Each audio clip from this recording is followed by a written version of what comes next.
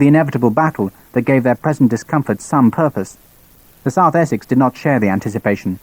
It had been disgraced at Valdelicasa, its colour shamefully lost, and the men of the battalion had no stomach for another fight.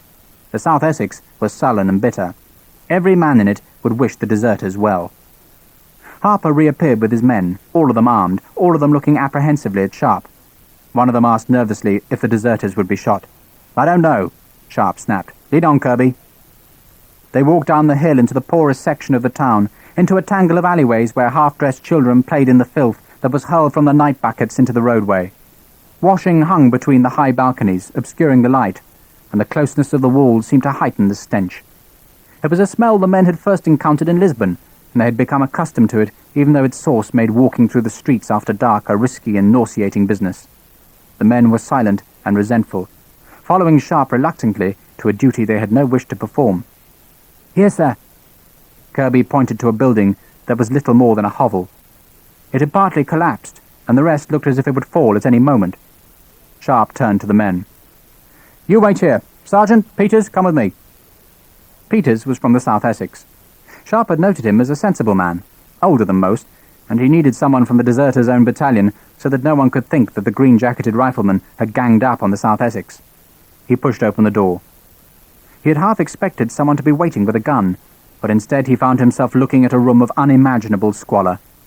The 4 men were on the floor, 2 of them lying, the others sitting by the dead embers of a fire.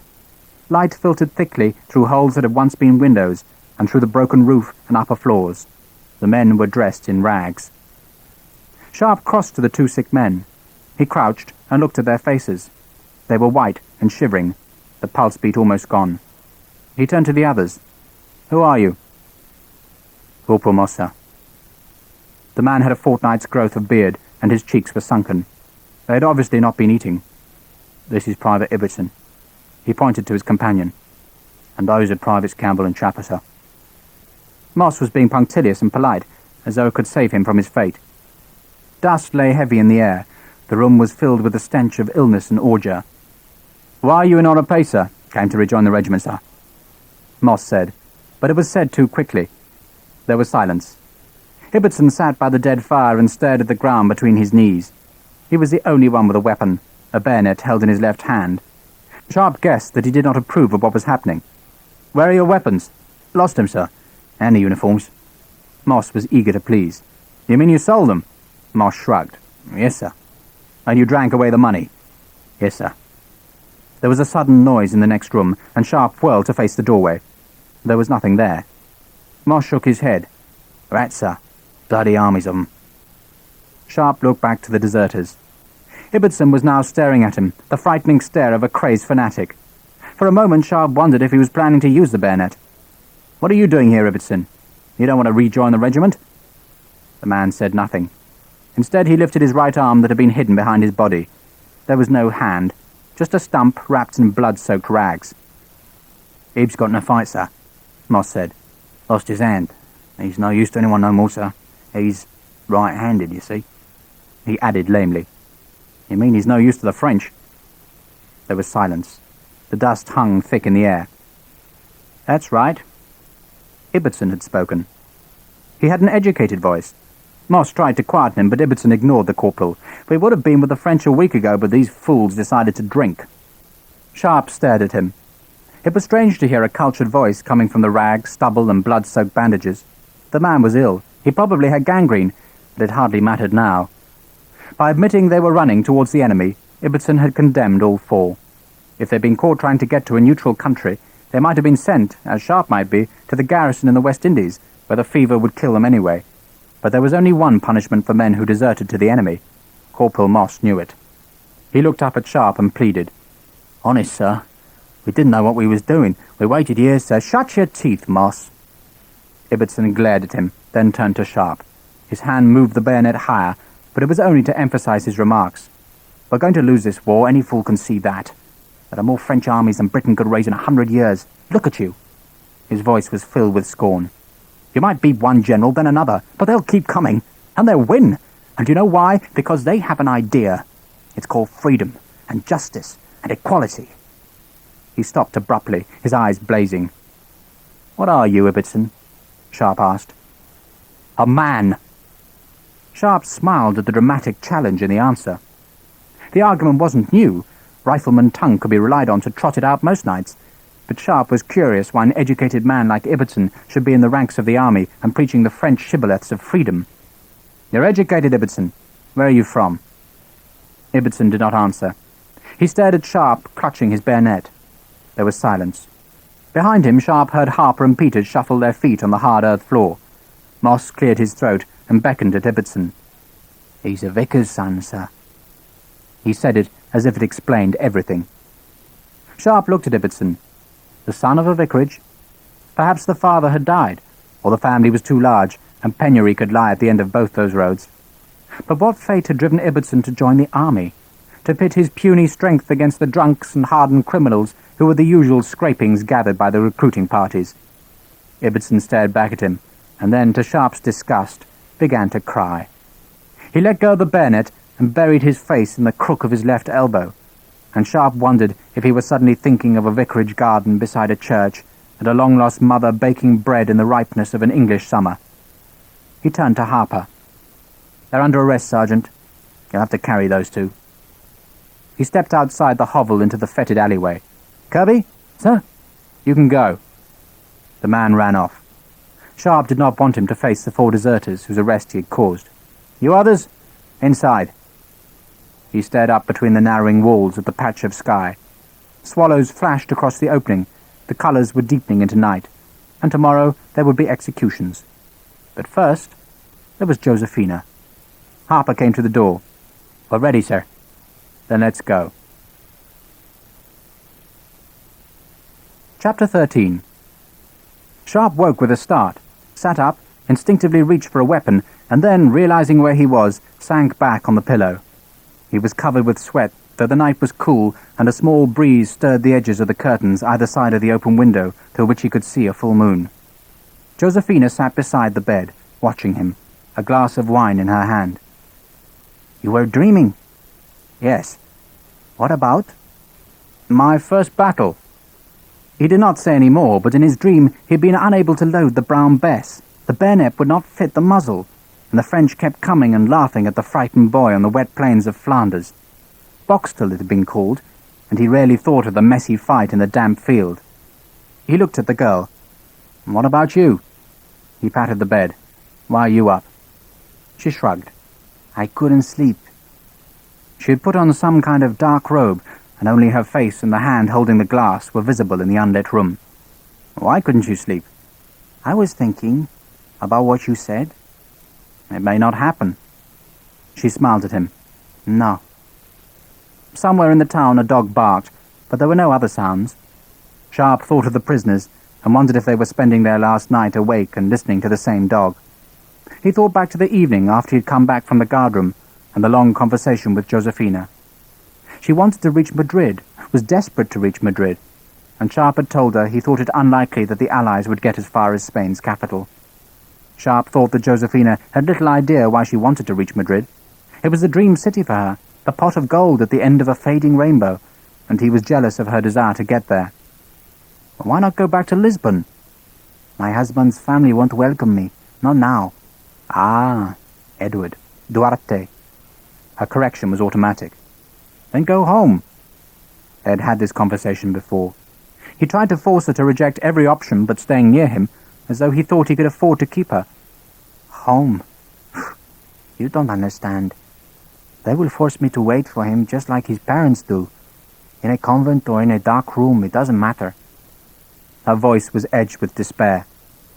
She had been brought up in Oporto, the daughter of a merchant who was rich enough to mix with the important English families in the town who dominated the port trade. She had learned English as a child because that language was the tongue of the wealthy and powerful in her hometown. Then she had married Duarte, 10 years her senior and keeper of the king's falcons in Lisbon. It was a courtier's job, far from any falcons, and she had loved the glitter of the palace, the balls, the fashionable life. Then, 2 years before, when the royal family had fled to Brazil, Duarte had taken a mistress instead of his wife, and she had been left in the big house with his parents and sisters. "They wanted me to go into a convent. Can you believe that? That I should wait for him in a convent, a dutiful wife, while he fathers bastards on that woman?" Sharpe rolled off the bed and walked to the window. He leant on the black ironwork, oblivious of his nakedness, and stared towards the east, as if in the night sky he might see the reflection of the French fires. They were there, a long day's march away, but there was nothing to be seen except the moonlight on the countryside and the falling roofs of the town. Josephina came and stood beside him and ran her fingers down the scars on his back. "What happens tomorrow?" Sharpe turned and looked down on her. "They get shot." "It's quick?" "Yes." There was no point in telling her of the times when the bullets missed, and the officers had to walk up and blow their heads apart with a pistol. He put an arm around her and drew her to him, smelling her hair. She rested her head on his chest, her fingers still exploring the scars. "I'm frightened." Her voice was very small. "Of them?" "Yes." Gibbons and Berry had been in the guardroom when the deserters had been brought in. Sir Henry was there, rubbing his hands, and in his delight at the capture of the fugitives had effusively thanked Sharpe, all enmities suddenly put aside. The court-martial was a formality, a matter of moments, and then the paper had gone to be signed by the general and the fate of the 4 men sealed. Sharpe, for a few moments, had been left in the room with the 2 lieutenants, but nothing had been said to him. They had talked quietly, occasionally laughing, looking at him as if to provoke his anger, but it was the wrong time and place. It would come. He tilted her face towards him. "Would you need me if they were not here?" She nodded. "You still don't understand. I'm a married woman and I've run away. Oh, I know he's done worse, but that does not count against him. The day I left Duarte's parents, I became alone. Do you see? I can't go back there. My parents will not forgive me. I thought, in Madrid..." She tailed away. "And Christian Gibbons said he would look after you in Madrid." She nodded again. "Other girls went, you know that. There are so many officers, but now..." She stopped again. He knew what she was thinking. "Now you're worried. No Madrid, and you're with someone who has no money, and you're thinking of all those nights in the fields or flea-ridden cottages." She smiled up at him, and Sharpe felt the pang of her beauty. "One day, Richard, you'll be a colonel with a big horse and lots of money, and you'll be horrible to all the captains and lieutenants." He laughed. "Not quickly enough for you." He had spoken the truth, he knew, but it did not help her. There were other girls of good family like Josephina, who had risked everything and run to the soldiers, but they had been unmarried and had found refuge in a fast wedding, and their families had been forced to make the best of it. But Josephina? Sharpe knew she would find a man richer than he, a cavalry officer with money to spare and an eye for a woman, and her affection for Sharpe would be overridden by the need for comfort and security. He pulled her very tight to his chest, feeling the night air chill on his skin. "I'll look after you." "Promise?" Her voice was muffled. "I promise." "Then I won't be frightened." She pulled slightly away. "You're cold." "It doesn't matter." "Come on." She led him back into the dark room.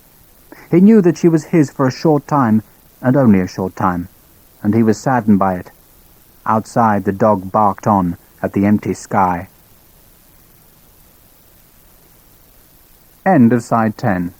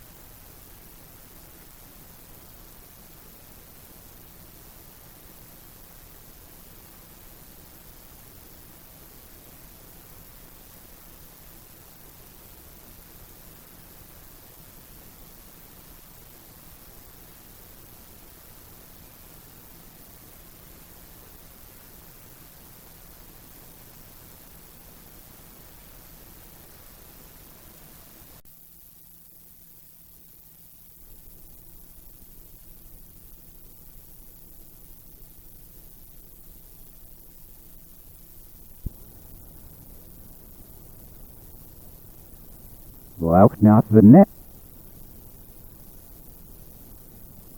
هذا بتفكر تشعر فما المرض نعم بزيد ربما ينوم فما تنعرف لويس بهنا أكيد لو تدادي من أي مقبسكالك جابش دي صار سكالات كاد ممري يورف مصدر من العسل بتكسب بشوينة زي محتنا ويش سنتها من ضبعه فينا يفكني زي انتك جوهات بقني نول لطفين باسي أول مطمت لميك سنة بشناب سنة بلنشي إبوت سويت يلفوحنا سفكر بني كورتات سنعرف هني سالفات سويت سلوك ويك بناس مننا سوها بينه نكابات دريش لكي سنعال شنفنا سيرش لبسكابوما صار جملور نشن يفتك نعب فيه بناشكي وعن غلطات هذا واش ما سيرش نفسه بنوك عاشكي النوش بناس سافة سلوه بساوي لسدير قبوس سالفة هلاك بنشبس سدتال بيعك سنسيئت هل زبت بالقاش يعبر راج سنجي لمس بيشنش نفس ما سنعب دوالك بين بسد سنعب عاصة مسيال دير بطاعت سنفس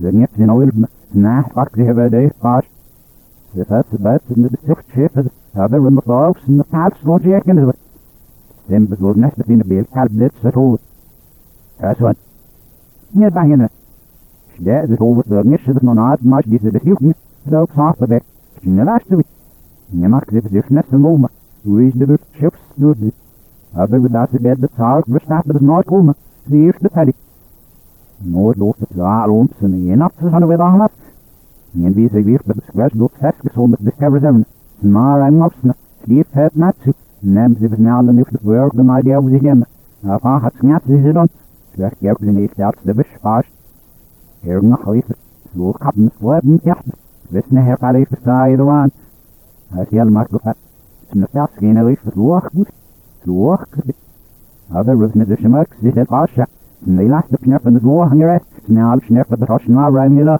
سكاس بيبورح لويات هذا بتصق بدشنوخ سناقويتن يا ودا لوك زسوخ سفياش ميد دستروما سناح زين دولير فيش سناس قاش دمنا نايرل ستابير ساب بزن يساكن نيتنياك من المضرد لويت سن وير قوخ تنيوش دماغ دكاشتنا من ناحب يا وزاويس لويت سنود يتياب ناشات ياك سنتي إن سيالوان لويت سويت نيان دنهنيشي يالوش دداتيش نفس دبيرنا زنيت سنو دووف سياد دبناكينا ياد نمالي بتانا ميشتن بس مريسنا سفدت سياد بطاقة وداكي ياد نصب كاب نرقاش هسرش دراغن شمس نرقاش دفاتولينا يست نادواك نغغار سيال بوم سكسير دهنمت عاقب نقاد نيكيك وفاق نشاط زي مكدوكين ندوك سبقام نشد بفاسكيل فيرقاشنا سبيليش تسول ندوشنا هاتوف ليه تشنان بيضا ماسك شناف الموف لشداد نباسة سيكني زعاف فتاري رسندب بفنيبت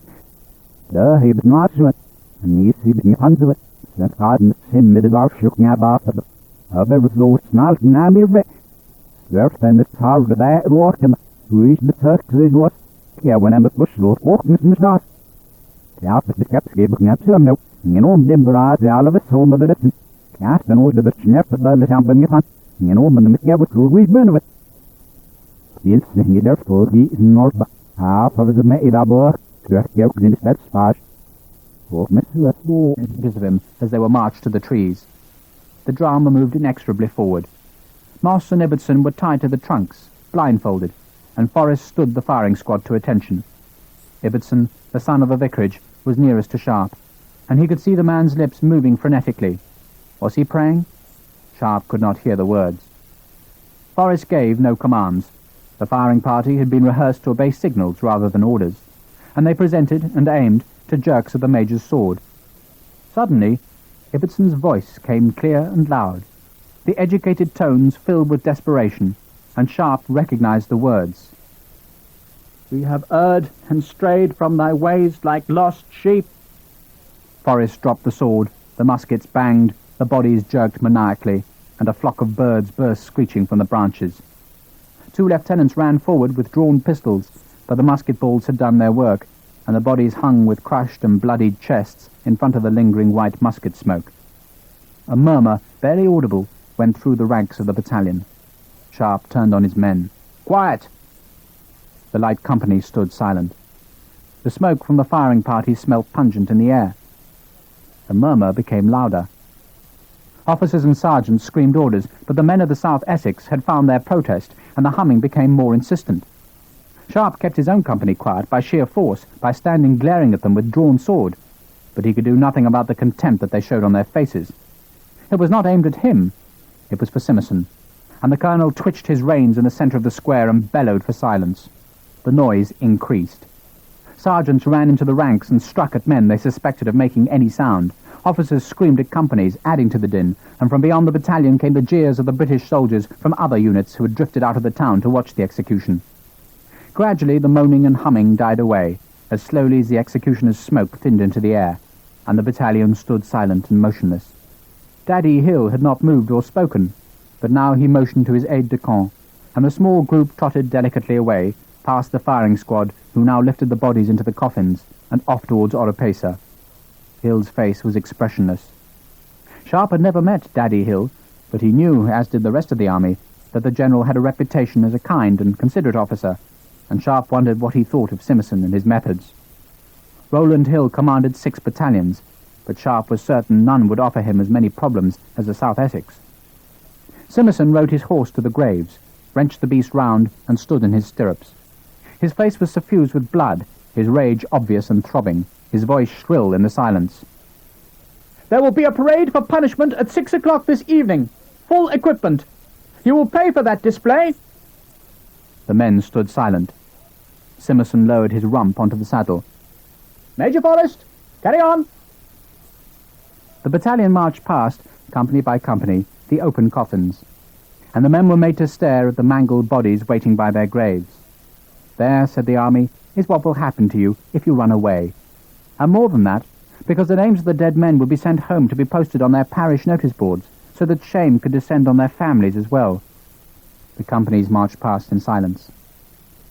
When the battalion was gone and the other spectators had gawped at the remains, a working party lowered the coffins into the graves. Earth was shovelled into the holes, the grass turfs carefully replaced, so that to a casual eye there were no visible signs of the burials. They were deliberately left unmarked, the final insult. For when all the soldiers had gone, Spanish peasants found the graves and hammered wooden crosses into the turf. It was no measure of respect, just the precaution of sensible men. The dead were Protestants, buried in unhallowed ground, and the crude crosses were there to keep the unquiet spirits firmly underground. The people of Spain had enough problems with the war. The armies of France, Spain, and now Britain crossed and recrossed their land. There was little a peasant could do about that, or about the men who fought the guerrilla, the little war. But the ghosts of heathen Englishmen were another matter. Who needed them to scare the cattle and stalk the fields by night? They hammered the crosses deep and slept easy. Chapter 15. 1 man in 10 was to be flogged. 60 men from the battalion, 6 from each company. The captain of each company to deliver his 6 men, stripped to the waist, ready to be tied to the flogging triangles that Simmerson was having made by local carpenters. The colonel had made his announcement, and then he glared with his small red eyes round the assembled officers. Were there any comments? Sharpe took a breath. To say anything was useless. To say nothing was cowardly. "I think it's a bad idea, sir." "Captain Sharpe thinks it's a bad idea." Simmerson dripped acid with every word. "Captain Sharpe, gentlemen, can tell us how to command men. Why is it a bad idea, Captain Sharpe?" "To shoot 2 men in the morning and flog 60 in the afternoon seems to me to be doing the work of the French for them, sir." "You do? Well, damn you, Sharpe, and damn your ideas. If the discipline in this battalion was as strictly enforced by the captains as I demand, then this punishment would not be necessary. I will have them flogged. And that includes your precious riflemen, Sharpe. I expect 3 of them in your 6. There'll be no favoritism." There was nothing to be said or done. The captains told their companies, and like Sharpe, cut straws and drew lots to determine who should be Simmerson's victims. 3 dozen strokes each for 60 men. By 2 o'clock the victims were scrounging for spirits that might dull their flesh, and their sullen companions began the long afternoon of cleaning and polishing their kit for Simmerson's inspection. Sharpe left them to their work and went back to the house that served as the battalion's headquarters. There was trouble in the air, a mood reminiscent of the heaviness before a thunderstorm. Sharpe's happiness of the morning was replaced by apprehension, and he found himself wondering what might happen before he went back to the house where Josephina waited for him and dreamt of Madrid. He spent the afternoon laboriously filling in the company books. Each month The daybook had to be copied into the ledger, and the ledger was due for Simmerson's inspection in a week.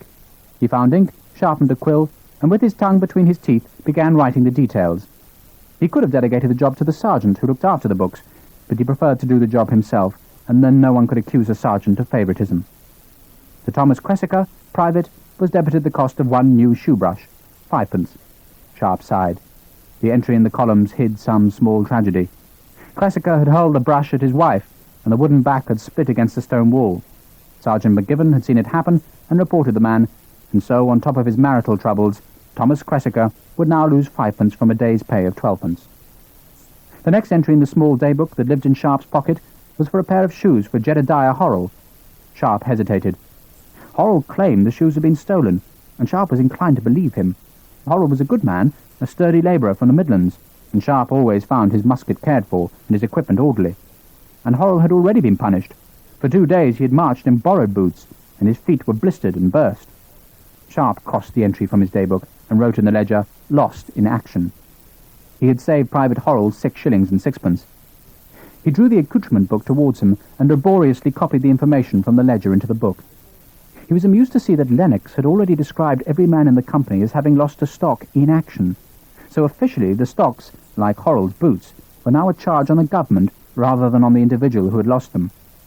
For an hour he kept copying from daybook to ledger to accoutrement book, the small change of daily soldiering. When he had finished, he drew the mess book towards him. This was easier.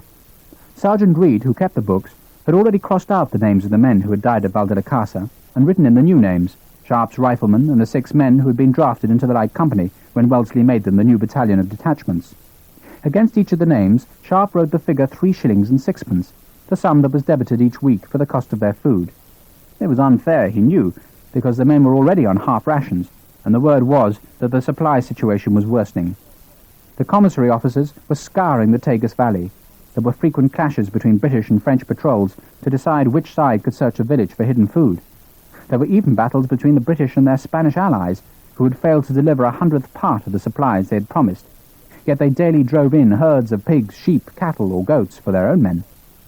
But it was not in Sharpe's power to reduce the amount the men paid, even if the rations were not delivered in full.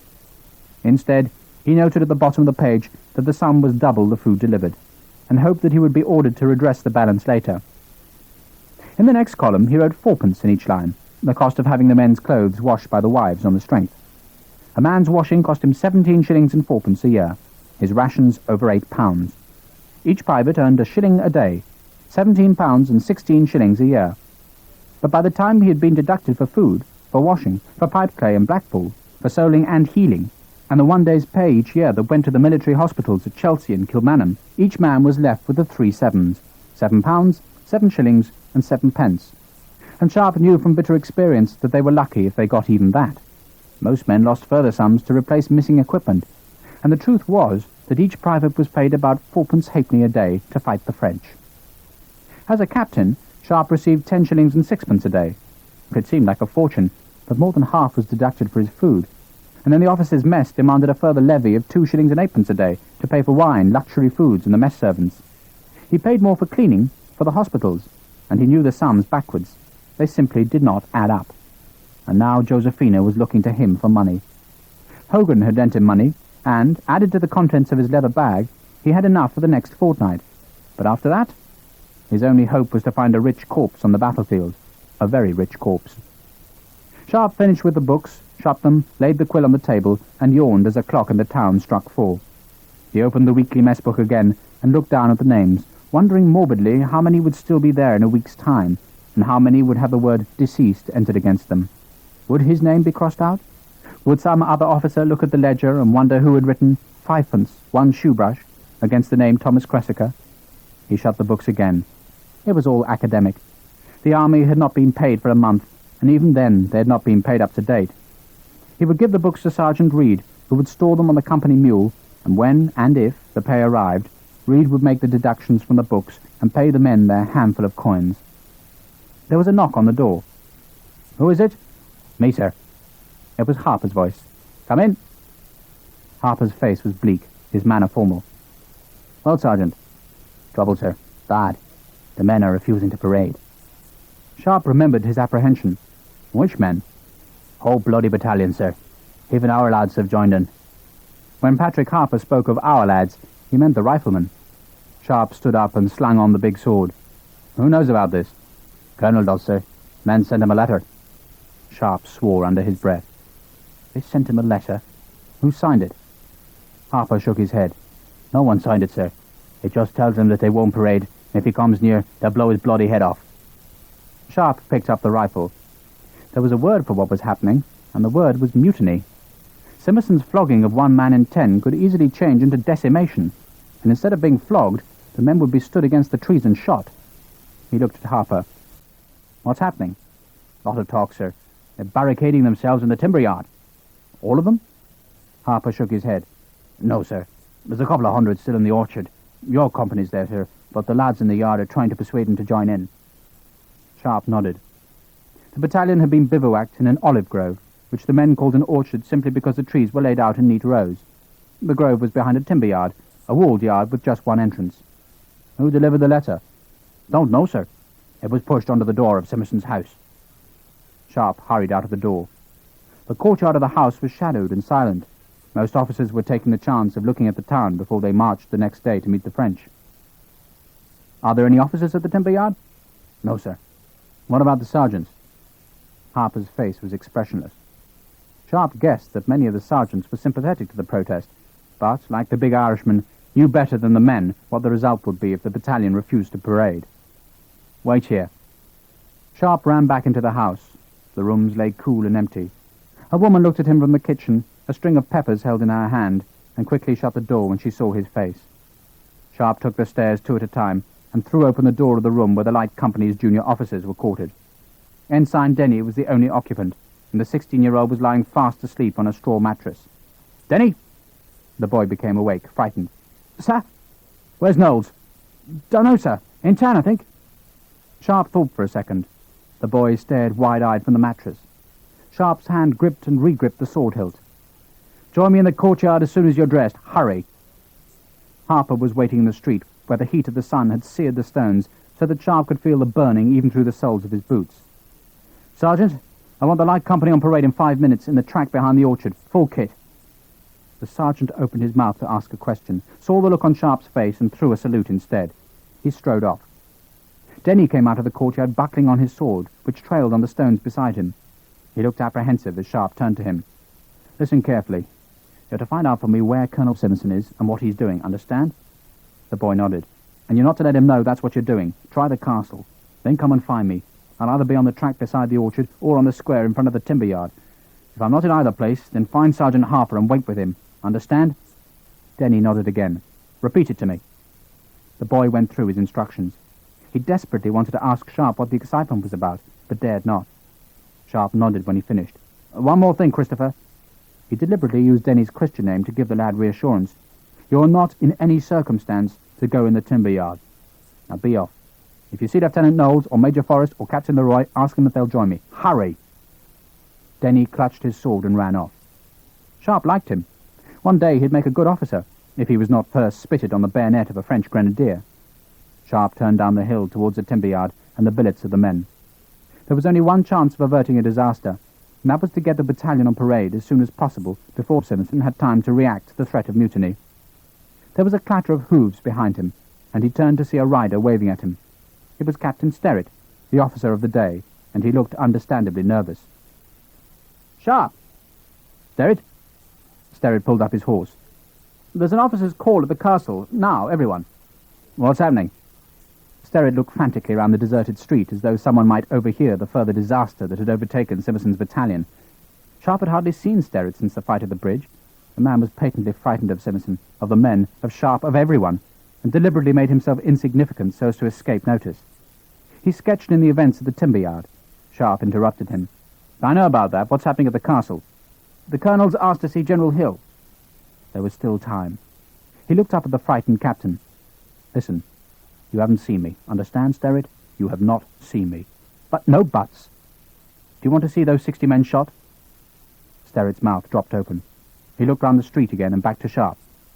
"The colonel's orders are that no one is to go near the timber yard. You haven't seen me, so how could I have heard the order?" "Oh." Sterrett did not know how to react. He watched Sharpe go on down the street, and wished again that he had been born 4 years earlier. Then he would have been the eldest, and would now be a gentleman farmer. As it was, he felt like a rag doll swept away in a flood. He turned sadly away towards the castle, and wondered what would become of it all. In front of the timber yard was a huge open space like an English village green, except that the grass here was bleached yellow, and grew thinly on the shallow soil. The space was used for a weekly market, but today it was a football ground for soldiers from a dozen battalions. Sharpe could see troops from the 48th, the 29th, and a company of Royal American Rifles whose green jackets reminded him of happier days. The men cheered and jeered the players. Soon, thought Sharpe, they would have a more interesting spectacle to watch. He turned left, beside a wall of the timber yard, and down towards the orchard. No one was on the track as he had expected, but as he drew nearer he shouted for Harper, and was rewarded by hearing a flurry of commands as the light company sergeants ordered the men onto the track. He assumed the men would be reluctant to parade, but doubted if they would dare oppose him, and he stopped and watched as Harper paraded the company in 4 ranks. "Company on parade, sir." "Thank you, Sergeant." Sharpe walked to the front of the company, his back to the trees and to the crowd of spectators drawn from the battalion's women mixed with men from the other companies who had come over the wall from the yard. "We're going on parade early." They didn't move. Their eyes stared rigidly in front of them. "The 6 men detailed for punishment. 1 step forward." There was a fractional hesitation. The 6 men, 3 riflemen and 3 from the original light company, looked left and right, but took the pace. There was a murmur in the ranks. "Quiet!" The men were silent, but from behind, from the orchard, a group of women began shouting insults and telling their men not to be cowards. Sharpe spun round. "Hold your tongues! Women can be flogged too!" He marched the company to the market square, and moved the footballers reluctantly from the thin turf. The 6 men to be flogged stood in the front rank, wearing only their trousers and shirts. They went easily enough. Sharpe could tell from their faces that they were relieved that he had taken them over and forced them onto parade.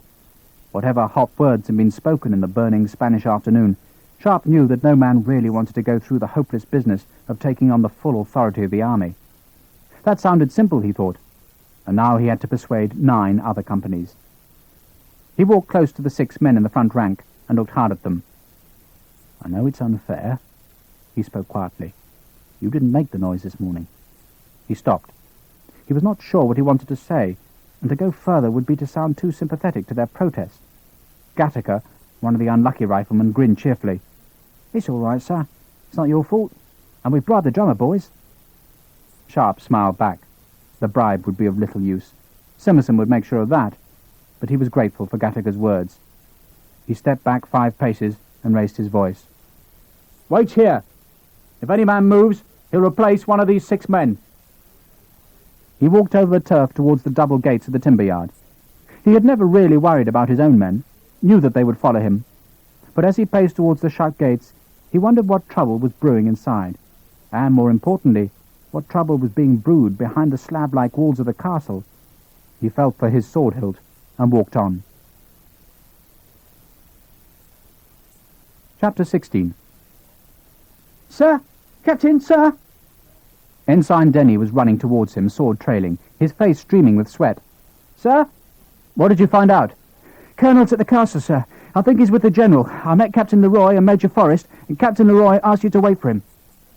Over Denny's shoulder, Sharpe saw Leroy on his horse coming from the steep streets that led to the castle. The American, thank God, was not hurrying. He walked his horse as though there were no emergency. If the men in the timber yard saw panic and worry among the officers, they would think they were winning and merely become more obstinate. Leroy's horse almost sauntered the last few yards. The American nodded at Sharpe, took his hands off the reins, and lit a long black cheroot. "Sharpe." Sharpe grinned. "Leroy." Leroy slid off the horse and looked at Denny.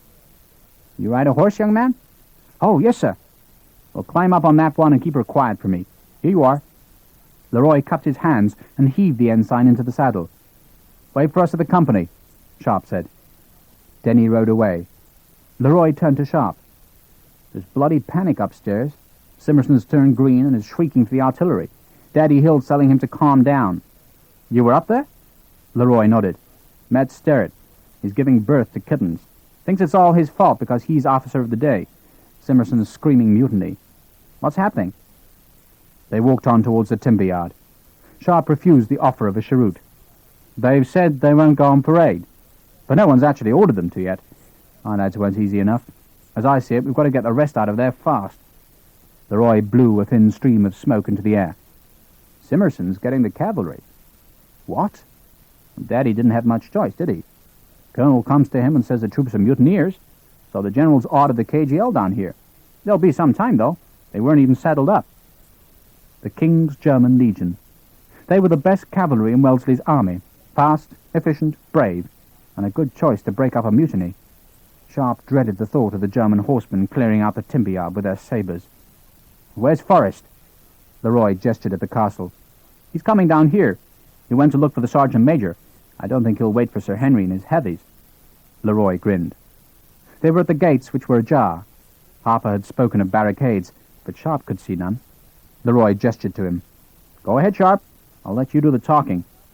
They think you're some kind of a bloody miracle worker." End of side 11.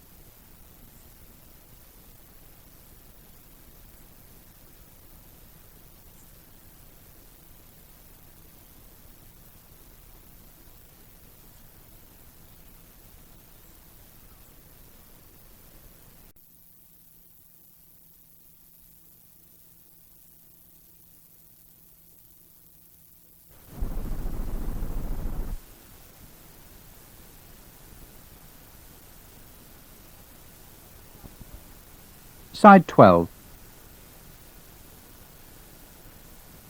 His first impression was of a yard full of men lying, standing, sitting, their weapons piled, their jackets and equipment discarded.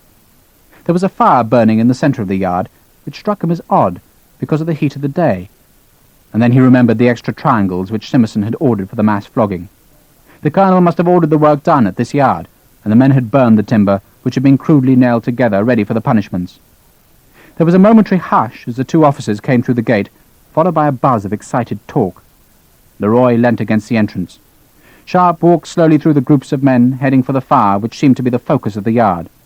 The men were drinking, some already drunk, and as Sharpe walked slowly through the muttered comments and hostile looks, a man ironically offered him a bottle. Sharpe ignored it, knocked the man's arm with his knee as he walked past, and heard the bottle break on the ground. He came to the space in front of the fire, and as he turned to face the bulk of the men, the muttering died down. He guessed there was not much fight in them. No ringleader had protested. There had only been sullen muttering. "Sergeants!" No one moved. There had to be sergeants in the yard. He shouted again. "Sergeants! On the double! Yeah!" Still no one moved, but in the corner of his eye he had the impression of a group of men in shirts and trousers stir uneasily. He pointed at them. "Come on! Hurry! Put your equipment on!" They hesitated. For a moment he wondered if the sergeants were the ringleaders, but then realized that they were probably afraid of the men. But they picked up jackets and belts. There was some shouting at them, but no one made a move to stop them. Sharpe began to relax. "No!" A man stood up to the left. There was a hush.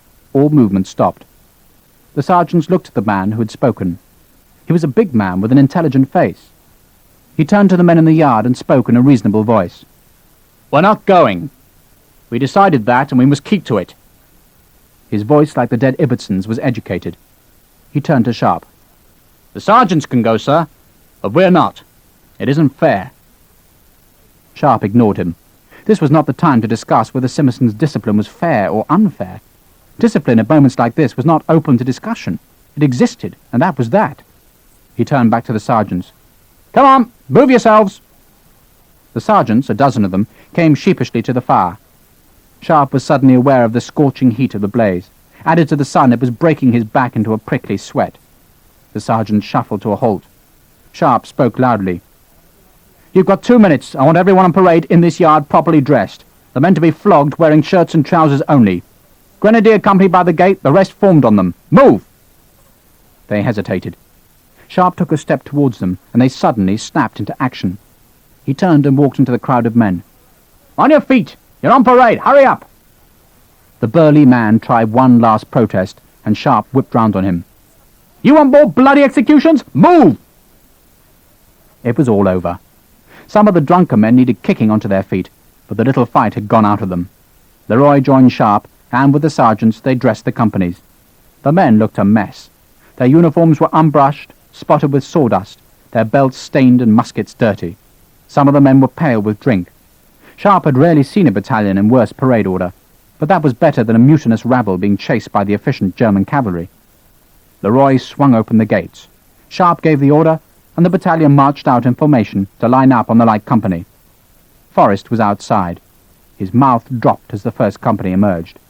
He had a handful of officers and other sergeants with him, and they ran to their companies and shouted orders. The battalion began to march crisply. The sergeant major hammered them into place, stood them at ease, stood the ranks easy. Sharpe marched up to Forrest's horse, snapped to attention, and saluted. "Battalion, on parade, sir." Forrest looked down on him. "What happened?" "Happened, sir? Nothing." "But I was told they refused to parade." Sharpe pointed at the battalion. The men were pulling their uniforms into shape, brushing the worst dirt off their jackets, punching their shakos into shape. Forrest stared at them and back to Sharpe. "He's not going to like this." "The colonel, sir?" Forrest grinned. "But he's coming here with the cavalry, Sharpe, and General Hill." Forrest checked his grin. It was unseemly, but Sharpe understood his amusement. Simmerson would be furious. He had disturbed a general, roused a regiment of cavalry, and all for a mutiny that had not happened. The thought pleased Sharpe. The battalion stood in the heat. The bells in the town marked 5 o'clock, and quarter past. They dusted their uniforms as well as they could. Perhaps half the officers were present. They dribbled in from the town, but the rest were with Simmerson. As the clock struck the half-hour, there was the thunder of hooves, a cloud of dust, and in a display of force calculated to demoralize the supposedly mutinying troops, the blue-uniformed dragoons of the King's German Legion galloped onto the market square. They were splendidly turned out in their blue jackets, fur-trimmed pelisses, and on their heads brown fur colbacks. Their sabres were drawn, and they rode straight for the timber yard. Slowly it dawned on them that it was empty, and that the heads they had been sent to break were on parade. Orders were shouted, horses turned, the cavalry subsided into an embarrassed silence, and watched the gaggle of red-coated horsemen follow them onto the marketplace. Colonel Sir Henry Simmerson, with Major General Rowland Hill, aide-de-camp, officers of the battalion like Gibbons and Berry, and behind them a gaggle of other mounted officers who had come to see the excitement. They all stopped and stared. Simmerson peered into the timber yard, looked back at the parade, and then once more into the yard. The sergeant major took his cue from Forrest. "Battalion! Attention!" The battalion of detachments snapped to attention. The sergeant major filled his chest. "Battalion! Shoulder arms!" The 3 movements were perfectly timed. There was only the sound of 600 palms slapping 600 muskets in unison. "Battalion! We'll make the general salute!" There was a general present. "Present! Arms!" Sharpe swept his sword into the salute. Behind him the companies slammed the ground with their right feet. The muskets dipped in glorious precision. The parade quivered with pride. Daddy Hill saluted back. The sergeant major shouldered the battalion's arms, ordered them, and stood the men at ease. Sharpe watched Forrest ride his horse to Simmerson and salute. He could see gesticulations, but could hear nothing. Hill seemed to be asking the questions, and Sharpe saw Forrest turn in his saddle and point in the direction of the light company. The pointed arm turned into a beckoning one. "Captain Sharpe!" Sharpe marched across the parade ground as though he were the regimental sergeant major on a royal parade. Damn Simmerson! He might as well have his face rubbed in the dirt. He cracked to a halt, saluted, and waited. Hill looked down on him, his round face shadowed by his large cocked hat. "Captain Sharpe?" "Sir." "You paraded the battalion, is that correct?" "Sir." Sharpe had learned as a sergeant that repeating the word "sir" with enough force and precision could get a man through most meetings with senior officers. Hill realized it too. He looked at his watch and then back at Sharpe. "The parade is 30 minutes early. Why?" "The men seem bored, sir. I thought some drill would do them good, so Captain Leroy and myself brought them out." Hill smiled. He liked the answer. He looked at the ranks standing immobile in the sunlight. "Tell me, Captain, did anyone refuse to parade?" "Refuse, sir?" Sharpe sounded surprised. "No, sir." Hill looked at him keenly. "Not one man, Captain?" "No, sir, not one man." Sharpe dared not look at Simmerson. Once more the colonel was looking foolish. He had cried mutiny to a general of division, only to find that a junior captain had paraded the men. Sharpe sensed Simmerson shifting uneasily on his saddle as Hill looked down shrewdly. "Oh, you surprise me, Captain." "Surprise, sir?" Hill smiled. He had dealt with enough sergeants in his life to know the game Sharpe was playing. "Yes, Captain. You see, your colonel received a letter saying that the men were refusing to parade. That's called mutiny." Sharpe turned innocent eyes on Simmerson. "The letter, sir? Refusing to parade?" Simmerson glared at him. He would have killed Sharpe on the spot if he had dared. Sharpe looked back to Hill and let his expression change from innocent surprise to slow dawning of awareness. "I think that must be a prank, sir. You know how playful the lads get when they're ready for battle." Hill laughed.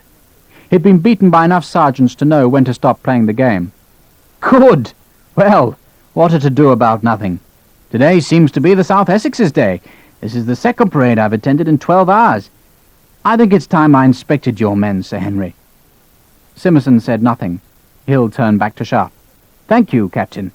95th, eh?" "Yes, sir." "I've heard of you, haven't I? Sharpe. Let me think." He peered down at the rifleman, then snapped his fingers. "Of course! I'm honoured to make your acquaintance, Sharpe. Did you know the rifles are on their way back?" Sharpe felt his heart leap in excitement. "Here, sir. They might even be in Lisbon by now. Can't manage without the rifles, eh, Simmerson?" There was no reply. "Which battalion are you, Sharpe?" "Second, sir." "Oh, you'll be disappointed then. The first are coming. Still, it'll be good to see old friends again, eh?" "Yes, sir." Hill seemed genuinely happy to be chatting away. Over the general's shoulder, Sharpe caught a glimpse of Gibbons sitting disconsolate on his horse. The general slapped away a fly. "What do they say about the rifles, eh, Captain?" "First on the field and last off it, sir." Hill nodded. "That's the spirit. So you're attached to the South Essex, are you?" "Yes, sir." "Well, I'm glad you're in my division, Sharpe, very glad. Carry on." "Thank you, sir." He saluted, about turned, and marched back towards the light company. As he went, he heard Hill calling out to the cavalry's commanding officer. "You can go home. No business today." The general walked his horse down the ranks of the battalion and talked affably with the men. Sharpe had heard much about Daddy Hill and understood now why he had been given the nickname. The general had the knack of making every man think that he was cared for, seemed genuinely concerned about them, wanted them to be happy. There was no way in which he could not have seen the state of the battalion. Even allowing for 3 weeks' marching and the fight at the bridge, the men looked hastily turned out and sloppily dressed, but Hill turned a blind eye. When he reached the light company, he nodded familiarly to Sharpe, joked about Harper's height, made the men laugh. He left the company grinning and rode with Simmerson and his entourage to the centre of the parade ground. "You've been bad lads. I was disappointed in you this morning." He spoke slowly and distinctly so that the flank companies, like Sharpe's, could hear him clearly. "You deserve the punishment that Sir Henry ordered." He paused. "But really, you've done very well this afternoon. Early on parade." There was a rustle of laughter in the ranks. "You seem very keen to get your punishment." The laughter died. "Well, you're going to be disappointed. Because of your behaviour this afternoon, Sir Henry has asked me to cancel the punishment parade. I don't think I agree with him, but I'm going to let him have his way, so there'll be no floggings." There was a sigh of relief. Hill took another deep breath. "Tomorrow we march with our Spanish allies towards the French. We're going to Talavera, and there's going to be a battle. I'm proud to have you in my division. Together, we're going to show the French just what being a soldier means." He waved a benign hand at them. "Good luck, lads! Good luck!" They cheered him till they were hoarse, took off their shakos and waved them at the general, who beamed back at them like an indulgent parent. When the noise died down, he turned to Simmerson. "Dismiss them, Colonel, dismiss them. They've done well." Simmerson had no alternative but to obey. The parade was dismissed. The men streamed off the field in a buzz of talk and laughter. Hill trotted back towards the castle, and Sharpe watched Simmerson and his group of officers ride after him. The man had been made to look foolish, and he, Sharpe, would be blamed. The tall rifleman walked slowly back towards the town, head down to discourage conversation. It was true that he had enjoyed discomforting Simmerson, but the colonel had asked for the treatment. He had not even bothered to check whether the men would refuse an order. He had simply screamed for the cavalry. Sharpe knew he had heaped too many insults on the colonel and his nephew. Sharpe doubted now that Simerson would be content with the letter that would be in Lisbon by now, waiting for a ship and a fair wind to carry the mail to London. The letter would blight Sharpe's career, and unless he could perform a miracle in the battle that was coming nearer by the hour, then Simerson would have the satisfaction of seeing Sharpe broken. But there was more to it now. There was honour and pride, and a woman. He doubted if Gibbons would seek an honourable solution. He doubted if the lieutenant would be satisfied by the letter his uncle had written, and he felt a shiver of apprehension at what might happen. The girl would be Gibbons' target. A man ran up behind him. "Sir?" Sharpe turned. It was the burly man who had tried to stop the battalion parading in the timber yard. "Yes?" "I wanted to thank you, sir." "Thank me? For what?" Sharpe spoke harshly. The man was embarrassed. "We would have been shot, sir." "I would happily have given the order myself." "Then thank you, sir." Sharpe was impressed. The man could have kept silent. "What's your name?" "Huckfield, sir." He was educated, and Sharpe was curious. "Where did you get your education, Huckfield?" "I was a clerk, sir, in a foundry." "A foundry?" "Yes, sir, in Shropshire. We made iron, sir, all day and night. It was a valley of fire and smoke. I thought this might be more interesting." "You volunteered?" Sharpe's astonishment showed in his voice. Huckfield grinned. "Yes, sir." "Disappointed?" "The air's cleaner, sir." Sharpe stared at him. He had heard men talk of the new industry that was springing up in Britain. They had described, like Huckfield, whole landscapes that were bricked over and dotted with the giant furnaces producing iron and steel. He had heard stories of bridges thrown over rivers, bridges made entirely of metal, of boats and engines that worked from steam, but he had seen none of these things. One night, round a campfire, someone had said that it was the future, and that the days of men on foot and on horseback were numbered. That was fantasy, of course, but here was Huckfield who had seen these things, and the image of a country given over to great black machines with bellies of fire made Sharpe feel uncertain. He nodded to the man. "Forget this afternoon, Huckfield. Nothing happened." He ignored the man's thanks. Being uncertain of the future was the price a soldier paid. Sharpe could not imagine being in an army that was not at war. He could not imagine what he might do if there was suddenly a peace and he had no job. But before then, there was a battle to fight, and an eagle to win, and a girl to fight for. He climbed up into the streets of Oropesa. Chapter 17. In 16 years' soldiering, Sharpe had rarely felt such certainty that battle was about to be joined. Spanish and British armies had combined at Oropesa and marched on to Talavera, 21,000 British and 34,000 Spanish, a vast army swollen by mules, servants, wives, children, priests pouring eastwards to where the mountains almost met the river Tagus, and the vast arid plain ended at the town of Talavera. The wheels of the 110 field guns ground the white roads to fine dust. The hoofs of over 6,000 cavalry stirred the powder into the air, where it clung to the infantry who trudged through the heat, and listened to the far-off crackle as the leading Spanish skirmishers pushed aside the light screen of French voltigeurs. To left and right, Sharpe could see other plumes of dust, where cavalry patrols rode parallel to the line of march. Closer by, in the fields, the battalion saw small groups of Spanish soldiers who had fallen out of the march and now lay, apparently unconcerned, chatting with their women, smoking, watching the long columns of British infantry file past. The men were hungry. Hard as Wellesley tried, thorough as the commissary could be, nevertheless there was simply not enough food for the whole army. The area between Oropesa and Talavera had already been scarred by the French. Now it was searched by Spanish and British, and the battalion had only eaten tommies, pancakes made from flour and water, since they left Oropesa the day before. It was a time for tightening belts, but the prospect of action had raised men's spirits, and when the battalion marched past the bodies of 3 French skirmishers, they forgot their hunger at their first sight of French infantry. Sharpe told his light company that the dead men with their fringed epaulets were the famous French voltigeurs, the skirmishers, the men with whom the light company would fight their own private battle between the lines before the big battalions clashed. The men of the South Essex, who had not seen enemy infantry before, stared curiously at the blue-jacketed bodies that had been thrown down beside a church wall. Dark stains marked the uniforms. Their heads were bent back in the strange attitude of the dead. One man had a finger missing, where Sharpe supposed it had been hacked off to get at a valuable ring. Ensign Denny stared at them with fascination.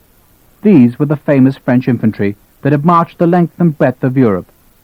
He looked at the moustached faces and wondered how he would feel when he saw similar faces, but animated, staring at him over the browned barrel of the French musket. The French made no resistance to the west of Talavera or in the town itself. The armies marched through or past the town and on a mile until they stopped at dusk on the banks of a small river that flowed into the Tagus. The battalion marched to the north of the town, and Sharpe wondered how Josephina would find a room there. Hogan had promised to look after her, and Sharpe stared at the crowds pressing into the narrow streets as though he might catch a glimpse of her. The men grumbled. They were tired and hungry, and they resented being denied the pleasures of the town. They could see officers on horseback riding towards the old walls. Their wives and children walked there, but the troops went on to the Alberche and camped in the cork groves that sloped down to the shallow river. Tomorrow they must fight. If they survived tomorrow, then would come the time to buy drink in Talavera. But first they must cross the river Alberche and defeat the army of Marshal Victor. Fires were lit throughout the trees, the battalion swiftly settling in for the night, glancing apprehensively at the far riverbank where hundreds of smoke plumes mingled and shivered over the French camp. The armies had finally been brought together, British, Spanish, and French, and tomorrow they must fight, and Sharpe's company squatted by their fires and wondered about the men just across the river who sat by similar fires and made the same jokes in a different language. Sharpe and Harper strolled to the river's edge where the battalion's leading pickets were settling for a night's guard duty. Two men of the light company, dressed in greatcoats, nodded at Sharpe and jerked their thumbs across the river. A French picket stood watching them, 3 men smoking pipes, while another Frenchman filled his canteen at the water's edge. The man looked up, saw the rifleman, and raised a hand. He shouted something, but they did not understand him. Sharpe shivered slightly. The sun had lost its heat, was reddening in the west, and the chill of the night was already making itself felt. He waved back at the Frenchman and turned back towards the cork grove. Now was the time for the rituals before battle. Sharpe walked through the trees and chatted with men who prepared themselves with the obsessions for detail that all men thought might protect them in the chaos of the fight. The riflemen had stripped their locks, pinned the massive rifle mainsprings with nails, and brushed every scrap of dirt from the machinery.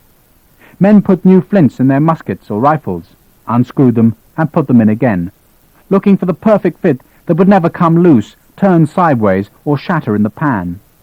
Pots of boiling water were carried carefully from the fires and poured into the barrels of the guns to flush out every last powder deposit, because tomorrow a man's life might depend on how fast he could reload his musket. Joining the noise of the insects were the sounds of hundreds of stones rubbing endlessly on bayonets, the countrymen sharpening the blades as they used to sharpen reaping hooks or wide-bladed scythes. Men repaired uniforms, sewed on buttons, made new laces, as though to be comfortable was to be safer. Sharpe had been through the ritual 100 times. He would go through it again tonight, the way that a knight in times far past must have strapped every piece of armour, tightened each piece, delayed the next until the first was secure. Some riflemen emptied all the fine powder from their horns and spread the black grains on clean white cloth to ensure there was no damp lumps that could clog the measuring spout in battle. There were the same jokes. "Don't wear your hat tomorrow, Sarge. The French might see your face and die laughing." That one always worked, as long as the sergeant did not see which man had shouted from the shadows. Other men were asked to go and sleep with the French, so their snoring would keep the enemy awake. The stale jokes were as much a part of the battle as the bullets which would begin to fly at first light. Sharpe walked past the fires, swapping jokes, accepting tots of hoarded spirits, feeling the edge of bayonets, telling the men that the next day would not be bad, nor should it be. The combined British and Spanish far outnumbered the French. The Allies had the initiative. The battle should be short, swift, and victory almost a certainty. He listened to men boasting of the deeds they would perform next day, and knew that the words covered their fear. It was right that they should. Other men, more quietly, asked him what it would be like. He smiled and told them they would see in the morning, but it would not be as bad as they feared, and shrugged away his knowledge of the chaos they would all have to control when the attacking infantry walked into the storm of canister and musket shot. He left the fires behind, skirted the bigger blaze where the officers' servants prepared the thin stew of salt beef that was the last of the hoarded supplies, and out of the trees altogether. In the last light of dusk he could see a farmhouse 500 yards away where earlier he had seen the 16th Light Dragoons go with their horses. He crossed the fields and went into the yard. A line of troopers in blue and scarlet uniforms waited by the armourer. Sharpe waited for them to finish, and then unsheathed the huge sword and carried it to the wheel. This was part of his ritual, to have the sword sharpened by a cavalry armourer because they made a finer edge, and the armourer looked at his rifleman's uniform and grinned. He was an old soldier, too old to ride into battle, but he had seen it all, done it all himself. He took the blade from Sharpe, tested it with a broad thumb, and then pressed it onto the pedalled stone. The sparks flowed off the wheel. The blade sang. The man swept it lovingly up and down the edge, and then sharpened the top 6 inches of the back blade. He wiped the sword with an oily piece of leather. "Get yourself a German one, Captain." It was an old argument, whether the Kliegenthaler blades were better than the British. Sharpe shook his head. "I've eaten German swords with this one." The armourer cackled a toothless laugh and peered down the edge. "There you are, Captain. Take care of it." Sharpe put some coins on the wheel frame and held the sword up to the last light of the western sky. There was a new sheen on the edge. He felt it with his thumb and smiled at the armourer. "You'll never get a Kliegenthaler as sharp as that." The armourer said nothing, but from behind him he took out a sabre and handed it to Sharpe. Sharpe sheathed his sword and took the curved blade. It felt as if it had been made for him. Its balance was a miracle, as if the steel were not there even though it flashed in the red light. He touched the blade. It would have sliced through silk as cleanly as it must cut through the breastplate of the French cavalry. "German?" Sharpe asked. "Yes, Captain. Belongs to our colonel." The armourer took the blade back. "And I haven't begun to sharpen it yet." Sharpe laughed. The sabre must have cost 200 guineas. One day, he promised himself, one day he would own such a sword. Not taken from the dead, but a sword that was inscribed with his name, forged to his height, balanced for his grip.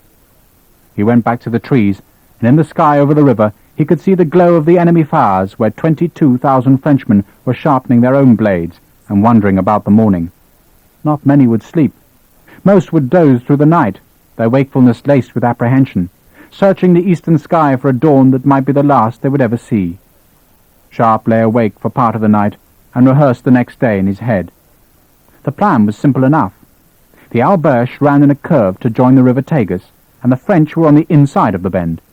In the morning, the Spanish trumpets would sound, their 30 guns be unleashed, and the infantry would splash across the shallow river to attack the outnumbered French.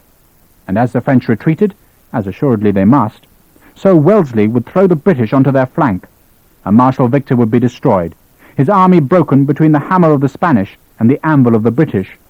And as the blue infantry withdrew, the cavalry would come through the water and turn retreat into carnage. And once that was done, or perhaps before the citizens of Talavera went to their Sunday morning mass, there would only be King Joseph Bonaparte's 20,000 men between the Allies and Madrid.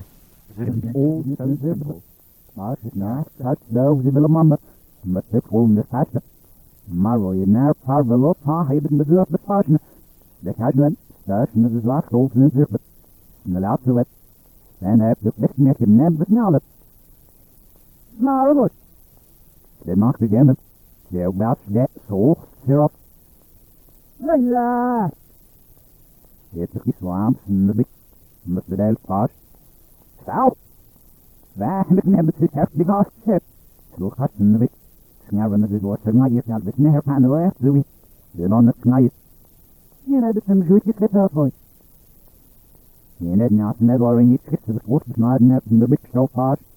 Jeg er med at vi skal være som nemme. The end of much of a snare and mar root of ruiz, the backs of the hot yolks, the elk. Stand up, shit. No, that. And the midst of the wolf, so he calls her off. Darkness, they be half to harm to us, but the yes, yep, she naps and she ship with bark to the self, sing it out, and that's the limit. You've seen it, and the meadow in the lot, that's why I feel out of the past. But the fish and the mess, and the midst fine master, and they last about me, so much you escape. Ach, kan je doen neem ze ben geen benacht die bezit. Je wordt met wat nog gemaakt. Deel betreft wat nog gemaakt. Kijk. Ook snap en bewaar mij dat nou en die beginnen. Je men een nooit net. De thuis is ja, de thuis is van de nieuwste bitten van de van de. De fit die vast om het je het warm. Hier het is handig wil niet. Dit naam op het net van Sharpe. Ook is dat het jouw neer van de. En zo is het zelfs de rail van afboord van de station en niet dik. En wat dan dik. Wat is dat door roze gaben en nachri? Zie waar wordt dat? En de zoer is dat bezocht der macht zal blijven. De ex-man leeft niet even de left hier op bed. En de nacht harp de keer het met los samen nog een album en niet dik. Ze lijken nog stift met vuist en met geven. Daar dat is een plaats geven zinnen. En je echt wat beschouwd is waar de dag. En zo is het geen niet de vaart. Dus hier de kast met de eerste beschaal en neemt het zich op het goed zo wordt mij laten betrokken met de wal. Ja, we man betwachten. Het gaat niet laten bet. Een vaag wat op benauw vaag vaart. De handen de aarde zijn zich goed erbij. Handen is de best de heel met een vakken de broer van.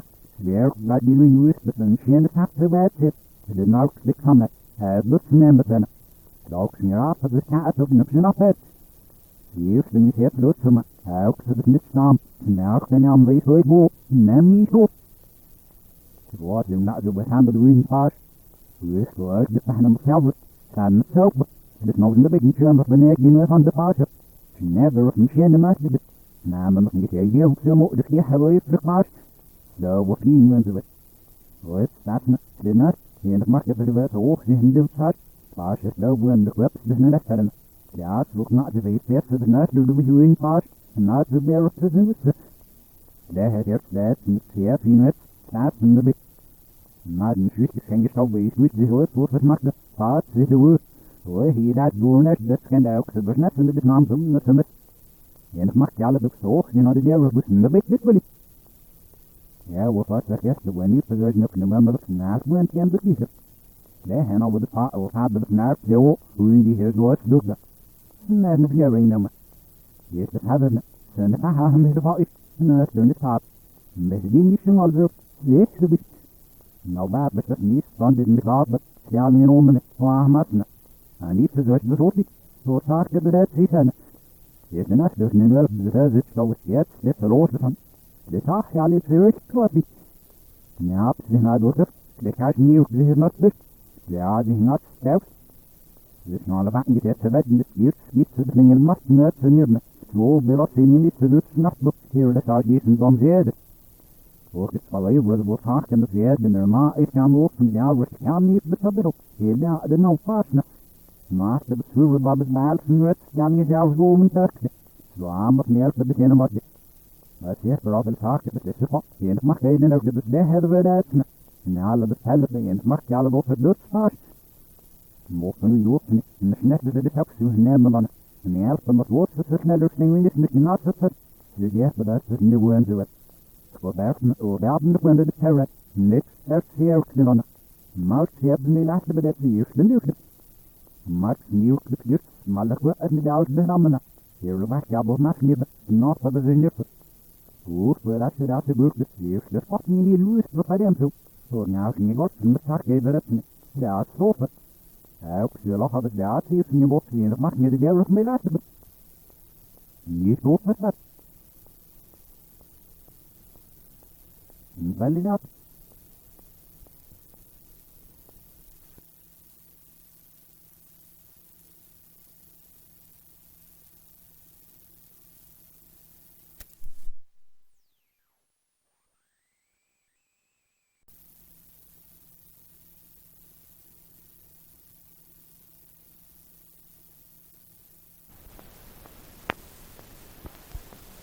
Side 13. Back in the grove he took off his greatcoat, rolled it tight, and strapped it to his pack. He shivered. He took the rag off the lock of his rifle that had protected it from the dew, and tested the tension of the spring with his thumb. He slung it on his shoulder, slapped his sword, and started moving the light company down to the tree line. The skirmishers would go first, the thin line of riflemen and redcoats wading the Alberche to drive off the sentries and lock up the French voltigeurs, so that they could not blunt the attack of the massed British battalions which would follow on to the French flank. He made the men lie down a few feet inside the grove, where they merged into the shadows of the trees, while behind he could see the other 9 companies of the battalion forming up for the assault that could not be far away. Dawn crept over the mountains, flooding the valley with a silver-grey light, shrinking the pools of shadow and revealing the shapes of trees and bushes on the far bank. It would still be a few moments, Sharpe decided, before the Spanish would break the silence and start the attack. He walked along the tree line, nodded to the captain of the light company of the 29th, who was on his right flank, made the polite small talk, wishing each other luck, and then strolled back to stand beside Harper. They did not speak, but Sharpe knew the big Irishman was thinking of the promise Lennox had extracted from them by the bridge. But for Sharpe, the eagle had more urgency. If he could not pluck it from its perch today, there might not be another chance for months, and that meant no chance at all. In a few weeks, unless he could blunt Simerson's letter, he might be on a ship for the West Indies, and the inevitable fever that made the posting a virtual death warrant. He thought of Josephina, asleep in the town, her black hair spread on a pillow, and wondered why suddenly his life had been enmeshed in a series of problems that 1 month ago he had not even suspected existed. Muskets banged erratically in the distance. The men cocked their ears, murmured to each other, listened to the sporadic firing that rattled up and down the French lines. Lieutenant Knowles came up to Sharpe and raised his eyebrows in a question. Sharpe shook his head. "They're clearing their muskets, that's all." The French sentries had been changed, and the men going off duty were getting rid of their charges that might have become damp in the night air. Musket fire would not herald the attack. Sharpe was waiting for the red flashes that would illumine the western sky like summer lightning, and show that the Spanish artillery was opening the battle. It could not be far off. There were shouts from the river. Again the men pricked their ears, strained forward, but again it was a false alarm. A group of the enemy appeared, chasing and shouting at each other in horseplay, carrying buckets to the water's edge. One of them held up his bucket and shouted something to the British bank. His companions all laughed, but Sharpe had no idea what the joke was. "Watering horses?" Knowles asked. "No." Sharpe stifled a yawn. "Artillery buckets. There must be guns to our front." That was bad news. A dozen men were carrying buckets in which the sponges that damped out the sparks in discharged guns were dipped. The water in the pails would be black as ink after a few shots, and if the guns were directly ahead, Sharpe knew that the South Essex might be marching into a storm of canister fragments. He felt tired, achingly tired. He wanted to begin the fight. He wanted the eagle out of his dreams. Simerson and Forrest appeared, both on foot, and stared at the artillerymen filling their buckets. Sharpe said good morning, and Simerson, his antagonism blunted by nervousness, nodded back. "Those musket shots?" "Just clearing their charges, sir, nothing else." Simerson grunted. He was doing his best to be civil, as if he realized at this moment that he needed Sharpe's skill on his side. He pulled out a vast watch, opened the lid, and shook his head. Spanish are late." The light began to lose its greyness. There was a sparkle on the far bank, and behind them Sharpe could see the smoke of the hundreds of French cooking fires. "Permission to relieve the picket, sir?" Yes, Sharpe, yes." Simerson was making a huge effort to sound normal, and Sharpe wondered if suddenly the colonel was regretting the letter he had written. Sometimes the imminence of battle made seemingly intractable quarrels seem like things of no importance. Simerson looked as if he would say more, but instead he shook his head again and led Forrest further down the line. The sentries were changed, the minutes passed, the sun climbed over the mist, and the last vestiges of night disappeared like fading cannon smoke in the western sky. "Damn the Spanish," thought Sharpe, as he listened to the bugles calling the French regiments to parade. A group of horsemen appeared on the far bank and inspected the British side through telescopes.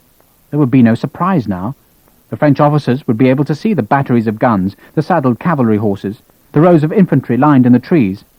All surprise had gone, vanished with the shadows and the cold. For the first time the French would know how many men opposed them, where the attack was planned, and how they should meet it. The sound of church bells came from the town, and Sharpe wondered what Josephina was doing. Had the bells wakened her? He imagined her body stretching between warm sheets, a body that would not be his till after battle. The sound of the bells reminded him of England, and he thought of all the village churches that would be filling with people. Would they be thinking of their army in Spain? He doubted it. The British were not fond of their army. They celebrated its victories, of course, but there had been no such celebrations for a long time. The navy was fated. Nelson's captains had been household names, but Trafalgar was a memory, and Nelson was in his tomb, and the British went their way oblivious of the war. The morning became warm, the men somnolent. They leant against the cork trees and slept with their muskets propped on their knees. From somewhere in the French camp was the harsh sound of a muleteer's bell, reminding Sharpe of normality. "Sir!" A sergeant was calling him from one of the companies higher in the grove. "Company officers, sir, to the colonel!" Sharpe waved his reply, picked up the rifle, left Knowles in charge, and walked up the grove. He was late. The captain stood in a bunch, listening to a lieutenant from Hill's staff. Sharpe caught snatches of his words. Fast asleep, no battle, usual routine. There was a buzz of questions. The lieutenant, glorious in a silver dragoon uniform, sounded bored. The general requests that we keep posted, sir, but we're not expecting the French to do anything. He rode away, leaving the officers puzzled. Sharpe made his way towards Forest to find out what he had missed, when he saw a familiar figure riding hard down the track. He walked into the road and held up a hand. It was Lieutenant Colonel Lawford, and he was furious. He saw Sharpe, reined in, and swore. "Bloody hell, Richard! Bloody, bloody, bloody hell! Bloody Spanish!" "What's happened?" Lawford could barely contain his anger. "The bloody Spanish refused to wake up! Can you believe it?" Other officers drew round. Lawford took off his hat and wiped his forehead. He had deep circles under his eyes. "We get up at 2 o'clock in the bloody morning to save their bloody country, and they can't be bothered to get out of bed!" Lawford looked round as though hoping to see a Spaniard on whom to vent his seething fury. "We rode over there at 6. Cuesta's in his bloody coach, lying on bloody cushions, and says his army is too tired to fight. Can you believe it? We had them, like that." He pinched a finger and thumb together. "We would have murdered them this morning. We could have wiped Victor off the map. But no, it's mañana, mañana, tomorrow and tomorrow. Oh, there won't be a bloody tomorrow. Well, Victor's no fool. He'll march today. Damn, damn, damn." The Honourable William Lawford stared down at Sharpe. "You know what happens now?" "No." Lawford pointed towards the east. "Jourdan's over there with Joseph Bonaparte. They'll join up with Victor, then we'll have twice as many to fight. Twice as many. And there are rumours that Soult has scraped an army together and is coming from the north. God, the chance we lost today. Oh, you know what I think?" Sharpe shook his head. "I think the bastard wouldn't fight because it's Sunday. He's got priests mumbling prayers around his bloody bed on wheels. Bloody Catholics. And there's still no bloody food." Sharpe felt the tiredness course through him. "What do we do now?" "Now? Well, we bloody wait. Cuesta says we'll attack tomorrow. We won't because the French won't be there." Lawford dropped his shoulders and let out a sigh. "Oh, do you know where Hill is?" Sharpe pointed along the track, and Lawford rode on. Damn the Spanish, thought Sharpe. Damn everything. He was officer of the day, and he would have to organize the pickets, inspect the lines, scrape together some supplies from the commissary, who would have none. He would not be able to see Josephina. There would be no battle, no eagle, not even a taste of garlic sausage. Damn. Chapter 18. "I saw a man today." "Yes?" Sharpe looked over at Josephina. She was sitting naked on the bed with her knees drawn up and trying to file her toenails on the edge of his sword. She was laughing at her attempts, and then she dropped the blade and looked at him. "He was lovely. A blue coat with white bits here." She brushed her breasts with her hands. "And lots of gold lace." "On a horse?" She nodded. "And there was a bag hanging down." "His sabretache? And a curved sword?" She nodded again, and Sharpe grinned at her. "Sounds like the Prince of Wales Dragoons. Very rich." "How do you know?" "All cavalrymen are rich. Unintelligent, but rich." She cocked her head in her characteristic gesture and frowned slightly. "Unintelligent?" "All cavalry officers are. The horse has all the brains, and they have all the money." "How well?" She shrugged her bare shoulders. "It doesn't matter. I have enough brains for two." She looked at him and grinned. "You're jealous." "Yes." He had picked up her penchant for honesty. She nodded seriously. "I'm bored, Richard." "I know. Not with you." She looked up from her toenails and stared at him gravely. "You're good for me, but we've been here a week and nothing is happening." Sharpe leant forward and tugged his boots up over the overalls. "Don't worry. Something will happen tomorrow." "Are you sure?" "Tomorrow we fight. This time, though," he thought, "we will be outnumbered." She pulled her knees tight into her body, clasped them, and rested her chin on them. "Are you frightened?" "Yes." She raised her eyebrows. "Who'll win?" "I don't know." "Will you get your eagle?" "I don't know." She smiled at him. I'll have a present for you after the battle. I don't want a present. I want you. You have me already. She knew what he meant, but she deliberately misunderstood him. She watched him stand up. You want your sword? Yes. Sharpe buckled the belt tight, pulling the scabbard into place. She grinned at him. Come and get it. She lay the great blade on the bed, and rolling over laid her naked belly on its chill steel. Sharpe crossed to her. Give it to me. Get it yourself. Her body was warm and strong, the muscles hardened by exercise, and she clung to him. Sharpe pushed her face away and stared into her eyes. What will happen? He asked. You will get your eagle. You always get what you want. I want you. She shut her eyes and kissed him hard, then pulled away and smiled at him. We're just stragglers, Richard. We drifted together, but we're both on a journey. I don't understand. You do. We're going two different ways. You want a home. You want someone to love you and want you, someone to take the burden away from you. And you? She smiled. I want silk dresses and music, candles in the dawn. He began to say something, and she put a finger on his lips. I know what you think. That's just silliness, but it's what I want. Perhaps one day I'll want something sensible. Am I sensible? There are times, my love, when you take things a little too seriously. Are you saying goodbye? She laughed. There, you see? You're taking things too seriously. She kissed him swiftly on the tip of his nose. Come, after the battle. Get your present. He reached down for the handle of his sword. Move over. I don't want to cut you. She moved to one side and touched the blade with her finger. How many men have you killed with it? I don't know. It slid into the scabbard, the weight congenial on his hip. He crouched by the bed and took her naked waist in his hands. He stared at her body as if trying to commit it to memory, the fullness of it, the beauty of it, the mystery that made it seem unattainable. She touched his face with a finger. Go and fight. I'll be back. I know. Everything seemed unreal to Sharpe. The soldiers in Talavera's streets, the people who avoided his passage, the afternoon itself. Tomorrow there would be a battle. Hundreds would die, mangled by round shot, sliced by cavalry sabres, pierced by musket shot. Yet still the town was busy. People were in love, out of love, bought their food, made jokes. Yet tomorrow there would be a battle. He wanted Josephina.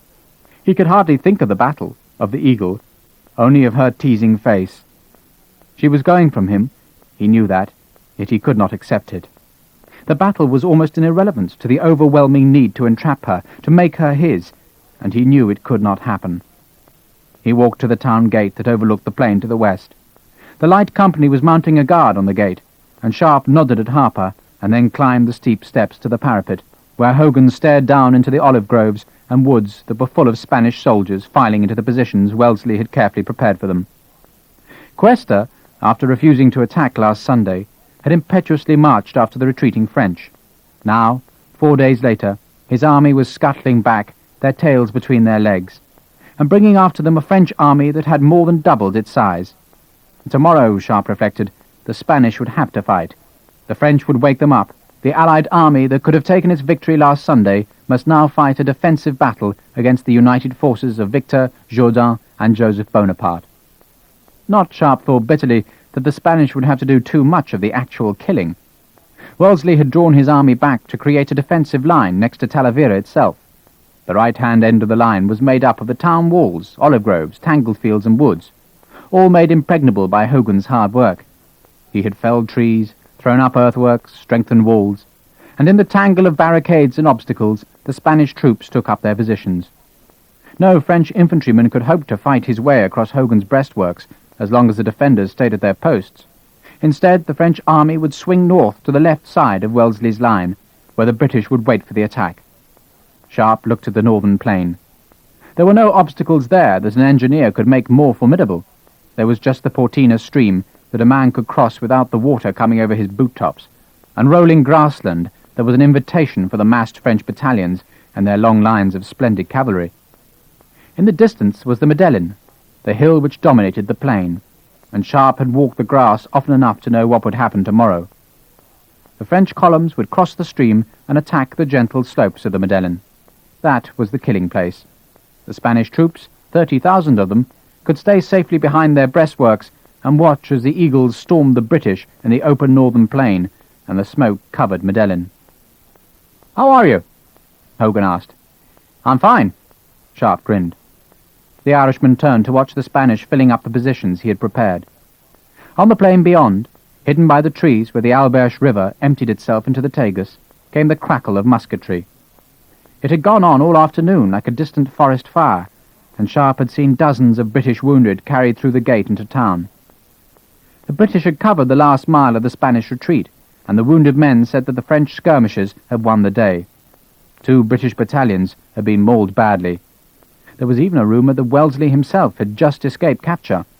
The Spanish looked nervous, and Sharpe wondered what kind of troops the French had found to hurl against the Allied army. He looked down at Harper. The sergeant, with a dozen men, was guarding the gate of the town, not against the enemy, but to stop any British or Spanish soldiers who might be tempted to lose themselves in Talavera's dark alleyways and avoid the fight that was inevitable. The battalion itself was on the Madeleine, and Sharpe waited for the orders that would send his company up the shallow Portina stream to find the patch of grass they would defend in the morning. "And how's the girl?" Hogan was sitting on the powdery stone. "She's happy. Bored. That's the way of women, never content. Will you be needing more money?" Sharpe looked at the middle-aged engineer and saw the concern in his eyes. Already Hogan had lent Sharpe more than 20 guineas, a sum that was impossible for him to repay unless he was lucky on the battlefield. "No, I'm all right for the moment." Hogan smiled. "You're lucky." He shrugged. "God knows, Richard, she's a beautiful creature. Are you in love?" Sharpe looked over the parapet where the Spanish had filled Hogan's makeshift fortresses. "She won't let me be. Then she's more sensible than I thought." The afternoon passed slowly. Sharpe thought of the girl, bored in her room, and watched the Spanish soldiers chop at the beeches and oaks to build their evening fires. Then, with a suddenness that Sharpe had been waiting for, there were flashes of light far away in the hazy trees and bushes that edged the plain to the east. It was the sun, he knew, reflecting from muskets and breastplates. Sharpe nudged Hogan and pointed. The French. Hogan stood up and stared at them. "My God." He spoke quietly. "There's a good few of them." The infantry marched on to the far plain like a spreading dark stain on the grass. Sharpe and Hogan watched battalion after battalion march into the pale fields, squadron after squadron of cavalry, the small squat shapes of guns scattered in the formations, the largest army Sharpe had ever seen in the field. The galloping figures of staff officers could be seen as they directed the columns to their places, ready for the next morning's advance and battle. Sharpe looked left to the British lines that waited beside the Portina. The smoke from hundreds of campfires wound into the early evening air. Crowds of men clustered by the stream and on the Madeleine for a far glimpse of their enemy. But the British force looked woefully small beside the massive tide of men, horses and guns that filled the plain to the east and grew by the minute. Napoleon's brother was there, King Joseph, and with him 2 full marshals of France, Victor and Jourdan.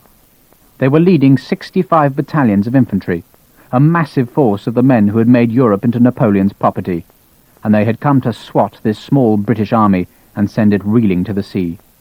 They planned to break it forever, to ensure that Britain never again dared to challenge the eagles on land.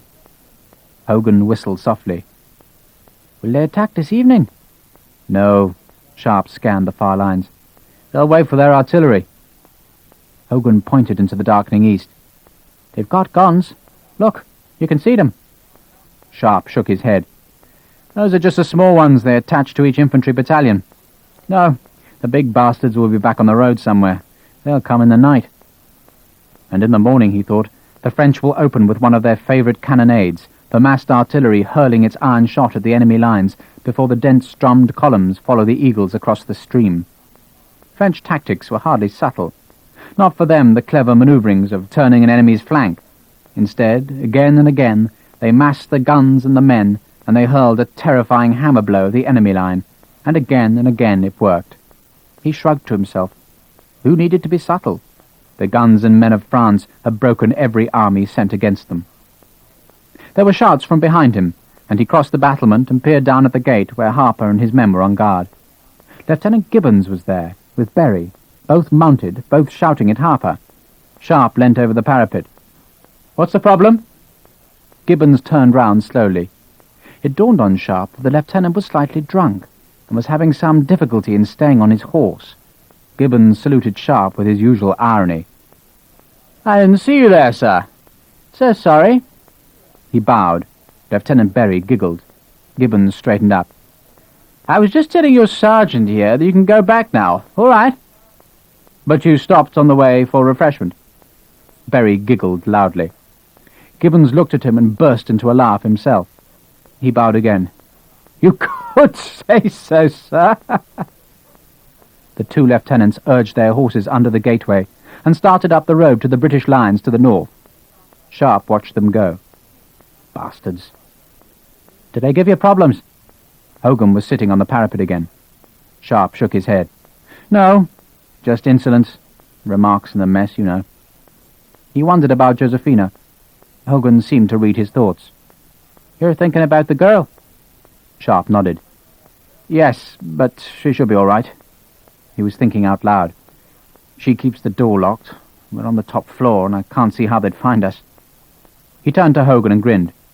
"Stop worrying about it. They've done nothing so far. They're cowards. They've given up." Hogan shook his head. "They would kill you, Richard, with as little regret as putting down a lame horse. Less regret, and as for the girl, they'll try to hurt her too."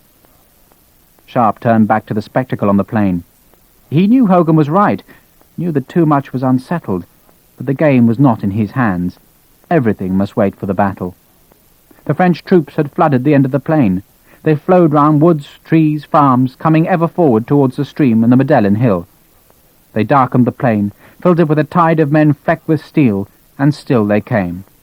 Hussars, dragoons, lancers, chasseurs, grenadiers and voltigeurs, the followers of the eagles, the men who had made an empire, the old enemy. "Hot work tomorrow?" Hogan shook his head as he watched the French. "It will be." Sharpe turned and called to Harper. "Come here." The big Irish sergeant scrambled up the broken wall and stood beside the two officers. The first of thousands of fires sparkled in the French lines. Harper shook his massive head. "Perhaps they'll forget to wake up tomorrow." Sharpe laughed. "It's the next morning they have to worry about." Hogan shaded his eyes. "I wonder how many more armies like that we'll have to meet before it's done." The two riflemen said nothing. They'd been with Wellesley the year before when he defeated the French at Rolica and Vimero.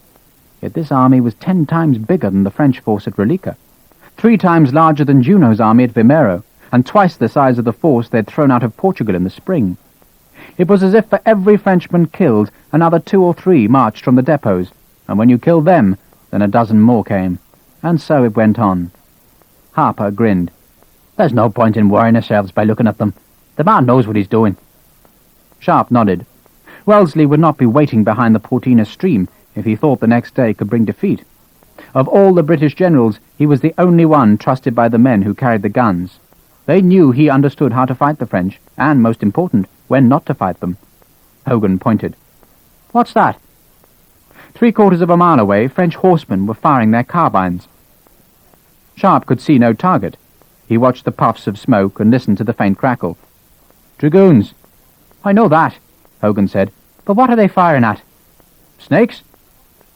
During his walks up the Portina, Sharpe had noticed small black snakes that wriggled mysteriously in the dank grass by the stream.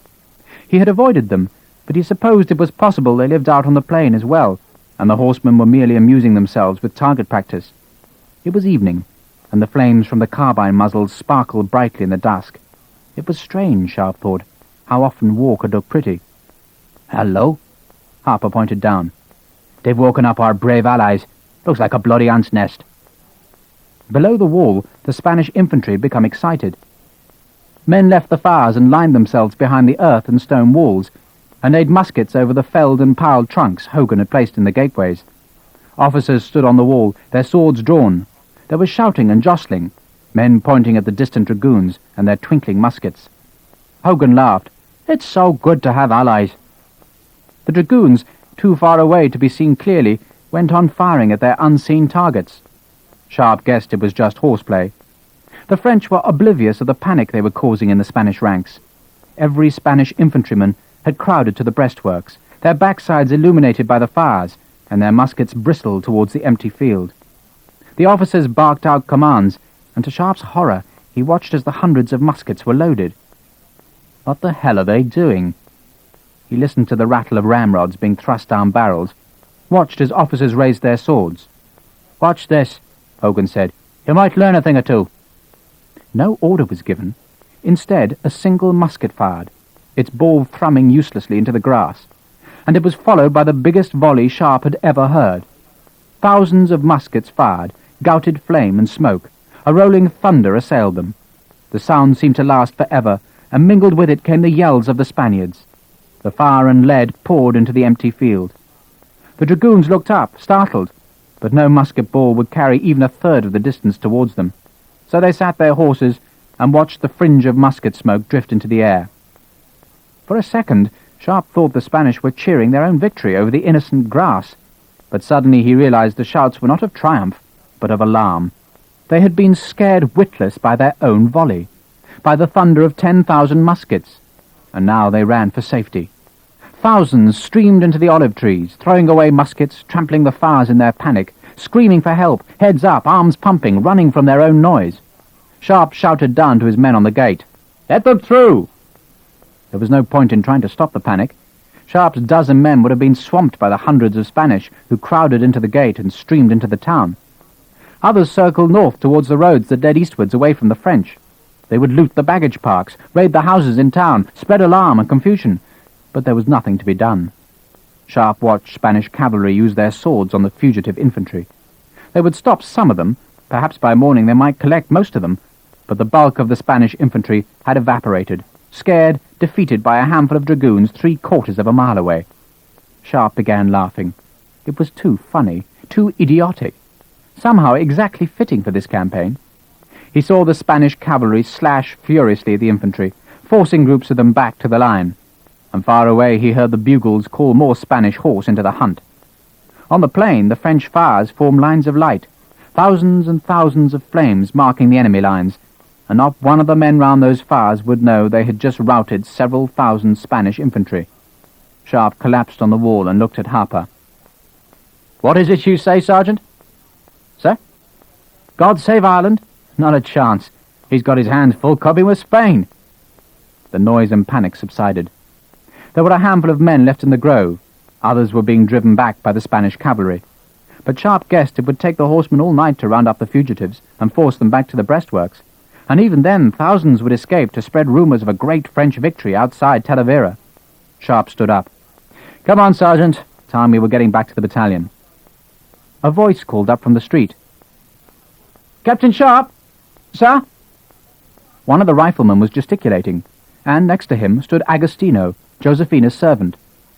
Sharpe felt his carefree mood disappear, to be replaced with an awful dread. He scrambled down the broken stonework, Harper and Hogan behind him, and strode across to the two men.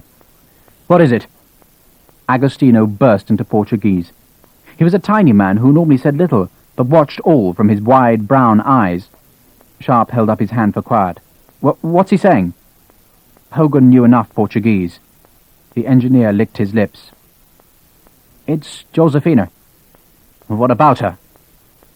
Sharpe had the inklings of disaster, a cold feeling of evil. He let Hogan take his elbow and walk him with Agostino away from the listening rifleman. Hogan asked more questions, let the small servant talk, and finally turned to Sharpe. His voice was low. "She's been attacked. They locked Agostino in a cupboard." "They?" He already knew the answer. Gibbons and Berry.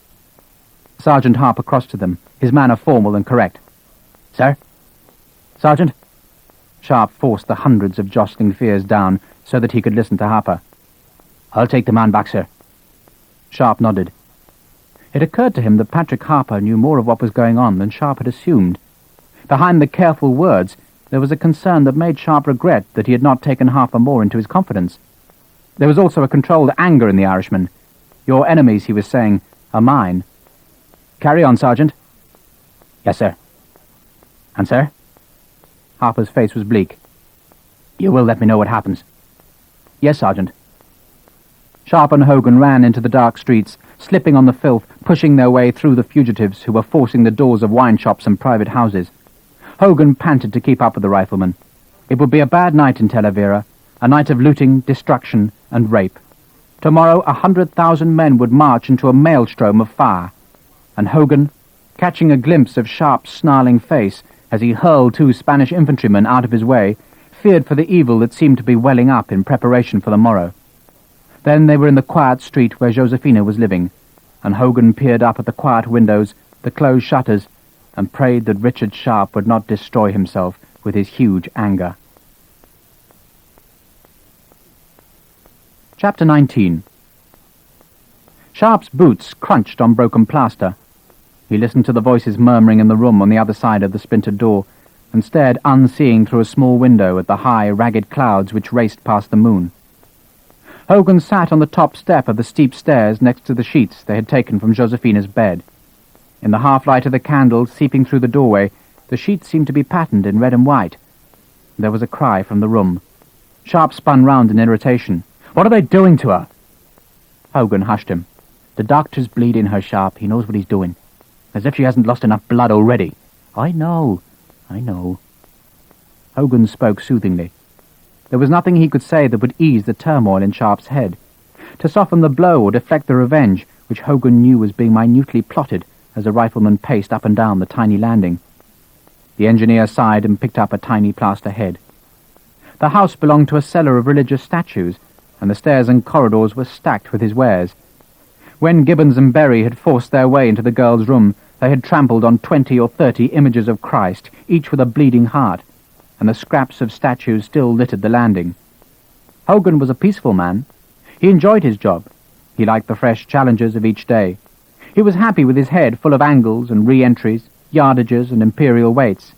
He liked company that laughed easily, drank generously, and would pass the time with stories of happiness past. He was no fighter. His war was fought with picks, shovels, and powder. Yet when he had burst with Sharpe into the attic room, he had felt in himself a searing anger and lust for revenge. The mood had passed. Now he sat saddened and quiet, but as he watched the tall rifleman, he knew that in Sharpe the mood was being refined and fed. For the 20th time Sharpe stopped. "Why?" Hogan shrugged. "They were drunk, Richard." "Well, that's no answer." "No." Hogan carefully replaced the broken head on the floor, out of reach of Sharpe's pacing. "There isn't an answer. They wanted revenge on you. Neither you nor the girl are important. It's their pride more." He tailed away. There was nothing to say, just the enormous sadness to feel and the fear of what Sharpe would do. Hogan regretted his first reaction to the girl. He had thought her calculating and cold, but as he escorted her from Plasencia to Oropesa, and from there to Talavera, he had been captivated by the charm, the easy laughter, and the honesty with which she planned a future away from a cloying past and a fugitive husband. Sharpe was staring through the window at the clouds, patterning the moon. "Do they think I'll do nothing?" "They're terrified." Hogan spoke flatly. He was afraid of what Sharpe might do. He thought of the line of Shakespeare, "Beauty provoketh fools." Sharpe turned on him again. "Why?" "Do you know why? They were drunk. Good God, man. They were so drunk they couldn't even do that properly. So they beat her. It was all on the spur of the moment. And now they're terrified, Richard, terrified. What'll you do?" "Do? I don't know." Sharpe spoke irritably, and Hogan knew he was lying. "What can you do, Richard? Call him out to a duel? That'll ruin your career, you know that. Will you charge him with rape? For God's sake, Richard, who'd believe you? The town's full of bloody Spanish tonight, raping anything that moves, and everyone knows the girl was with Gibbons before you. No, Richard, you must think. You must think before you do anything." Sharpe turned on him, and Hogan knew there could be no argument with that implacable face. "I'll bloody murder them." Hogan sighed and rubbed his face with both hands. "I didn't hear that. So you get hung. Shot. Beat the bones out of them if you must, but no more, Richard, no more." Sharpe did not answer, and Hogan knew he was seeing in his mind the body they had found with the blood-soaked sheets. She had been raped and beaten, and when they arrived the landlady was screaming at the girl. It had taken more money to silence the woman, find a doctor, and now they waited. Agostino peered up the stairs, saw Sharpe's face, and went back to the front door where he had been told to wait.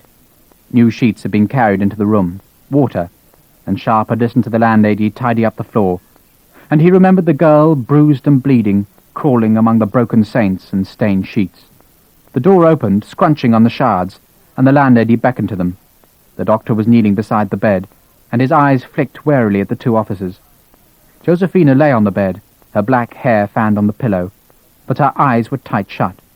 Sharpe sat beside her, saw the spreading yellow bruise on her unnaturally pale skin, and he took one of her hands that clutched at the fresh linen. She pulled away, but he held on, and her eyes opened. "Richard?" "Josephina." "How are you?" It seemed a stupid thing to say, but he could think of nothing else. She closed her eyes, and the faintest smile came and went. She opened her eyes again. "I'll be all right."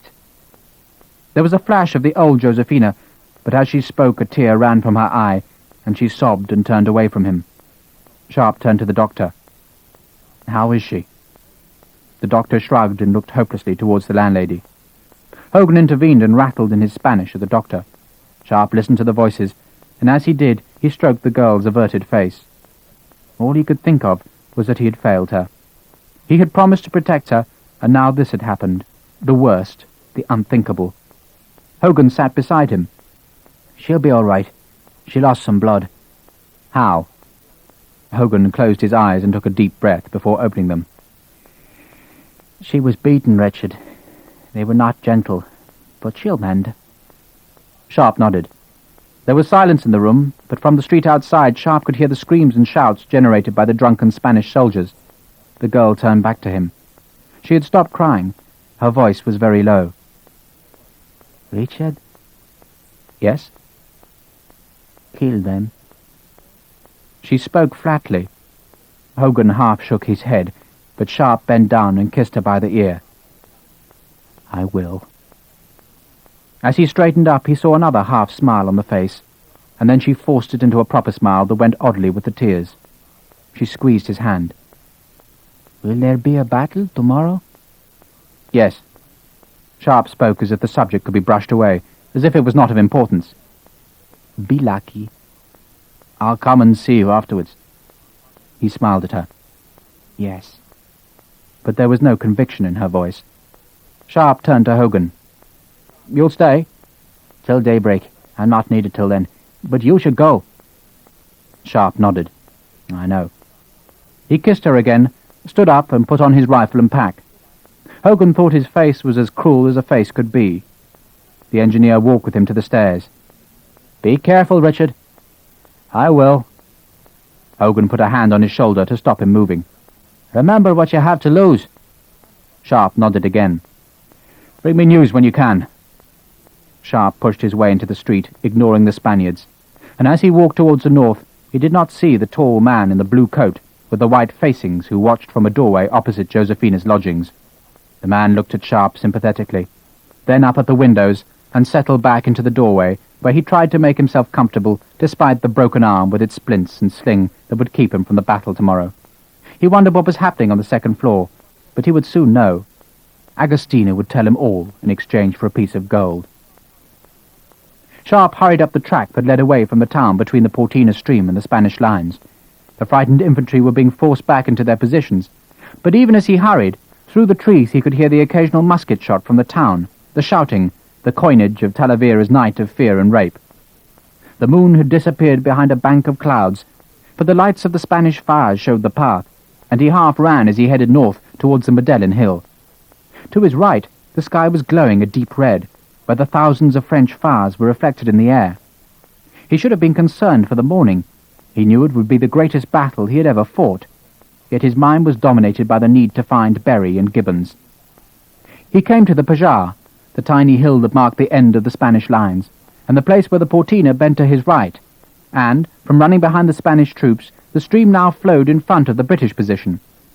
He saw the shapes of the field guns Wellesley had placed on the small hill, and part of his mind registered how the fire of those guns would sweep protectively in front of the Spanish lines and deflect the massive French attack onto the British lines.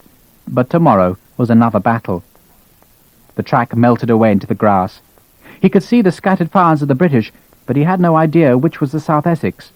They were positioned at the Medellin Hill. He knew that. So he ran by the stream, tripping over tussocks of grass, splashing through patches of marsh, keeping the silvered Portina as his guide to the Medellin. He was alone in the darkness. The British fires were far off to his left, the French even further to the right, the two armies still and quiet. Something was wrong. The old instinct prickled him, and he stopped, sank to one knee and searched the darkness ahead. In the night the Medellin Hill looked like a long, low ridge pointing at the French army. It was the key to Wellesley's left flank. If the French assaulted the hill, they could turn and crush the British between the Medellin and Talavera. Yet there were no fires on the ridge. He could see a bright spear of flames at the western end, furthest from the enemy, but on the side facing the town, and on the half of the flat summit nearest the enemy, there were no lights. He had thought the South Essex to be bivouacking on the gentle slope that faced him, but it was black and empty. He listened. There were the sounds of night, the noises from the town that had faded to a dull murmur, the wind in the grass, insects, the splashing of the stream, and the far-off sounds of 100,000 men crouching by fires waiting for morning. Behind him, the small Pajar hill was bright with fires, the guns silhouetted against the white wall of the farmhouse on its crest, but in front it was dark and quiet. He stood up and walked softly on, his instincts alive to a danger he could not define, his mind searching for clues in the darkness and from the murmured sounds of the night. Why had he not been challenged? There should be pickets on the line of the Portina, sentries huddled against the chill wind looking towards the enemy, but no one had stopped him and asked his business.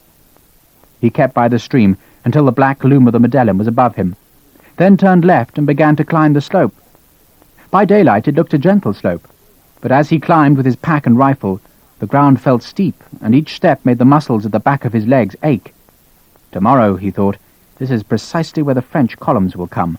They will march up this slope, heads down, while the guns crack iron shot into their ranks, and the muskets wait in silence at the crest. End of Side 13.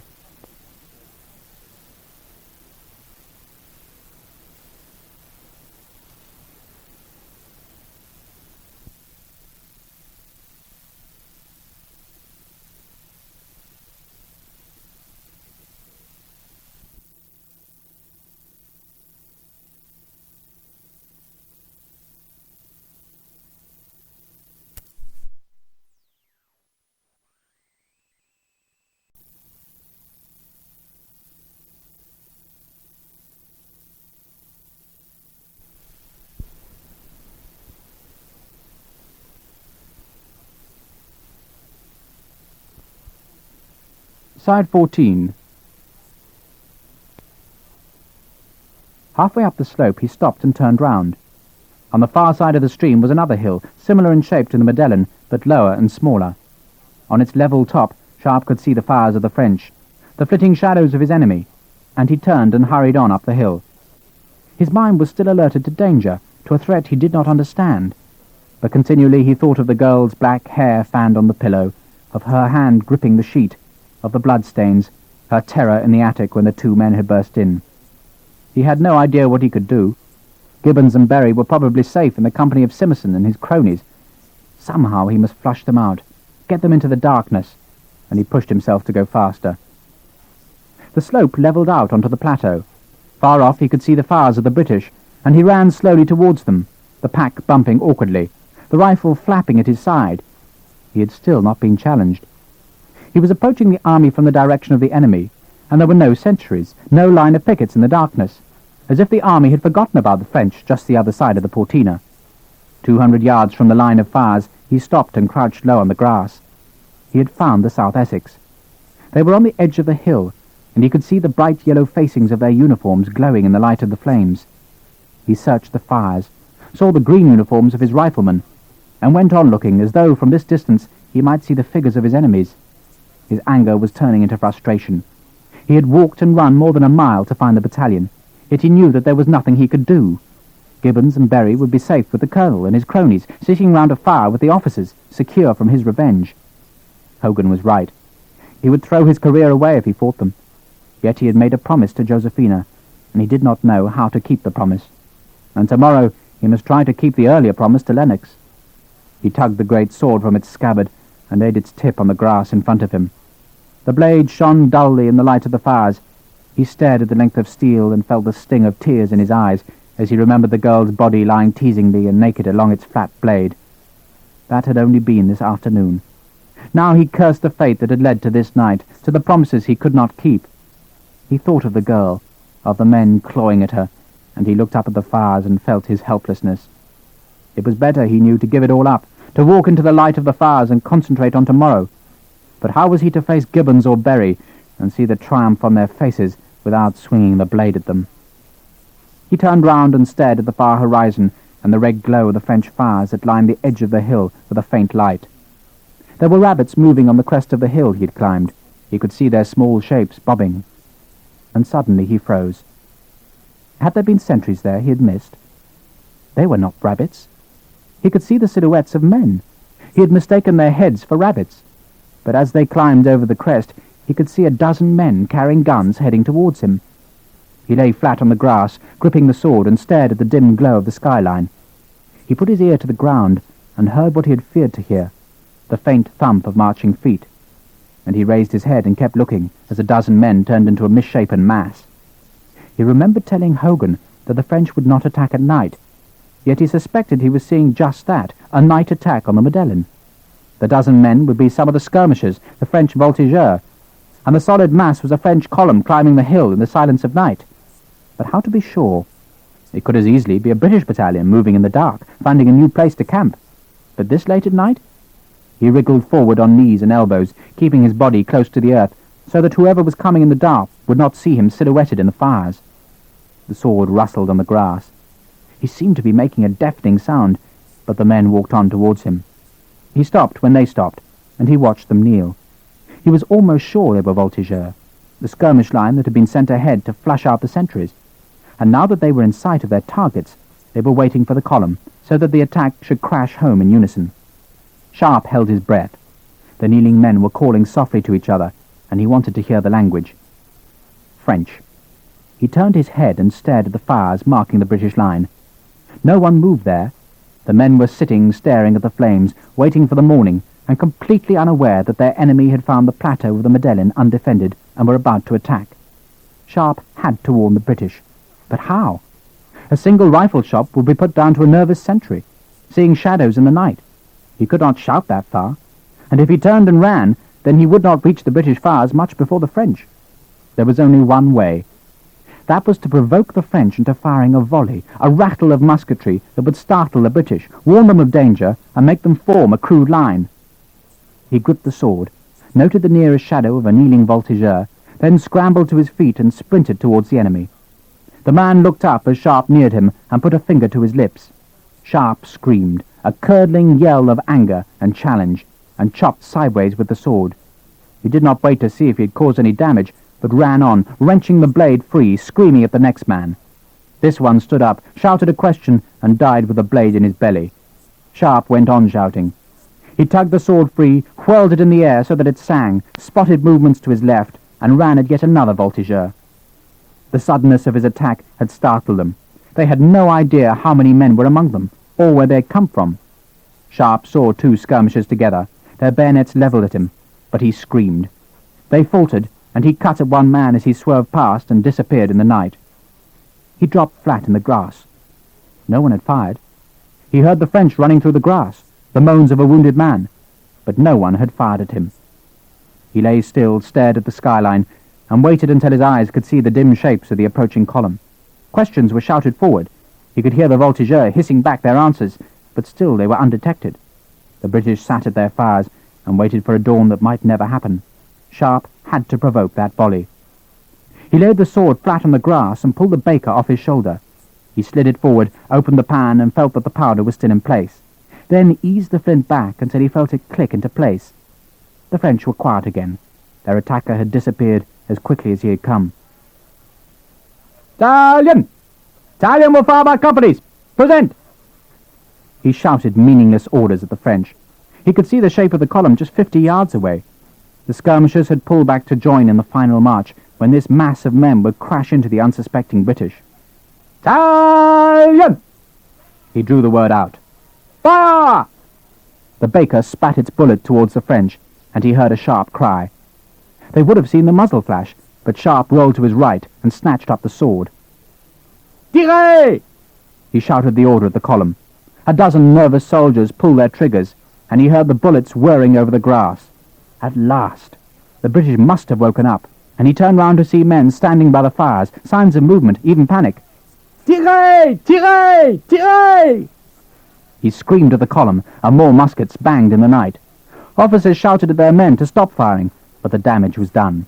The British had heard the firing, seen the musket flashes, and Sharpe could see men grabbing weapons, fixing bayonets, waiting for whatever crouched in the dark.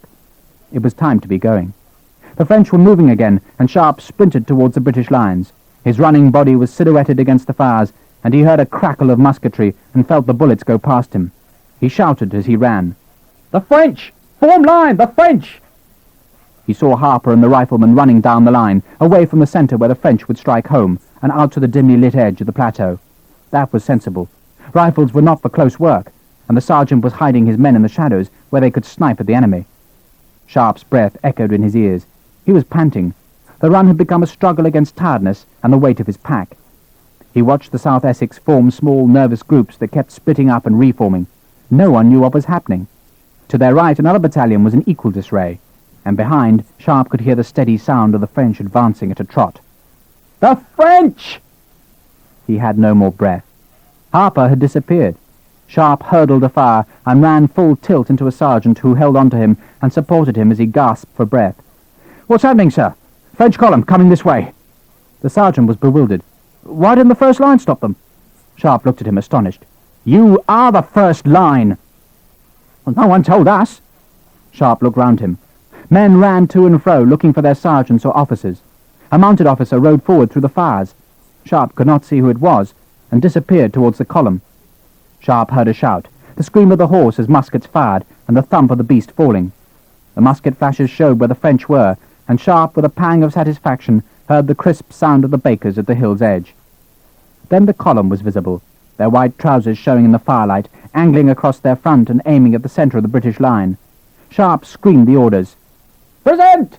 Fire!" A few muskets banged. The white smoke swallowed immediately in the darkness, and Sharpe was alone. The men had fled at the sight of the massive column. Sharpe ran after them, beating at men with his sword. "You're safe here! Stand still!"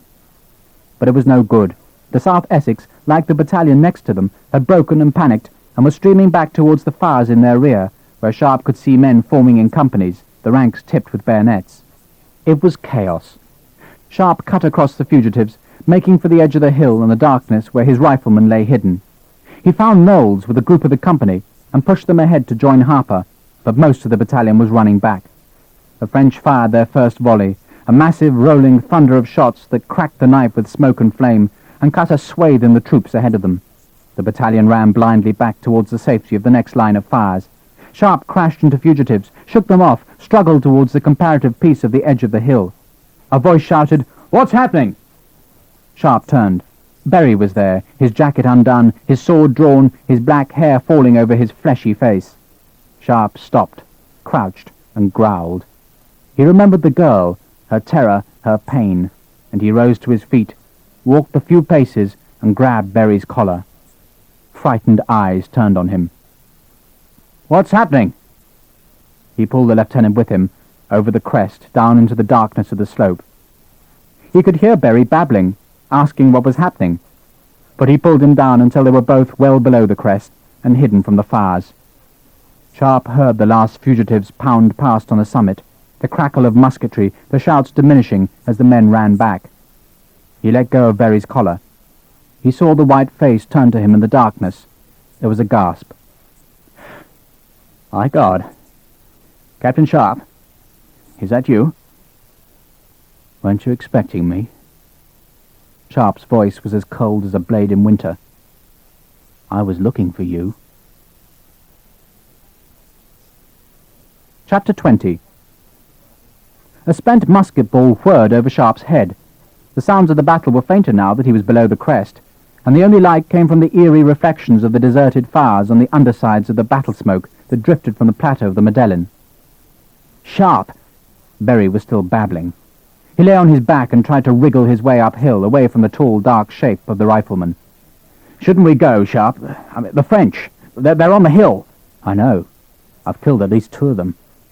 Sharpe held his blade at Berry's breast and stopped the wriggling. I'm going back to kill a few more soon. The talk of killing silenced Berry.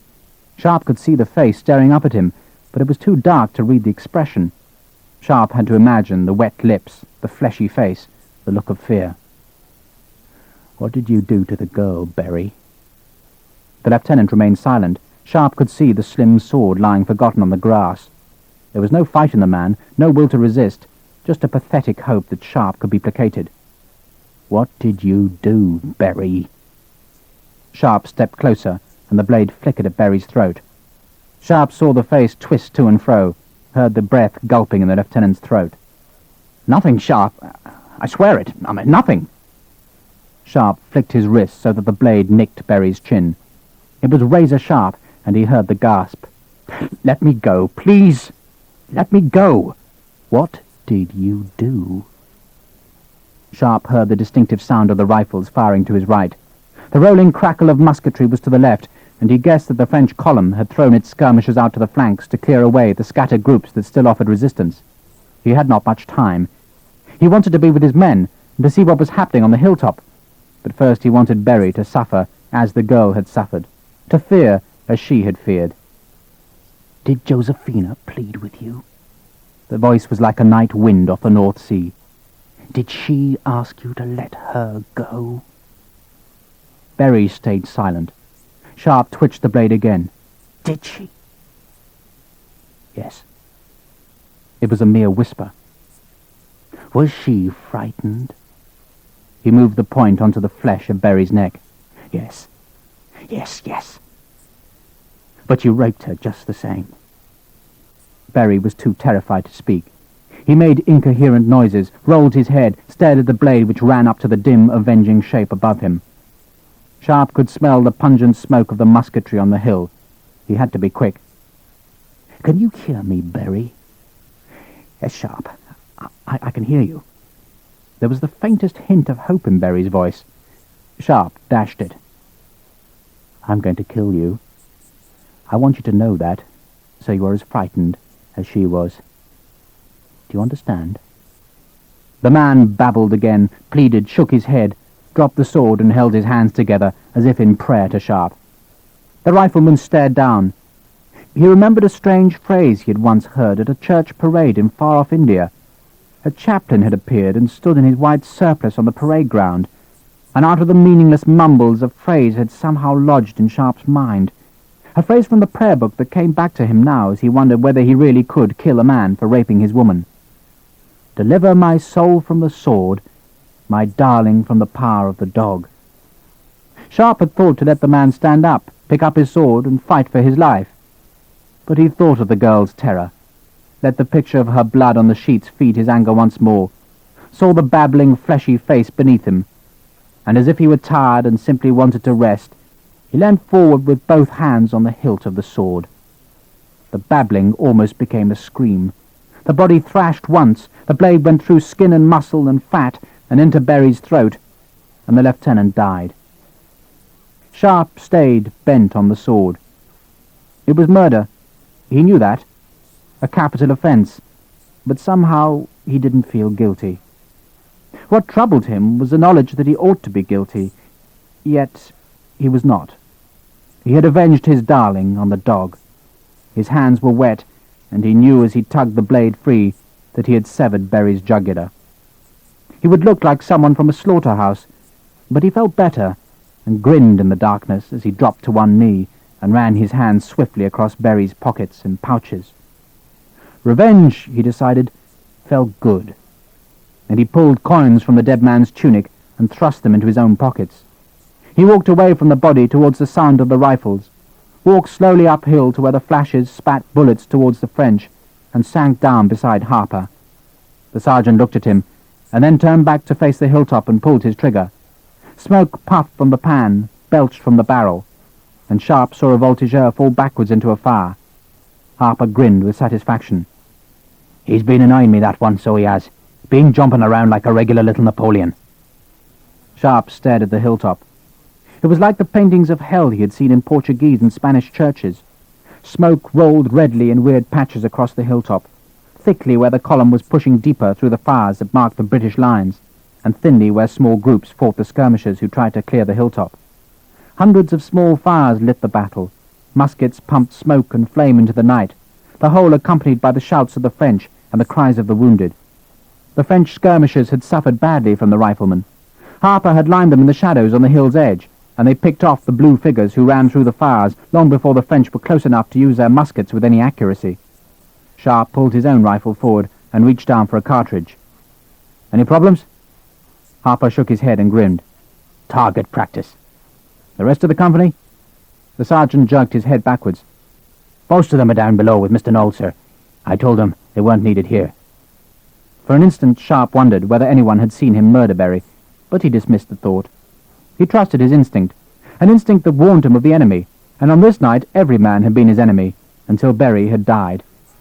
No one had seen him. Harper grunted as he rammed another bullet into his rifle. "What happened, sir?" Sharpe grinned wolfishly and said nothing. He was reliving the instant of Berry's death, feeling the satisfaction, the relief of the pain of Josephina's ordeal. Who had said revenge was stale and unprofitable? They were wrong. He primed the rifle, cocked it, and slid it forward, but no voltigeurs were in sight. The battle had passed off to the left, where it flashed and thundered in the darkness. "Sir?" He turned and looked at the sergeant. He told him, flatly and simply, what had happened, and watched the broad Irish face turn bleak with anger. "How is she?" Sharpe shook his head. "She lost a lot of blood. They beat her." The sergeant searched the ground in front of him, sifting through the firelight and the humped shadows, the far musket flashes that could be French or English. When he spoke, his voice was soft. "And the two of them, what will you do?" "Lieutenant Berry died in tonight's battle." Harper turned and looked at his captain, at the blade which lay red beside him, and smiled slowly. "The other one?" "Tomorrow." Harper nodded and turned back to the battle. The French had been held, judging by the position of the musket flashes, as if in pushing ever deeper into the lines they had marched into a thickening opposition they at last could not break. Sharpe searched the darkness to his right. The French must have sent more troops, but there was no sign of them. The ground in front was bare of movement. He turned round. "Lieutenant Knowles!" "Sir?" The voice came from the darkness, but was followed by Knowles's anxious face coming up the slope. "Sir? You're all right, sir?" "Like a dog with a bone, Lieutenant." Knowles could not understand Sharpe's seeming content. Rumours had run through the company since Harper and the riflemen had returned without the captain. "Tell the men to fix bayonets and come up here. It's time we joined in." Knowles grinned. "Yes, sir." "How many men do we have?" 20, sir, not counting the rifles." "Good. To work, then." Sharpe stood up and walked on to the hilltop. He waved the riflemen forward and waited for Knowles and his group to climb into the light. Sharpe waved left and right with a sword. "Skirmish order, then slowly forward. We're not trying to take on the column, but let's flush out their skirmishers." The bayonets gleamed red in the firelight. The line walked steadily forward, but the enemy skirmishers had disappeared. Sharpe took them to 100 yards from the enemy column and waved the men down. There was nothing they could do except watch a demonstration of British infantry at its best. The French had ploughed their way almost to the end of the hill, but had been checked by a battalion that Sharpe guessed must have marched from the foot of the hill, and now stretched itself ahead of the French like an impassable barrier. The battalion was in line and firing in controlled platoon volleys. It was superb. No infantry could stand against Britain's best, and the battalion was shredding the column with musketry that rolled up and down the battalion's line, the ramrods flashing in unison, the platoons firing in sequence, an irresistible hammering of close-range musket fire that poured into the tight French ranks. The enemy wavered. Each volley decimated the column's leading ranks. Their commander tried to deploy into line, but he was too late. The men at the back of the column would not go forward into that hail of lead that rippled methodically and murderously from the British muskets. Groups of blue-coated French began to melt into the dark. A mounted British officer saw it and raised his sword. The red ranks cheered and went forward with levelled bayonets, and as suddenly as it had begun, the battle was done. The French went backwards, stepping over the dead, retreating ever faster from the reaching blades. The enemy had done well. A single column had so nearly captured the hill. Even without the other two columns, it had never arrived. But now the French colonel had to go back, had to take his men from the musket fire that overwhelmed them. As they drew level with the skirmish line, Some of Sharpe's riflemen lifted their weapons, but Sharpe shouted to let them go. There would be killing enough tomorrow. Sharpe crouched by a fire and wiped the blade free of the sticky blood with a dead Frenchman's jacket. It was the time for collecting the dead and counting the living. He wanted Gibbons to worry about Berry, to feel fear in the night, and he felt the elation again of the killing stroke. From the town came the bells of midnight, and he thought briefly of the girl lying in the candlelight, and he wondered if she thought of him. Harper squatted beside him, his face black with powder smoke, and held out a bottle of spirits. "Get some sleep, sir. You need it." Harper grinned briefly. "We have a promise to keep tomorrow." Sharpe lifted the bottle towards the sergeant, as if in a toast. "A promise and a half, Sergeant. A promise and a half." Chapter 21. It was a short, bad night. After the repulse of the French, the army rescued the wounded, and in the thin firelight searched and piled the dead that could be found. Battalions that had thought themselves safe in an imaginary second line now posted sentries, and the brief night was broken by frequent rattles of musketry as the nervous pickets imagined fresh enemy columns in the dark. The bugles sounded at 2 in the morning. The fires were restored to life, and hungry men shivered round the flames and listened to the distant French bugles rousing the enemy. At 3:30, when a silvery grey light touched the flanks of the Medellin, Berry's body was found, and carried to the fire where Simmerson and his officers sipped scalding tea. Gibbons, appalled at the great wound disfiguring his friend's throat, looked at Sharpe with pale and suspicious eyes. Sharpe looked back and smiled, saw the suspicion, and then Gibbons turned abruptly away and shouted for his servant to clear up the blankets. Simmerson flicked a glance round the officers. "He died a brave death, gentlemen. A brave death." They all muttered the right words, more concerned with hunger and what was to come than with the death of a fat lieutenant, and watched bleakly as the body was stripped of its valuables before being piled with the scores of dead that would be buried before the sun rose high and made them offensive. No one thought it odd that Berry's body had been found so far from the other dead. The events of the night had been muddled.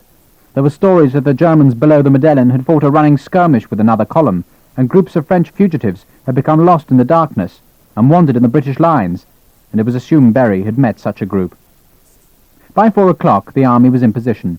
Hill's brigades were on the Medellin, and the brigade majors lined the battalions back from the hill crest so that they would be invisible to the French gunners.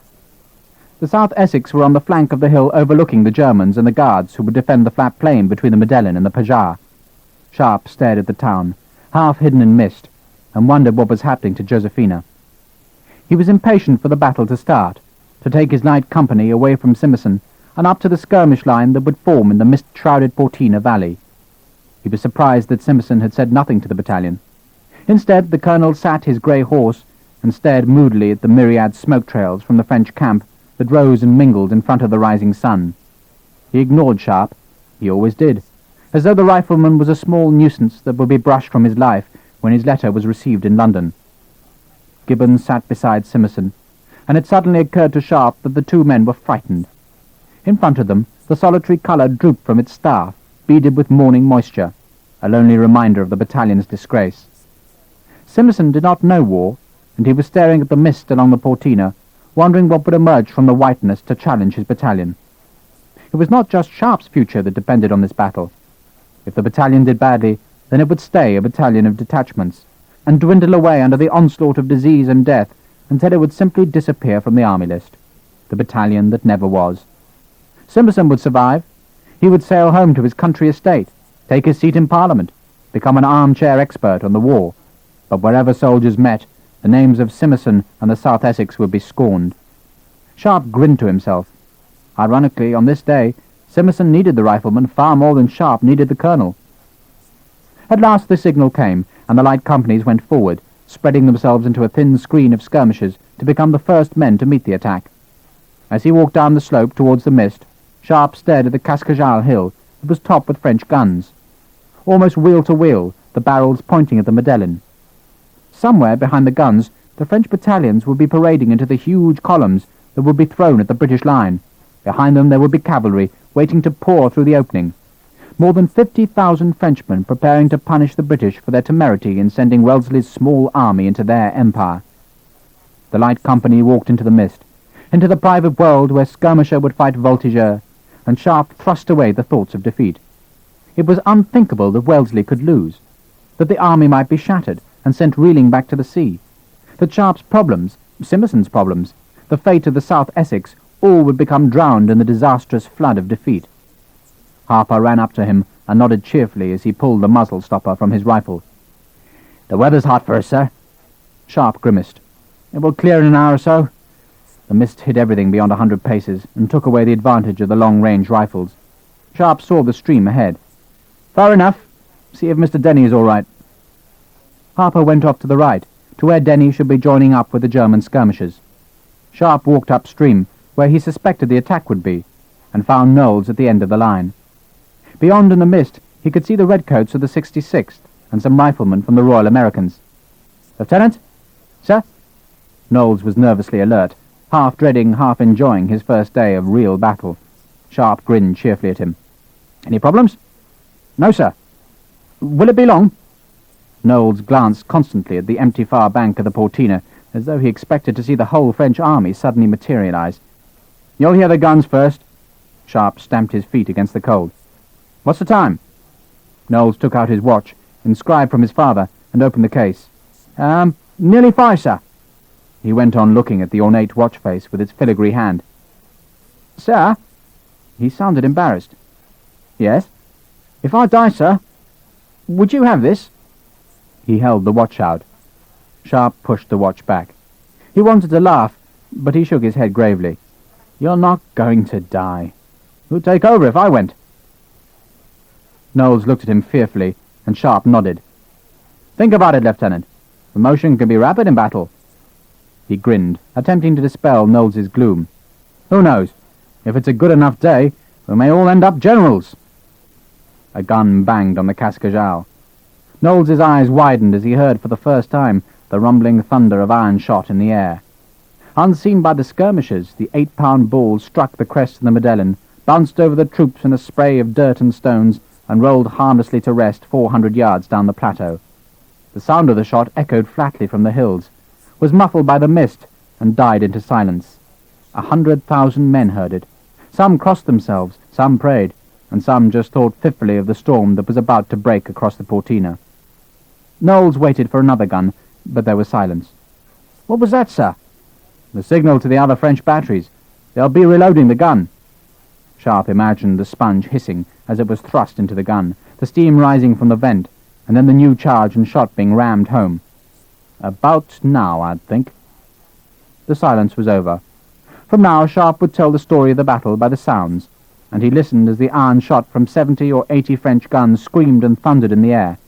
He could hear the crash of the guns, imagined them throwing their massive weights back onto the trails, bucking in the air and slamming back onto the wheels as the rammer was dipped in water and the men prepared the next shot. Behind was a different noise, the muted sound of the round shot gouging the Medellin, the thud of iron on earth. He turned back to Knowles. "This is my unlucky day." Knowles turned a worried face on him. The captain was supposed to be lucky. Sharpe and the company depended on the superstition. "Why, sir?" Sharpe grinned. "They're firing to our left." He was shouting over the sound of the massed cannons. "They'll attack there. I thought I might be the proud owner of a watch otherwise." He slapped a relieved Knowles on the shoulder and pointed across the stream. "Expect them in about 20 minutes. Over to the left a bit. I'll be back." He walked down the line of men, checking flints, making the old jokes and looking for Harper. He felt desperately tired, not just the tiredness of disturbed and little sleep, but the weariness of problems that seemed to have no end. Berry's death was like a half-forgotten dream, and solved nothing except half a promise, and he had little idea how to solve the other half, or the promise about the eagle. The promises were like barriers he had erected in his own life, and honor demanded that they were overcome, but his sense told him the task was impossible. He waved at Harper, and as the sergeant walked towards him, the noise of the battle changed. There was a whining quality to the roar of the shot overhead, and Harper looked up into the mist.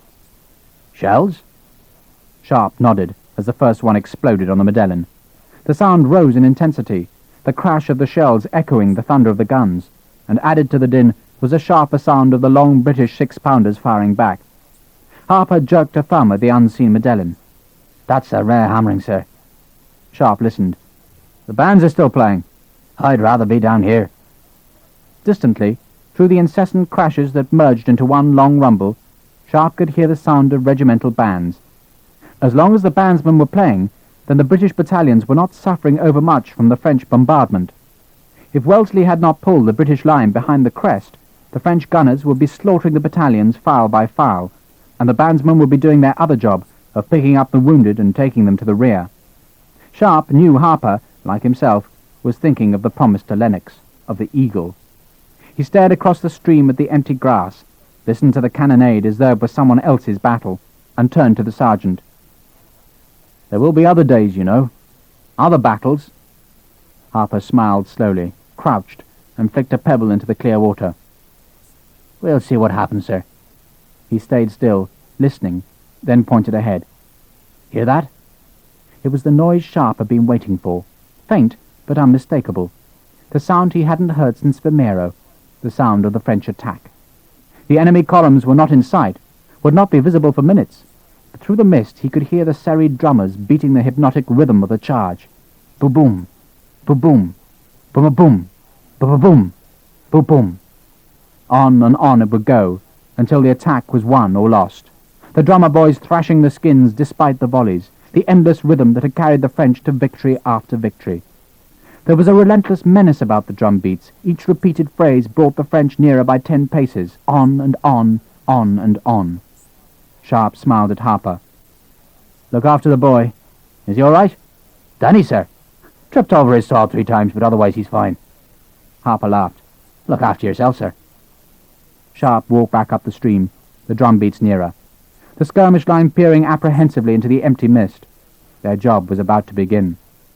The French guns had failed to break the British battalions, and in front of the drums, spread in a vast cloud, the voltigeurs were coming. Their aim was to get as close to the British battalions as they could and snipe at the line with their muskets, to thin the ranks, weaken the line, so that when the drummed column arrived, the British would be rotten and give way. Sharpe's skirmishers, with the other light companies, had to stop the voltigeurs, and their private battle, fought in the mist, was about to begin. He found Knowles standing by the stream. "See anything?" "No, sir." The drumming was louder, competing with the crash of the shells, and at the end of each drum phrase Sharpe could hear a new sound as the drummers paused to let thousands of voices chant, "Vive l'Empereur!" It was the victory noise that had terrified the armies of Europe, the sound of Marengo, of Austerlitz, of Jena, the voices and drums of French victory. Then, upstream and out of sight, the light troops met, and Sharpe heard the first crackle of musketry. Not the rolling volleys of massed ranks, but the spaced, deliberate cracks of aimed shots. Knowles looked at Sharpe with raised eyebrows.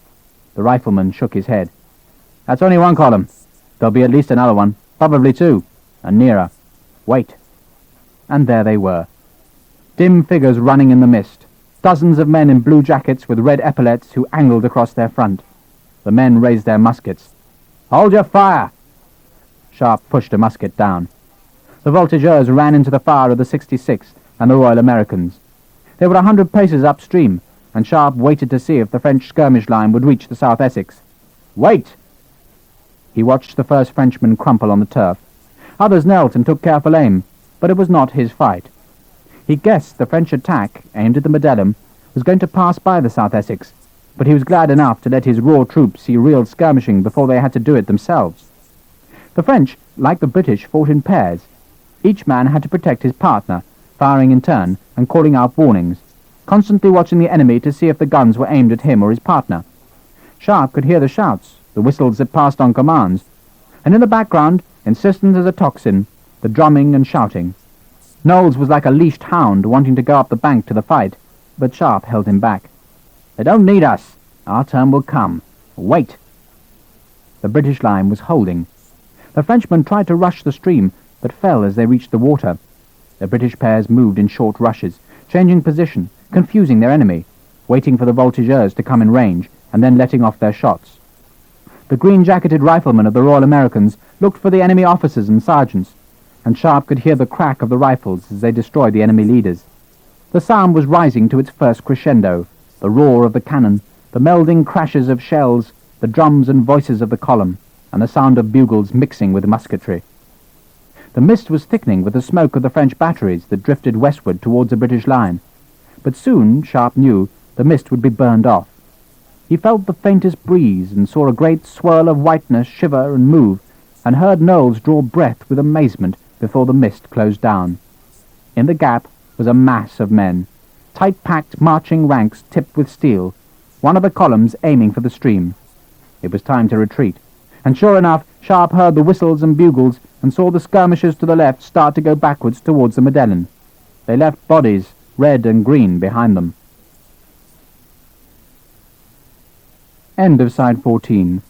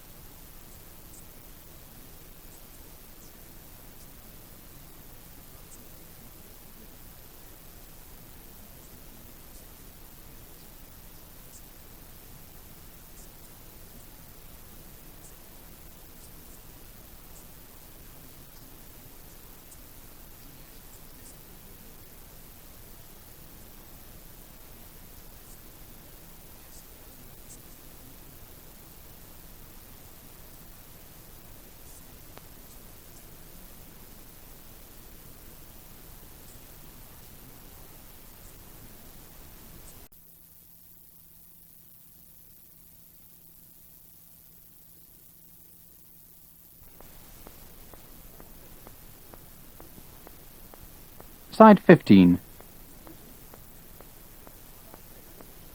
He blew his own whistle, waved an arm, and listened for the sergeants to repeat the signal. His men would be disappointed. They had not fired a shot, but Sharpe suspected that they would have their opportunities soon enough. The drumming and the chanting went on.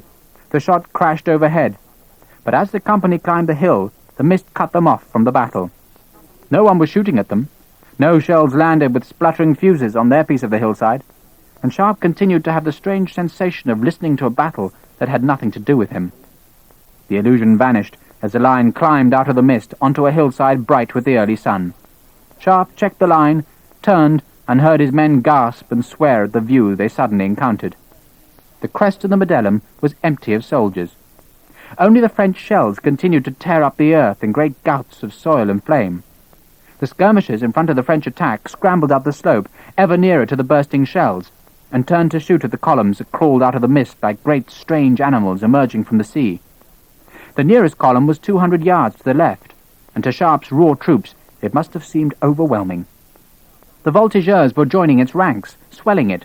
The drummers beat it along with their relentless hypnotic beating, and the deep shouts of Vive l'Empereur punctuated the grinding advance. There were 3 columns climbing the slope. Each, Sharpe guessed, had close to 2,000 men, and over each there hung, glittering in the new sun, 3 gilded eagles reaching for the crest. Sharpe turned his skirmish line to face the column, and then waved the men down. There was little they could do at this range. He decided not to rejoin the battalion. The company would suffer less by staying on the hillside and watching the attack than if they tried to run through the barrage of shells. And as they knelt, watching the huge formation march up the slope, Sharpe saw the men of the King's German Legion join his crude line. They would be privileged spectators on the edge of the French attack. Ensign Denny came and knelt beside Sharpe, and his face betrayed the worry and fear that the drumming, chanting mass engendered. Sharpe looked at him. "What do you think?" "Sir?" "Frightening?" Denny nodded. Sharpe laughed. "Did you ever learn mathematics?" "Yes, sir." "So, add up how many Frenchmen can actually use their muskets." Denny stared at the column, and Sharpe saw realization dawn on his face. The French column was a tried and tested battle winner, but against good troops it was a death trap. Only the front rank and the 2 flank files could actually use their guns, and of the hundreds of men in the nearest column, Only the 60 in the front rank and the men on the ends of the 30 or so other ranks could actually fire at their enemies. The mass of men in the middle were there merely to add weight, to look impressive, cheer, and fill up the gaps left by the dead. The sound of the battle changed abruptly. The shelling stopped. The great marching squares were close to the crest of the Medellin, and the French gunners were afraid of hitting their own men. For a moment there was just the drumming, the sound of thousands of boots hitting the hillside in unison, and suddenly a great cheer as the French infantry thought they had won. It was easy to see why they thought victory was in their grasp. There was no enemy in front of them, just the empty skyline, and the skirmish line had scrambled back over the crest to join their battalions. They had done their job. They had kept the voltigeurs from the British line, and the French cheer died away as the British orders rang out, and suddenly the hilltop was lined too deep with waiting men. It still looked ridiculous. 3 great fists, enormous masses, aimed at a tenuous, too-deep line, but the look was deceptive. Mathematics in this situation was all. The column nearest Sharpe was headed for the 66th and the 3rd. The 2 British battalions were outnumbered 2 to 1, but every redcoat on the crest could fire his musket. Of the hundreds of Frenchmen who climbed in the column, only a few more than 100 could actually fire back, and Sharpe had seen it happen too often to have any doubts about the outcome. He watched the order given, saw the British line appear to take a quarter turn to the right as they brought their muskets to their shoulders, and watched as the French column instinctively checked in the face of so many guns. The drums rattled, the French officers shouted, a kind of low growl came from the columns, swelled to a roar, to a cheer, and the French charged towards the summit. And stopped. The slim steel blades of the British officers swept down, and the relentless volleys began. Nothing could stand in the way of that musket fire. From right to left along the battalions, the platoon volleys flamed and flickered, a rolling fire that never stopped. The machine-like regularity of trained troops pouring 4 shots a minute into the dense mass of Frenchmen. The noise rose to the real crescendo of battle, the awesome sound of the ordered volleys, and mixed with it the curious ringing as the bullets struck French bayonets. Sharpe looked to his left and saw the South Essex watching. They were too far away for their muskets to be of any use, but he was glad that Simmerson's raw troops could see a demonstration of how practiced firepower won battles. The drumming went on, the boys banging their instruments frenetically to force the column up the slope, and, incredibly, the French tried. The instinct of victory was too strong, too ingrained, and as the front ranks were destroyed by the murderous fire, the men behind struggled over the bodies to be thrown backwards in turn by the relentless bullets. They faced an impossible task. The column was stuck, hunched against the storm, soaking up an incredible punishment, but refusing to give in, to accept defeat. Sharpe was amazed, as he had been at Vimero, that troops could take such punishment, but they did, and he watched as the officers tried to organize a new attack. The French, too late, tried to form into line, and he could see the officers waving their swords to lead the rear ranks into the open flanks. Sharpe held his rifle up. "Come on!" His men cheered and followed him across the hillside. There was little danger that the French could form line, but the appearance of a couple of 100 skirmishers on the flank would deter them. The Germans of the Legion went with Sharpe's company, and they all stopped 100 paces from the struggling mass of Frenchmen, and began their own volleys, more ragged than the ordered fire from the crest, but effective enough to repel the Frenchmen who were bravely trying to form a line. The Germans began fixing bayonets. They knew the column could not stand the fire much longer, and Sharpe yelled at his own men to fix blades. The sound of drums faded. One boy gave a further determined rattle with his sticks, but the distinctive rhythm of the charge faded away, and the attack was done. The crest of the hill rippled with light as the 66th fixed bayonets. The volleys died, the British cheered, and the French were finished. Broken and smashed by musket fire, they didn't wait for the bayonet charge. The mass split into small groups of fugitives. The eagles dropped, the blue ranks broke, and ran for the stream. "Forward!" Sharpe, the German officers, and from the ridge the company officers of the 66th shouted as they led the red steel-tipped line down the slope. Sharpe looked for the eagles, but they were far ahead, being carried to safety, and he forgot them and led his men diagonally down the hill to cut off the fleeing groups of Frenchmen. It was a time for prisoners, and as the skirmishers cut into the blue mass, the Frenchmen threw down their guns and held their hands high. One officer refused to surrender and flickered his blade towards Sharpe, but the huge cavalry sword beat it aside, and the man dropped to his knees and held clasped hands towards the rifleman. Sharpe ignored him. He wanted to get to the stream and stop his men pursuing the French onto the far bank, where reserve battalions waited to punish the British victors. The mist had almost cleared. Some Frenchmen stopped at the stream and turned their muskets on the British. A ball plucked at Sharpe's sleeve. Another scorched past his face, but the small group broke and fled as he swept the sword towards them. His boots splashed in the stream. He could hear shots behind him and saw bullets strike the water, but he turned and screamed at his men to stop. He drove them back from the stream, herded them with the prisoners away from the French reserve troops who waited with loaded muskets on the far bank. It was done. The first attack beaten, and the slope of the Medallion was smothered in bodies that lay in a blue smear from the stream almost to the crest they had failed to reach. There would be another attack, but first each side must count the living and collect the dead. Sharpe looked for Harper, and saw thankfully that the sergeant was alive. Lieutenant Knowles was there, grinning broadly, and with his sword still unblooded. "What's the time, Lieutenant?" Knowles tucked the blade under his arm and opened his watch. 5 minutes after 6, sir. Wasn't that incredible?" Sharpe laughed. "Just wait. That was nothing." Harper ran down the slope towards them and held out a bundle in his hands. "Breakfast, sir?" "Not garlic sausage." Harper grinned. "Just for you." Sharpe broke off a length and bit into the pungent, tasty meat. He stretched his arms, felt the tenseness ease in his muscles, and began to feel better. The first round was over, and he looked up the littered slope to the single colour of the battalion. Beneath it was Gibbons, mounted beside his uncle, and Sharpe hoped the lieutenant had watched the skirmishers and was feeling the fear. Harper saw where he was looking, and he saw the expression on his captain's face. The sergeant turned to the men of the company guarding their prisoners and boasting of their exploits. "All right, this isn't the Harvest Bloody Festival. Reload your guns. They'll be back." Chapter 22. The battle had flared briefly, then died into silence, and as the sun climbed higher and the smoke drifted into nothingness, the Portina Valley filled with men, British and French, who came to rescue the wounded and bury the dead. Men who an hour before had struggled desperately to kill each other now chatted and exchanged tobacco for food and wine for brandy. Sharpe took a dozen men down to the stream to find 4 men of the light company who were missing. They had not died in the skirmish. All had been killed as they climbed back up the slope with their prisoners. The French guns had opened fire, but this time with their barrels depressed, and the shells blew apart in the loose ranks of the British trudging up the hill. The men began to run. The French prisoners turned and sprinted for their own lines, but there was no cover from the shelling.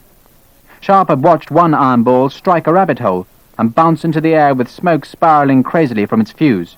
The shell, small enough to pick up with one hand, landed by Gattaca. The rifleman had bent down to pinch out the fuse, but he was too late. It exploded, spitting him with its fractured casing and belching smoke and flame as it hurled his corpse backwards. Sharpe had knelt beside him, but Gattaca was dead. The first of Sharpe's riflemen to die since the fighting in the northern mountains of the last winter. When the guns stopped, they were ordered back to bury the dead quickly, and the men scraped shallow holes in the soft earth beside the stream. The French came as well. For a few minutes the troops avoided each other, but soon someone made a joke, held out a hand, and within minutes the enemies shook hands, tried on each other's shakos, shared the meagre scraps of food, and treated each other like long-lost friends rather than sworn enemies. The valley was littered with the remains of battle, unexploded shells, weapons, looted packs, the usual garbage of defeat. "Sharpe! Captain!" Sharpe turned to see Hogan picking his way through the dead and the wounded. "I've been looking for you." The engineer slid from his horse and looked round. "Are you all right?" "I'm all right." Sharpe accepted Hogan's offered water bottle. "How's Josephina?" Hogan smiled. "She slept." Sharpe looked at the dark rings under the Irishman's eyes. "But you didn't." Hogan shook his head and then indicated the bodies. "One sleepless night isn't much to complain about." "And Josephina?" "I think she's all right. Really, Richard." Hogan shook his head. "She's subdued, unhappy, but what would you expect after last night?" Last night, thought Sharpe. Good God, it was only last night. He turned away and looked at the bloodied water of the Portina stream, and at the Frenchmen on the far bank, who were excavating a wide, shallow hole into which their stripped dead were being thrown. He turned back to Hogan. "What's happening in town?" "In the town? Oh, you worried about her safety?" Sharpe nodded. Hogan took out his snuff box. "Everything's quiet. They rounded up most of the Spanish, and they're back in their lines. There's a guard in the town to stop any more looting. So, she's safe." Hogan looked at Sharpe's red-rimmed eyes, at the deep shadows on the face, and nodded. "She's safe, Richard." Hogan said no more. Sharpe's face scared him. A grim face, he thought, like the face of a desperate adventurer who would risk everything on the single fall of a pair of dice. The two men began walking beside the stream, between the bodies, and Hogan thought of the Prince of Wales dragoon, a captain with a broken arm who had called at the house early in the morning. Josephina had been surprised to see him, but pleased, and told Hogan that she had met the cavalry officer in the town the day before. The dragoon had taken over Hogan's vigil, but this, the engineer thought, was no time to tell Sharpe about Captain Claude Hardy. Hogan had liked the man, had taken immediately to Hardy's laughing description of how he had fallen from his horse, and the Irishman could see how relieved Josephina was to have someone sitting beside her who told her jokes, talked blithely of balls and banquets, hunting and horses, but who shrewdly understood whatever horrors still lurked in her memories of the night before. Hardy was good for Josephina, Hogan knew, but this was not the time to tell that to Sharpe. "Richard." "Yes?" "Have you done anything about—" Hogan broke off. "Gibbons and Berry?" "Yes." Hogan stepped aside and led his horse away from a Frenchman dragging a naked corpse over the grass. Sharpe waited until the man had gone. "Why?" Hogan shrugged. "I was thinking—" He spoke hesitantly. "I was hoping that, after a night to think about it, you'd be careful. It could destroy your career. A duel, a fight. Be careful." Hogan was virtually pleading. Sharpe stopped and turned to him. "I promise you one thing. I'll do nothing to Lieutenant Berry." Hogan thought for a moment. Sharpe's face was unreadable, but finally the Irishman nodded slowly. "I suppose that's a good thing. But you're still determined about Gibbons?" Sharpe smiled. "Lieutenant Gibbons will soon join Lieutenant Berry." He turned away and began walking up the slope. Hogan ran after him. "You mean—" "Yes. Berry's dead. Tell Josephina that, will you?" Hogan felt an immense sadness. Not for Berry, who had probably deserved whatever Sharpe had done to him, but for Sharpe, who saw all of life as one immense battle, and had equipped himself to fight it with an unparalleled ferocity. "Be careful, Richard." "I will. I promise." "When will we see you?" Hogan dreaded that Sharpe would walk into Josephina's room and find Hardy there. "I don't know." Sharpe indicated the waiting French army. "There's a hell of a fight still to come, and I suspect we'll all have to stay on the field till one side goes home. Maybe tonight, probably tomorrow, I don't know." Bugles split the valley, calling the troops back to their positions, and Hogan gathered his reins in his hand. The two men watched as British and French soldiers shook hands and slapped each other's backs before the killing restarted. Hogan heaved himself into the saddle. "I'll tell her about Berry, Richard. Be careful, we don't want to lose you." He put spurs to his horses and cantered beside the stream, back towards Talavera. Sharpe walked up the slope of the Medellin with his men as they counted the spoils they had collected from the dead. He himself had found nothing, but as he walked up the hill, he knew that there would be richer pickings on the field before the sun fell. There was an eagle to be plucked. The morning crept on. The two armies faced each other, the cavalry chafing that there was no broken infantry to slaughter, the artillery piling their ammunition to break the infantry, while the infantry sat on the grass and made up their ammunition and cleaned the locks of their muskets. No one seemed to be in a hurry. The first attack had been repulsed, and now the French were doubly determined to break the small British army in front of them. Through his telescope, Sharpe watched the blue battalions moving sluggishly into place, regiment after regiment, brigade after brigade, until between the Pajar and the Cascajal he could see more than 30 eagles gathering for the attack. Forrest joined him and smiled nervously as he took the proffered telescope. "Are they getting ready, Sharpe?" Forrest scanned the French line. It was obvious what was about to happen. On the Cascajal, the gunners were levering the pieces round so that they could fire at the troops to the right of the South Essex, at the Legion and at the Guards.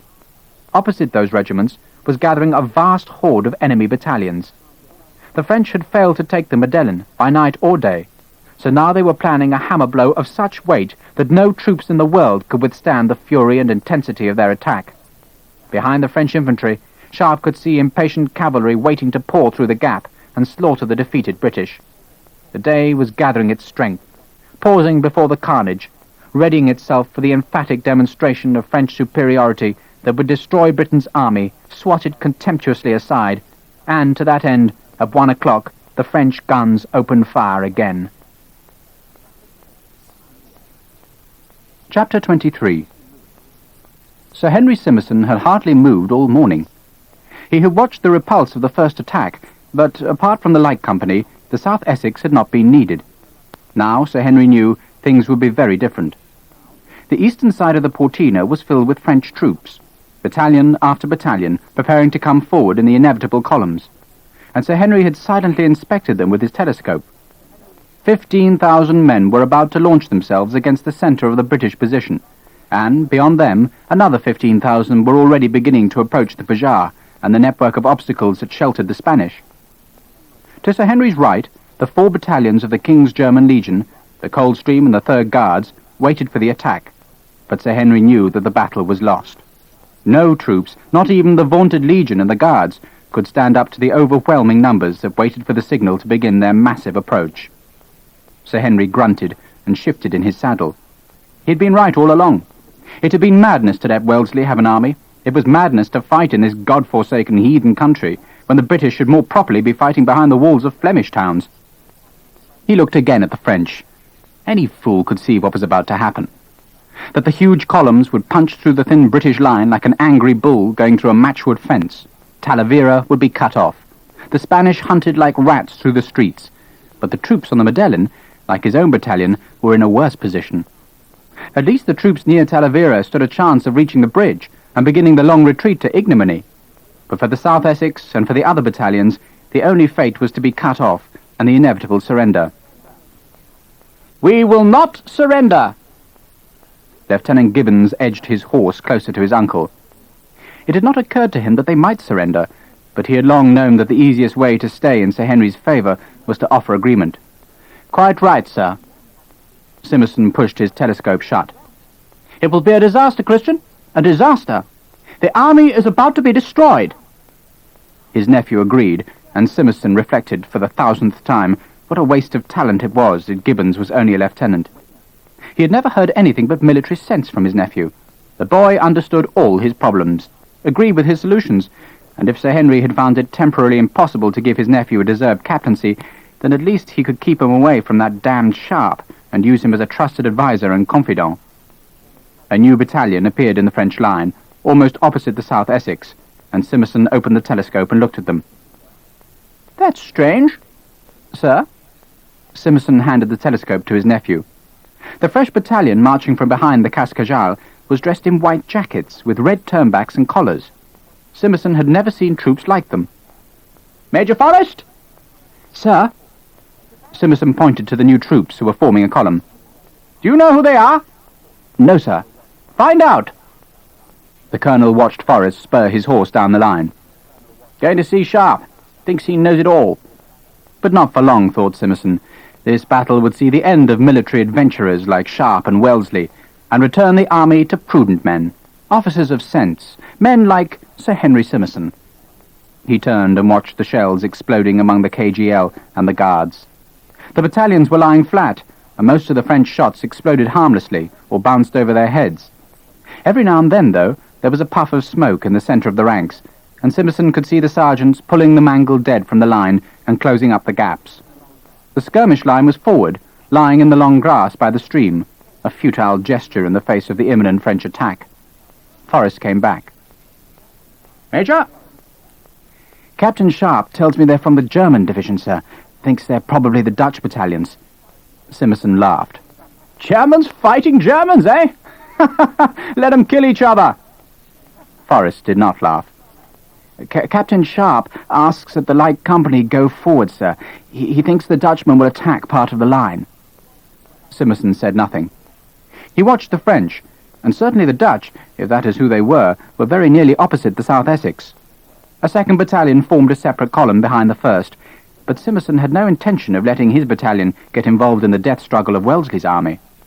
The King's German Legion could fight the Dutchmen of the German division, while Simmerson would at least save one battalion from disaster. "Sir?" Forrest prompted him. Simmerson waved down the interruption. There was an idea in his head, and it was exciting. An idea that stretched into the future. and depended on what he did at this moment, and he watched the beauty of it grow in his mind. The army was doomed, that was certain, and in an hour or so Wellesley's force would be dead, or prisoners. But there was no need for the South Essex to be part of that disaster. If he were to march them now, march them away from the Medellin to a position in the rear, then they would not be encircled by the French. More than that, they would be the rallying point for what fugitives managed to escape the fury of the French. And then he could lead them, the only unit to escape unscathed from the destruction of an army, back to Lisbon and England. Such an action would have to be rewarded, and Simpson imagined himself in the lavish gold lace and cocked hat of a general. He gripped the pommel of his saddle in excitement. It was so obvious. He was not such a fool that he did not realize that the loss of the colour at Val de la Casa was a black mark against him, even though he was satisfied that in his letter he had plausibly and firmly fixed the blame on Sharpe. But if he could salvage even a small part of this army, then Val de la Casa would be forgotten, and the Horse Guards in Whitehall would be forced to recognize his ability and reward his initiative. His confidence soared. For a time he had been unsettled by the hard men who fought this war, but now they had marched the army into a terrible position, and only he, Simpson, had the vision to see what was needed. He straightened in the saddle. "Major! Battalion will about turn, and form column of march on the left." Forrest did not move. The colonel wheeled his horse. "Come on, Forrest, we haven't much time." Forrest was appalled. If he did as Simpson ordered, then the South Essex would hinge back like a swinging gate and leave a gap in the British line through which the French could pour their troops. And the French columns had started their advance. Their voltigeurs were swarming towards the stream. The drums had begun their war rhythm. The shells were falling ever more thickly among the German legion below them. Simpson slapped the rump of Forrest's horse. "Hurry, man! It's our only hope!" The orders were given, and the South Essex began the clumsy wheeling movement that left the flank of the Medellin an open slope to the enemy. Sharpe's company was the pivot of the movement, and the ranks shuffled awkwardly and stared behind them, aghast as the enemy columns began their advance. The skirmish line was already fighting. Sharpe could hear the muskets and rifles, but 300 yards beyond the stream, the Eagles were coming. This attack was not only vaster than the first, but this time the French were sending their field artillery with the columns, and Sharpe could see the horses and guns waiting to begin their journey to the stream. And the South Essex were retreating. Sharpe ran clumsily along the swinging line. "Sir?" Simpson looked down on him. "Captain Sharpe? For God's sake, sir, there's a column aimed for us." He was interrupted by a dragoon lieutenant, one of Hill's staff, who slid his horse to a stop in a spray of earth. Simpson looked to the newcomer.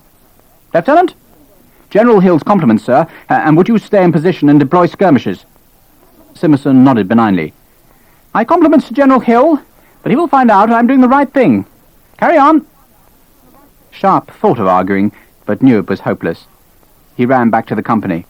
Harper stood behind it, keeping the dressing, and he looked woefully at his captain. "What's happening, sir?" "We're going forward, that's what's happening."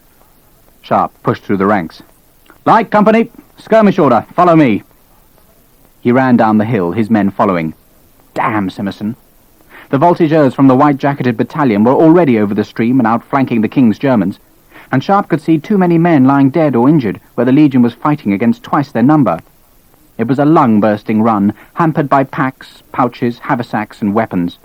But the men forced themselves on towards the Dutchmen who had crossed the stream.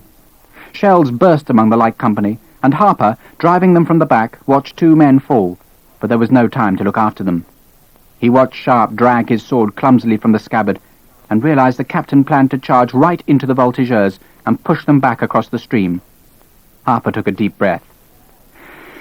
"Bayonets! Bayonets!" The men with muskets had little chance of fixing their bayonets in time, but the riflemen had no need to try. The baker's bayonet was long and equipped with a handle, and Sharpe's riflemen held them like swords. The French saw them coming, turned, and fumbled with their ammunition. A first bullet passed Sharpe, singing in his ear. A second struck the ground and ricocheted up to hit his canteen, and then he was swinging the sword at the nearest man. The rest of the company was stabbing and shouting, and the white-coated voltigeur was scrambling back to the far side of the Portina. "Down! Down! Down!" Sharpe screamed at his men, and pushed 2 of them to the ground. The skirmish line had been restored, but that was a small victory. He ran among his men. "Aim low! Kill the bastards!" The Dutch skirmishers reformed and started sniping across the stream. Sharpe ignored them and kept running until he found a captain of the King's German Legion whose company had suffered because Simmerson refused to send out his light company. "I'm sorry." The captain waved down Sharpe's apology. "You're welcome. We are fighting the German division now." The captain laughed. "They are good soldiers, but we are better. Enjoy yourself." Sharpe went back to his company. The enemy were 50 yards away across the stream, and Sharpe's riflemen were asserting their superiority thanks to the 7 spiralling grooves in the barrels of their weapons. The voltigeurs were edging backwards, and Sharpe's redcoats of the South Essex crept nearer to the stream to improve their aim. He watched them proudly, helping each other, pointing out targets, firing coolly, and remembering the lessons he had pounded into them during the advance to Talavera. Ensign Denny was standing up, shouting shrill encouragement, and Sharpe pushed him to the ground. "Don't make yourself a target, Mr. Denny. They like to kill promising young officers." Denny beamed from ear to ear at the compliment. "But what about you, sir? Why don't you get down?" "I will. Remember to keep moving." Harper was kneeling by Hagman, loading for him, and picking out ripe targets for the old poacher. Sharpe gave them his own rifle and left them to pick off the enemy officers. Knowles was sensibly watching the open end of the line, directing the fire of half a dozen men to stop the white coats outflanking the South Essex, and Sharpe was not needed there. He grinned. The company was doing well. It was fighting like a veteran unit, and already there were a dozen bodies on the far side of the stream. There were 2 dressed in red on their own side, but the South Essex, perhaps due to the ferocity of their charge, held the initiative, and the Dutchmen did not want to risk coming too close to the British skirmish line. But beyond the voltigeurs, coming steadily, was the first column, the right-hand column of a series that filled the plain between the Cascajal and the town. The attack was only minutes away, and when it came, Sharpe knew, the skirmish line would be thrown back. The whole horizon was hidden by the clouds of dust thrown up by the thousands of French infantry. Their drumming and cheering rivaled the sound of the guns and exploding shells, and in the background was the sinister noise of the jangling chains which were part of the artillery harness. Sharpe had never seen an attack on this scale. The columns covered half a mile in the width of their attack, and behind them, hardly seen in the dust and smoke, was a second line, equally strong, that the French would throw in if the British checked the first battalions. Sharpe looked behind. Simmerson had swung the battalion, and it was marching away from the great gap he'd created in the line. Sharpe could see a horseman riding recklessly towards the single colour, and he guessed that Hill, or even Wellesley, was dealing furiously with Simmerson. But for the moment the gap existed, and the white-coated Dutchmen were marching straight for it. He joined Harper. There were only seconds before the column would force them back, and he stared at its slow advance and at the eagle which flashed tantalizingly from its centre. Beside it rode a horseman with a fringed and cockaded hat, and Sharpe tapped Hagman on the shoulder. "Sir?" The Cheshireman gave a toothless grin. Sharpe shouted over the drumbeats and the crackle of musketry. "See that man with the fancy hat?" Hagman looked. 200 yards! He took his own rifle and aimed carefully, ignoring the buzzing of the enemy bullets around them, let his breath out halfway, and squeezed the trigger. The rifle slammed back into his shoulder. There was a billow of smoke, but Sharpe leapt to one side and saw the enemy colonel fall into the mass of the column. He slapped Hagman on the back. "Well done!" He walked to the other rifleman. "Aim at the artillery! The guns!" He was frightened of the horse artillery that the French were bringing with the columns. If the gunners were allowed to get close enough and load with canister or grape shot, they would blast great holes in the British line and give to the French columns the firepower that was normally denied to them by their packed formation. He watched his riflemen as they aimed at the horses and at the gunners riding on the French 4-pounders. If anything could stop the artillery, it would be the long-range accuracy of the Baker rifle. But there was so little time before the column would force them back, and the skirmish would become an affair of running and firing, and all the time getting closer and closer to the huge space that Simmerson had created in the British defence. He ran back to Harper at the centre of the line and retrieved his rifle. As the column was drummed closer, the enemy voltigeurs were plucking up courage and making short dashes towards the stream in an attempt to force the British skirmish line back. Sharpe could see half a dozen of his men lying dead or badly wounded, one of them in a green jacket, and he pointed at the man and raised his eyebrows to Harper. "Pendleton, sir. Dead." Poor Pendleton. Only 17, and so many pockets left to pick. The voltigeurs were firing faster, not bothering to aim, just concentrating on saturating their enemy with musket fire, and Sharpe saw another man go down, Jedediah Horrell, whose new boots had given him blisters. It was time to retreat, and Sharpe blew his whistle twice and watched as his men squeezed off a last shot before running a few paces back, kneeling and loading again. He rammed a bullet into his rifle and slid the steel ramrod back into the slit stock. He looked for a target and found him in a man wearing the single stripe of a French sergeant who was counting off voltigeurs for the rush that would take them over the stream. Sharpe put the rifle to his shoulder, felt the satisfying click as the flat ring-neck cock rode back on the mainspring, and pulled the trigger. The sergeant spun round, hit in the shoulder, and turned to see who had fired. Harper grabbed Sharpe's arm. "That was a terrible shot. Now let's get the hell out of here. They'll want revenge for that." Sharpe grinned and sprinted back with the sergeant towards the new skirmish line that was 70 paces behind the stream. The air was full of the boom-boom, boom-boom, boom-a-boom, boom-a-boom, boom-boom, vive l'Empereur!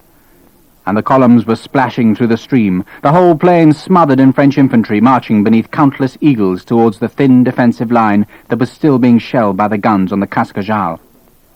The British guns had a target they could not miss, and Sharpe watched as time and time again the solid shot lanced into the columns, crushing men by the dozen.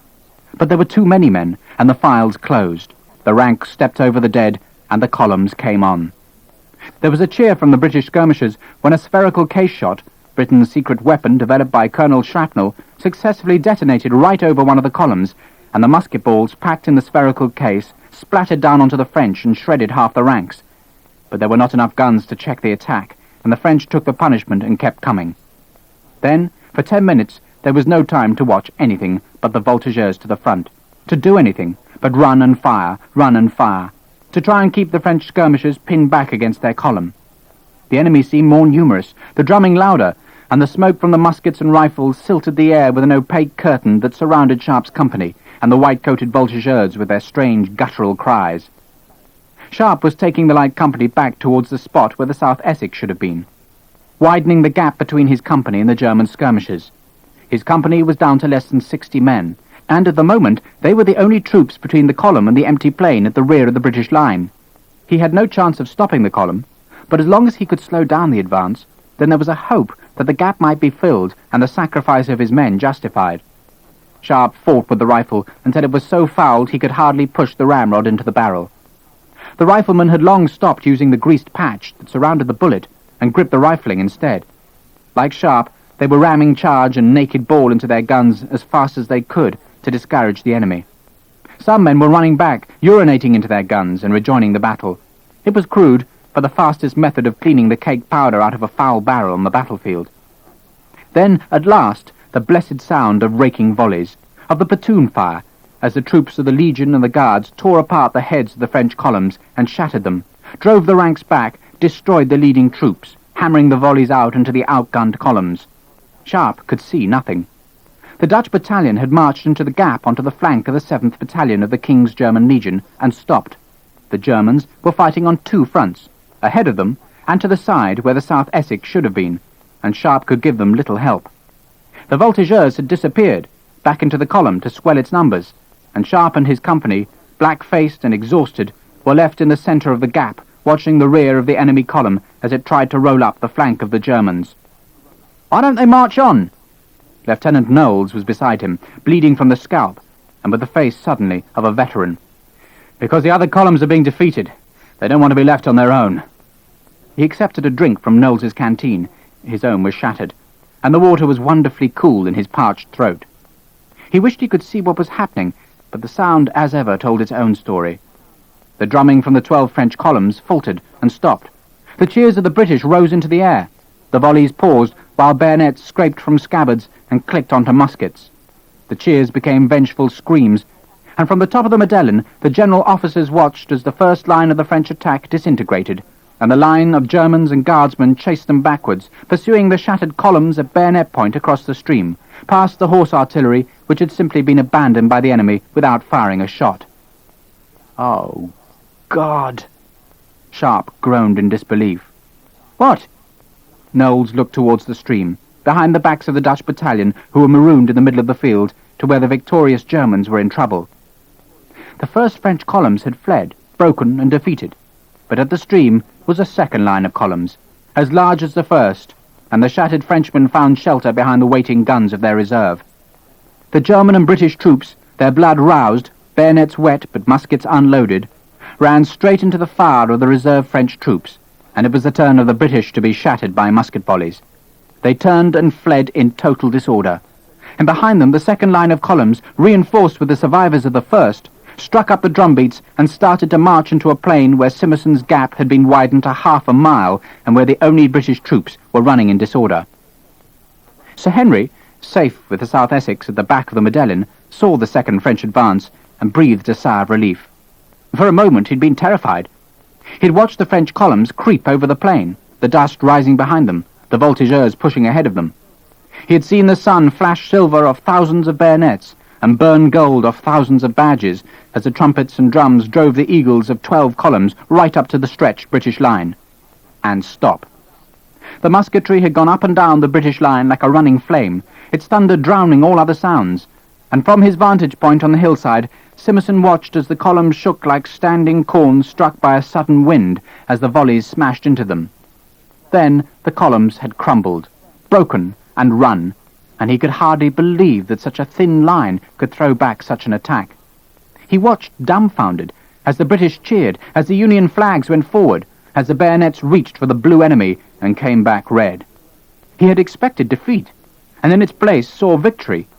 He had expected the French to carve their way through the British line as though it didn't exist, and instead the British were driving twice their number in bloody chaos before them, and with them went his dreams and hopes. Except the British went too far. The new French columns opened their fire. The Germans and the Guards were split apart and broken, and a new French attack, even bigger than the first, was driving its way forward from the stream. The cheers of the British had gone, the drums were back, and the Union flags were falling back in chaos before the triumphant eagles. He had been right after all. He turned to point out his perspicacity to Christian Gibbons, but instead of his nephew, he found himself looking into the eyes of a strange lieutenant colonel, or not so strange. He had an idea that he had seen the man before, but could not place him. He was about to ask the man what he wanted, but the strange, elegant lieutenant colonel spoke first. "You are relieved, Sir Henry. The battalion is mine." "What?" The man did not wait to argue. He turned to a smiling Forrest and rapped out a stream of orders. The battalion was halting, turning, heading back for the battle. Simmerson rode up behind the man and shouted a protest, but the lieutenant colonel wheeled on him with a drawn sword and bared teeth, and Sir Henry decided that this was no place for an argument, and reined in his horse instead. The new man then looked at Gibbons. "Who are you, Lieutenant?" "Gibbons, sir." "Ah, yes, I remember. Of the Light Company?" "Yes, sir." Gibbons flashed a frantic look at his uncle, but Simmerson was staring at the advancing French. The new colonel hit Gibbons's horse with the flat of his sword. "Then join the Light Company, Mr. Gibbons. Hurry! They need help. Even yours." The French advanced across a plain that was dotted with bodies, hung about by smoke, but tantalizingly empty of troops. Sir Henry sat his horse and watched the South Essex march towards the battle, saw another battalion, the 48th, hurrying into the path of the enemy, and from the far side of the gaping hole other British battalions marched desperately to make a thin screen in front of the massing eagles. Staff officers kicked up dust as they galloped down the slope. The long 6-pounders reared back on their trails as they pounded the enemy. British cavalry hovered menacingly to stop the enemy's horsemen trying to exploit the shattered British battalions. The battle was still not lost. Sir Henry looked round the hilltop and felt terribly alone. End of side 15.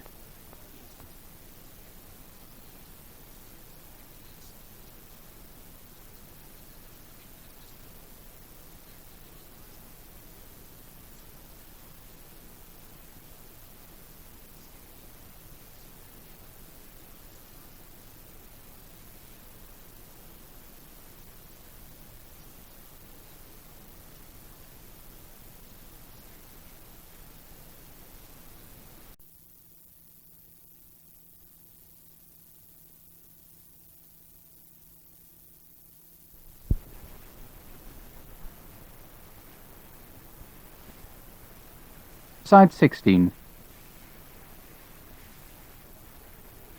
Chapter 24. Sharpe's view of the battle was blocked by the battalion of Dutch troops, and by the smoke which drifted like strange fog patches in the burning Spanish heat. With the retreat of the first line of French columns, the Dutchmen had become a target for the British guns, and, sensibly enough, the white-coated troops had deployed from column into line. They now stood like a dirty white wall at right angles to the stream, and faced the fleeing remnants of the King's German Legion who ran across their front. Sharpe could see the Dutchmen ramming and firing their muskets at the broken battalions, but they made no move to advance and finish off the survivors, and Sharpe guessed that, with their colonels shot by Hagman, the battalion was uncertain what to do, and was waiting for the second French attack to catch up with them. "Sir! Sir!" Ensign Denny tugged Sharpe's jacket and pointed. Through the hanging smoke from the Medellin guns, Sharpe saw a British battalion marching down the hill. "It's ours, sir! Ours!" Denny was excited, jumping up and down as the single standard cleaved the smoke and came into full sight on the hillside. They were still a quarter of a mile away, and behind them, dimly glimpsed through the smoke, Sharpe could see another battalion marching for the gap to put itself in front of this second, larger French attack. He could hear the drums again, as persistent as ever, and he sensed that the crisis of the battle was coming, and, as if in confirmation, the French guns started again, and from their searing hot barrels threw shell after shell into the British battalions that were racing to form a new line to meet the next attack. Victory was so close for the French. They had only to break through the scratch defence that was scrappily forming, and the day was theirs. Sharpe's men were forgotten. They were a small band in the bottom of a shallow valley on the edge of a great fight. Battalions had been broken on both sides. There were hundreds of dead. The brook was running with blood. And now, in the smoke and noise, thousands of Frenchmen marched at the splintered British line. At any moment, the attack would strike stunningly home, and the British reserves would crumble or hold. And Sharpe stood, sword in hand, uncertain what to do. Harper tapped his arm and pointed to a horseman who was coming slowly towards them from the Medellin. "Lieutenant Gibbons, sir." Sharpe turned back to the fight. Presumably Gibbons was coming with orders from Simmerson, but Sharpe had no confidence in the colonel and was not particularly interested in whatever message Gibbons was bringing. The South Essex was still some moments away from opening fire on the white-coated battalion in front, and when they did, Sharpe knew the Dutchmen would turn on their attackers, and he had no trust in Simmerson's ability to fight the battalion. It was best to ignore the South Essex. The Dutchmen were covered in smoke. As the fighting grew to a new intensity, the powder smoke thickened into a dirty white cloud that hid everything, and the far sounds of cavalry trumpets took on a sinister threat. Sharpe relaxed. There were no decisions to make. The battle was being decided by thousands of men beyond the Dutch musket smoke, and the South Essex Light Company had done its duty. He turned to Harper and smiled. "Can you see what I see?" Harper grinned, his white teeth brilliant against his powder-blackened face. "It's very tempting, sir. I was thinking of it myself." 200 yards away, in the centre of the Dutch line, was an eagle. It flashed gold in the light, its outstretched wings shadowing the pole on which it was mounted. Harper stared at the backs of the Dutch infantry, who fired at an unseen target in the smoke beyond. "It would make a great story, so it would." Sharpe plucked a blade of grass and chewed it, then spat it out. "I can't order you to come." The sergeant smiled again, a big, happy smile on a craggy face. "I've nothing better to do. It'll take more than the two of us." Sharpe nodded and grinned. "Perhaps Lieutenant Gibbons might lend a hand." Harper turned and stared at Gibbons, who now hovered 50 yards behind the company. "What does he want?" "God knows. Forget him." Sharpe walked in front of his men and looked at them. They squatted on the grass, their faces filthy, their eyes red and sunken from the powder smoke and the strain of battle. They'd done more than well. They looked at him expectantly. "You've done well. You were good, and I'm proud of you." They grinned, embarrassed at the praise, pleased by it. "I'm not asking a thing more of you.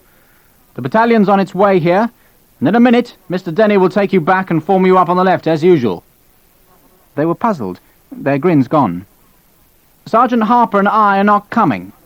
We think it's bad that our battalion only has one colour, so we're going to fetch another one. That one." He pointed at the eagle and saw the men look past him. One or two grinned. Most looked appalled. "We're going now.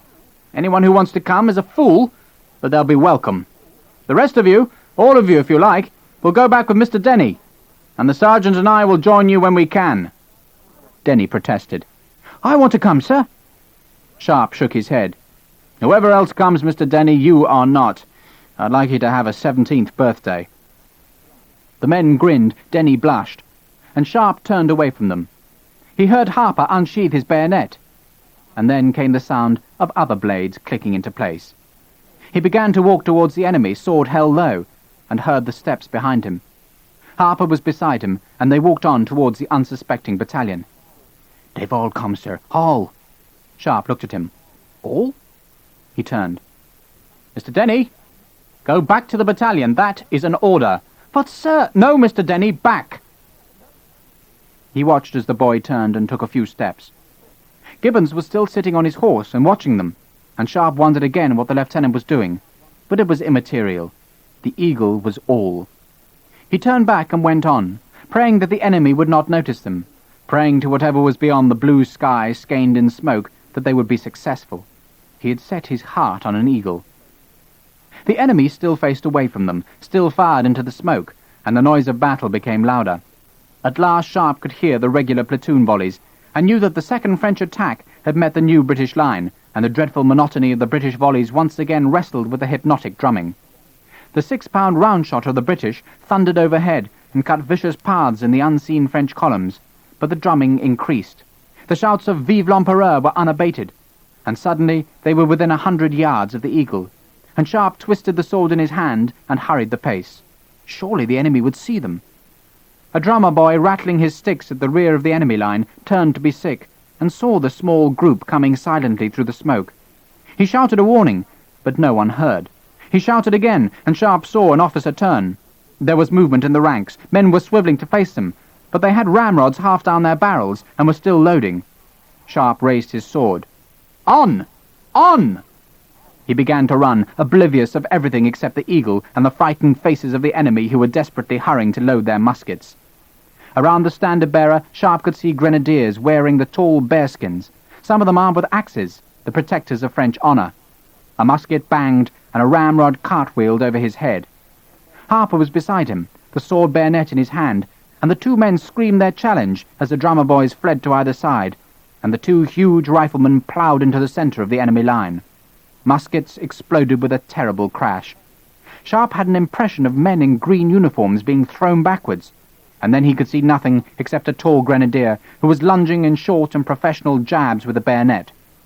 Sharpe twisted to one side, let the blade slide past him, grabbed the muzzle of the musket with his left hand, and pulled the grenadier onto his levelled sword blade. Someone cut at him from the left, a swinging downstroke with a club musket, and he turned so that it thudded viciously into his pack to throw him forward onto the body of the grenadier, whose hands were clutching the blade embedded in his stomach. A gun deafened him, one of his own rifles, and suddenly he was clear and dragging the blade from the heavy corpse and screaming murder at the men who guarded the eagle. Harper had cut his way, like Sharpe, through the first rank, but his sword bayonet was too short, and the Irishman was being driven back by two men with bayonets, and Sharpe crushed them to one side with his sword, slicing a vast splinter from the nearest musket, and Harper leapt into the gap, cutting left and right as Sharpe struggled alongside. More muskets, more screams. The whitejackets were clawing at them, surrounding them, reloading to blast the tiny band with musket fire that would crush them unmercifully. The eagle was retreating, away from them, but there was nowhere for the standard-bearer to go, except towards the musket fire of an unseen British battalion that was somewhere in the smoke that poured from the crash of column onto line. An axeman came at Sharpe. He was a huge man, as big as Harper, and he smiled as he hefted the huge blade, and then swung it powerfully down in a blow that would have severed the head of an ox. Sharpe wrenched himself out of the way, felt the wind of the blade, and saw the axe thud into the blood-wet ground. He stabbed the sword down into the man's neck, knew he'd killed him, and watched as Harper plucked the axe from the earth and threw away his bayonet. The Irishman was screaming in the language of his ancestors, his wild blood surging, the axe searing in a circle so wildly that even Sharpe had to duck out of the way as Patrick Harper went on, lips wrenched back in the blackened face, his shako gone, his long hair matted with powder, the great silver blade singing in his hands, and the old language carving a path through the enemy. The standard-bearer jumped out of the ranks to carry the precious eagle down the battalion to safety, but there was a crack. The man fell, and Sharpe heard Hagman's customary, "Got him." Then there was a new sound, more volleys, and the Dutch battalion shook like a wounded animal as the South Essex arrived on their flank and began to pour in their volleys. Sharpe was faced by a crazed officer who swung at him with a sword, missed, and screamed in panic as Sharpe lunged with the point. A man in white ran out of the ranks to pick up the fallen eagle, but Sharpe was through the line as well, and he kicked the man in the ribs, bent and plucked the staff from the ground. There was a formless scream from the enemy. Men lunged at him with bayonets, and he felt a blow on the thigh, but Harper was there with the axe, and so was Denny with his ridiculously slim sword. Denny. Sharpe pushed the boy down, swung the sword to protect him, but a bayonet was in the ensign's chest, and even as Sharpe smashed the sword down on the man's head, he felt Denny shudder and collapse.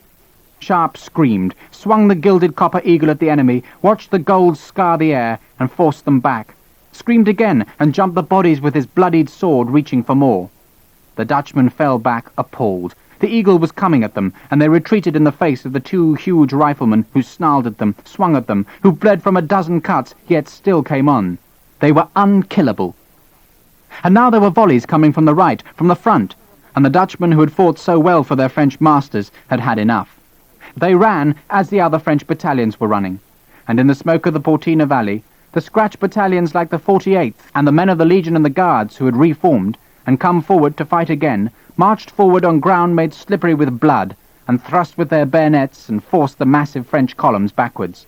The enemy went, away from the dripping steel, backwards, in a scene that was like the most lurid imaginings of hell. Sharpe had never seen so many bodies, so much blood spilt on a field. Even at Assay, which he had thought unrivalled in horror, there had not been this much blood. From the Medellin, through the smoke, Sir Henry watched the whole French army go backwards, blasted once more by British muskets, shattered and bleeding, a quarter of their number gone. Defeated, broken by the line, by the musket that could be fired 5 times a minute on a good day, and by men who were not frightened by drums. And in his head, Sir Henry composed a letter that would explain how his withdrawing the South Essex from the line was the key move that brought victory. Had he not always said that the British would win? Chapter 25. It was still not over, but very nearly so. As the British troops in the centre of the field sank in exhausted lines by the edge of the discoloured Portina stream, they heard flurries of firing and the shrill tones of cavalry trumpets from the ground north of the Medellin. But nothing much happened. The 23rd Light Dragoons made a suicidal charge. The British 6-pounders ground 12 French battalion squares into horror, and then the French gave up. Silence fell on the field. The French were done, defeated, and the British had the victory and the field, and with it the dead and wounded. There were more than 13,000 casualties, but no one knew that yet. They didn't know that the French would not attack again, that King Joseph Bonaparte and the 2 French marshals would ride away eastward through the night, so the exhausted and blackened victors stayed in the field. The wounded cried for water, for their mothers, for a bullet, for anything other than the pain and the helplessness in the heat. And the horror was not done with them. The sun had burned relentlessly for days. The grass on the Medellin and in the valley was tinder dry, and from somewhere a flame began that rippled and spread and flared through the grass and burned wounded and dead alike. The smell of roasting flesh spread and hung like the lingering palls of smoke. The victors tried to move the wounded, but it was too much, too soon, and the flames spread, and the rescuers cursed and dropped beside the foul Portina stream and slaked their thirst in its bloodied water. Vultures circled the northern hills. The sun dropped red and slanted shadows on the burning field, on the men who struggled to escape the flames, and on the blackened troops who stirred themselves to loot the dead and move the wounded. Sharpe and Harper wandered their own course, 2 men in the curtains of smoke and burning grass, both bleeding, but with their faces creased in private mirth. Sharpe held the eagle. It was not much to look at, a light blue pole 8 feet long, and on its top the gilded bird with wings outspread, and in its left raised claw a thunderbolt it was about to launch at the enemies of France. There was no flag attached. Like so many other French battalions, the previous owners had left their colour at the depot and just carried Napoleon's gift to the war. It was less than 2 hands' breadth across and the same in height, but it was an eagle, and it was theirs. The light company had watched them go.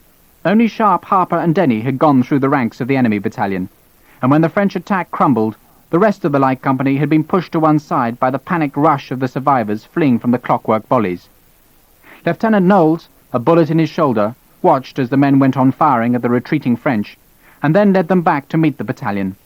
He knew Sharpe and Harper were somewhere in the smoke, and they would turn up, with or without the Eagle.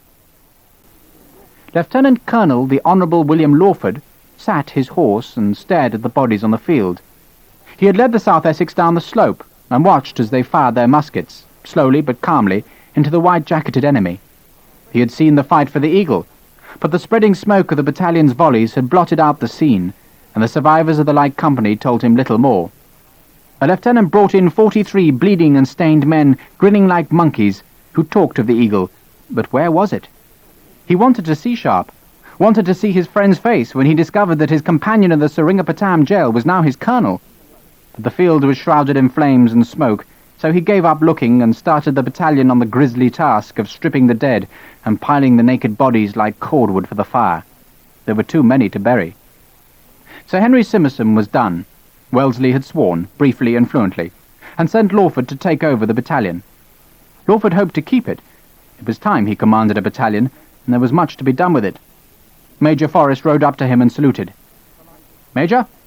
"Except for the light company, sir, we've lost very few." "How many?" Lawford watched as Forrest fetched a piece of paper from his pouch.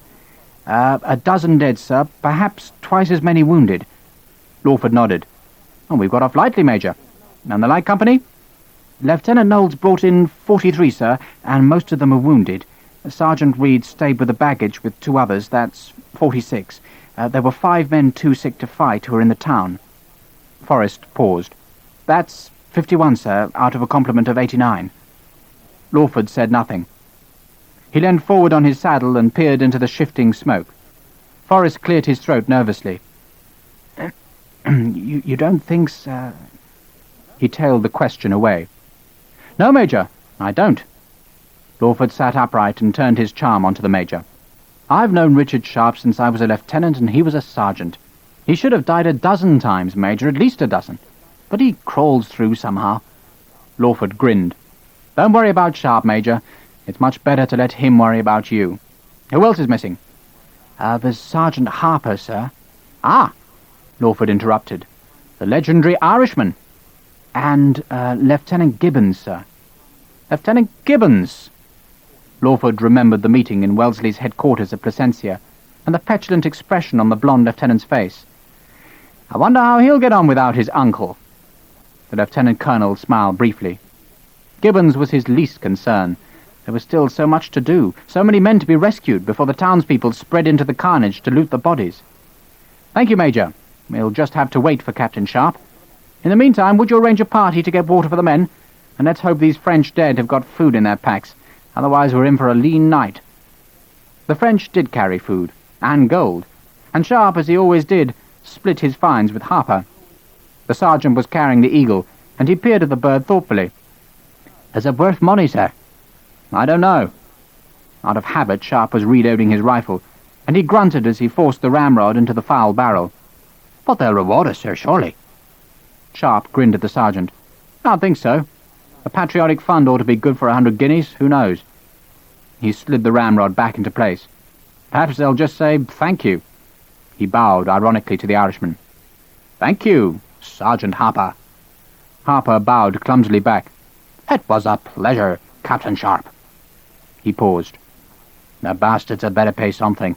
I can't wait to see Simmerson's face when you give him this." Sharpe laughed. He was looking forward to that moment. He took the Eagle from Harper. "Come on, we'd better find them." Harper touched Sharpe's shoulder and froze, staring into the smoke above the stream. Sharpe could see nothing. "What is it?" "Don't you see it, sir?" Harper's voice was hushed, excited. "There, damn it, it's gone." "What, for God's sake, what?" Harper turned to him.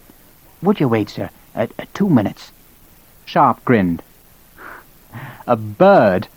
"Aye, the magpie with a blue tail. It went over the stream and it can't be far." Harper's face was lit up, the battle suddenly forgotten. The capture of the Eagle, a small thing against the spotting of the rare bird he had yearned so long to see. Sharpe laughed. "Go on, I'll wait here."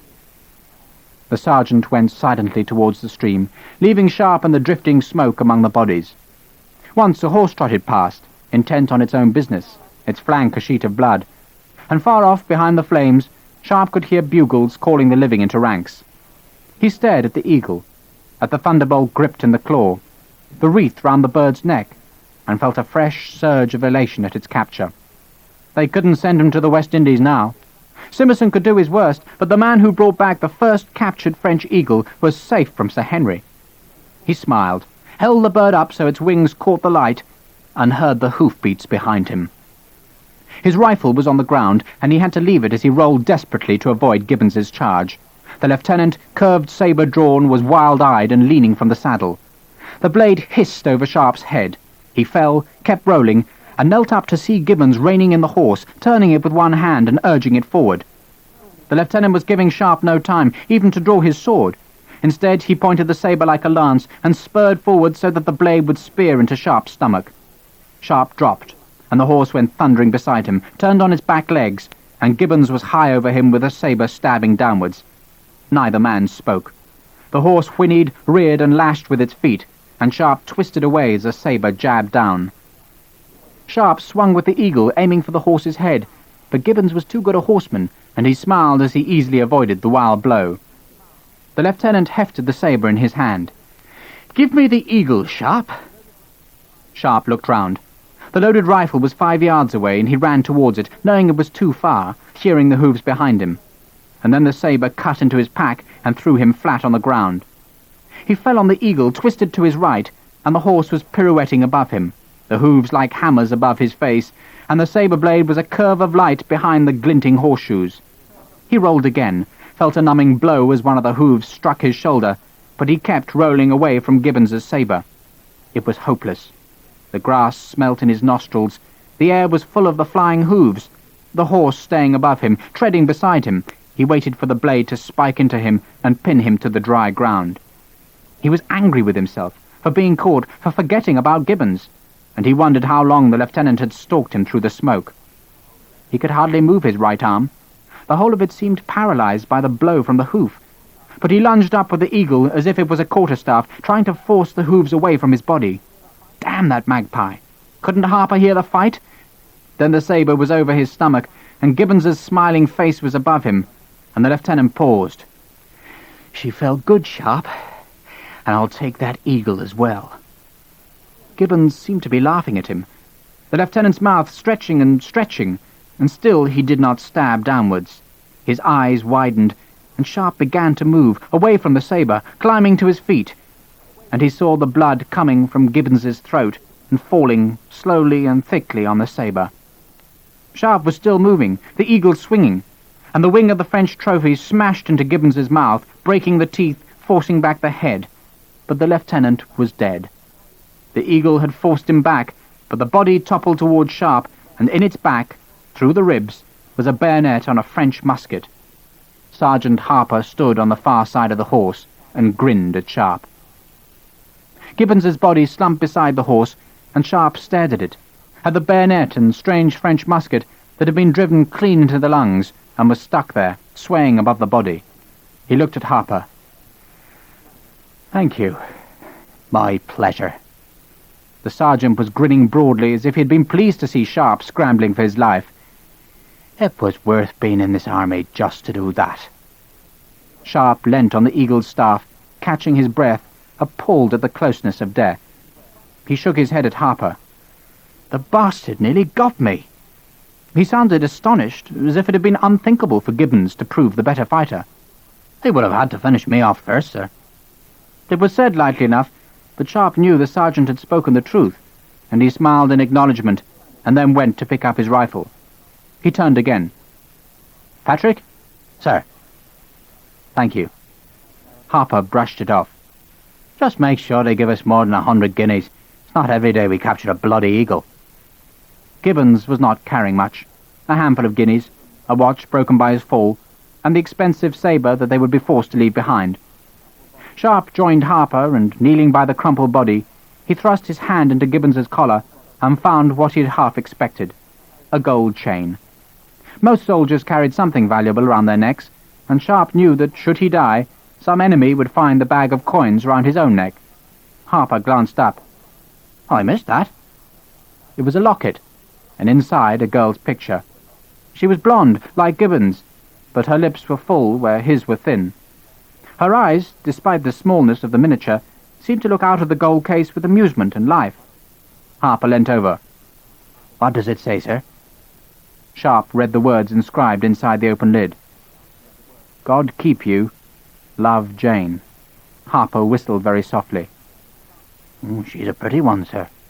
Sharpe took the locket and pushed it into his cartridge pouch, and then glanced once more at the dead man with the blood glistening on his thin face. Did she know what kind of man her brother was? "Come on, Sergeant." They walked over the grass, stamping through the flames, until they saw the solitary yellow colour of the South Essex. Lieutenant Knowles saw them first, shouted, and suddenly the light company were round them, slapping their backs, speaking words they couldn't hear, and pushing them towards the group of horsemen by the colour. Sharpe looked past a beaming forest to see Lawford. "Sir!" Lawford laughed at Sharpe's surprise. "I understand you have the honour to command my light company." "Yours?" Lawford raised his eyebrows. He was exquisite with silver lace. "Do you disapprove, Captain Sharpe?" Sharpe grinned and shook his head. "Sir Henry?" Lawford shrugged his elegant shoulders. "Shall we just say that Sir Henry suddenly felt a burning desire to return to the good burghers of Pagglesham?" Sharpe wanted to laugh. He had kept the promise to Lennox, but he knew the real reason he had hacked his way to the French Eagle was to save his own career. And had it all been unnecessary?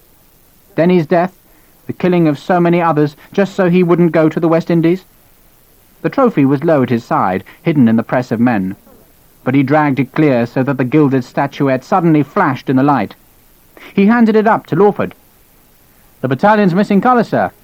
It was the best Sergeant Harper and I could do. Lawford stared at the two men, at the tiredness beneath the powder stains, at the lines on their faces grooved with blood from scalp wounds, and at the black patches where bayonets had sprung blood into their green jackets. He took the eagle, disbelieving, knowing it was the one thing that would restore the battalion's pride, and hoisted it high into the air. The South Essex, so long scorned by the army, saw it and cheered, slapped each other's backs, hoisted their muskets triumphantly into the air, and cheered until other battalions stopped to see what the noise was about. Above them, on the Medellin, General Hill heard the excitement, and trained a telescope onto the battalion that had so nearly lost the battle.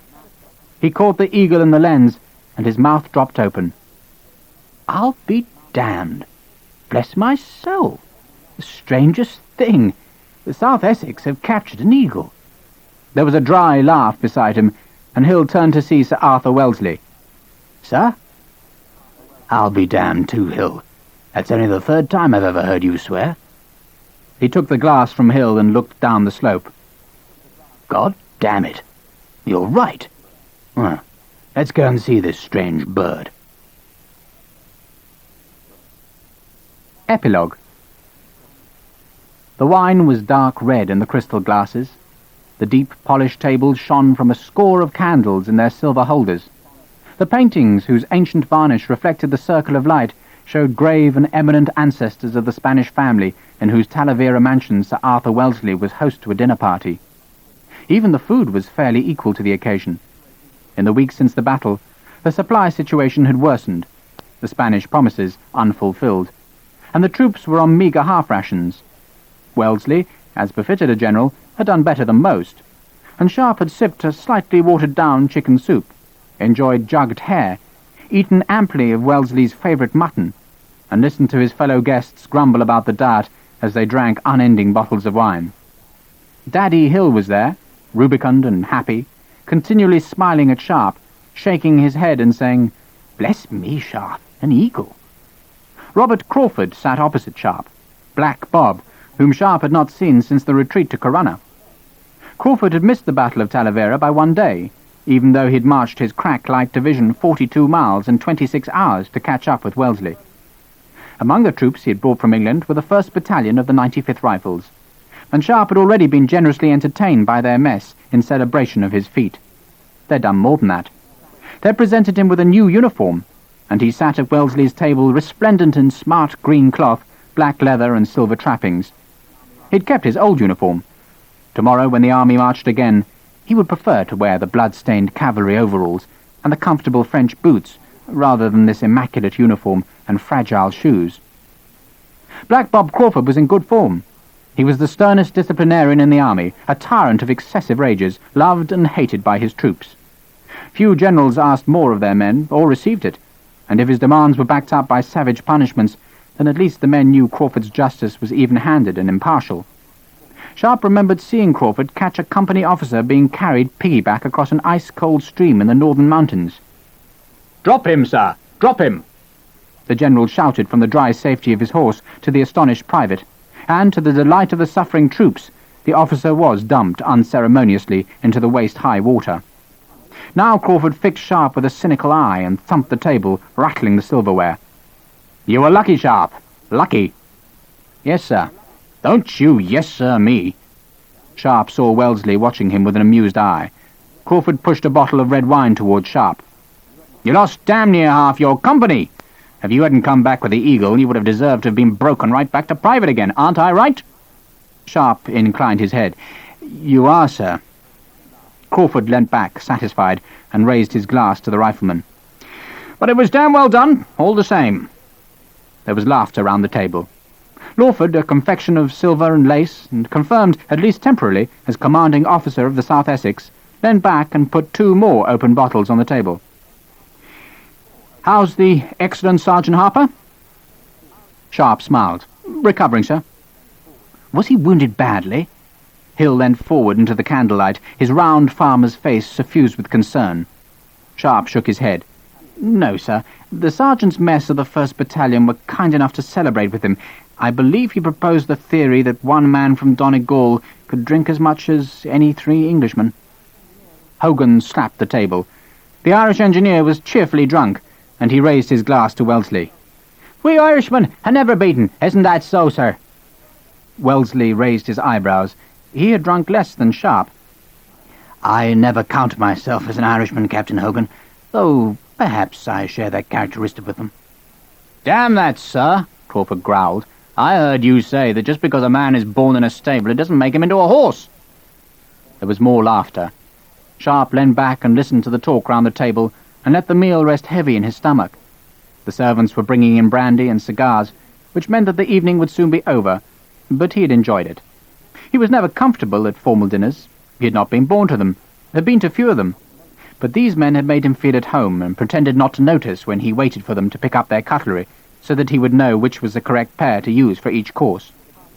He had told once more the story of how he and Patrick Harper had hacked their way through the enemy line, of the death of Denny, and how they had been swept along with the fugitives before hacking their way clear with sword and axe. He sipped his wine, wriggled his toes in the new shoes, and reflected again on his fortune. He remembered his despondency before the battle, a feeling that the promises could not be kept, yet it had all happened. Perhaps he really was lucky, as his men said, but he wished he knew how to preserve that luck. He remembered Gibbon's falling body, the bayonet deep in his back, and the sight of Harper back from his bird-watching just in time to stop the sabre stabbing down into Sharpe. The next day all traces of the crime had been burnt away.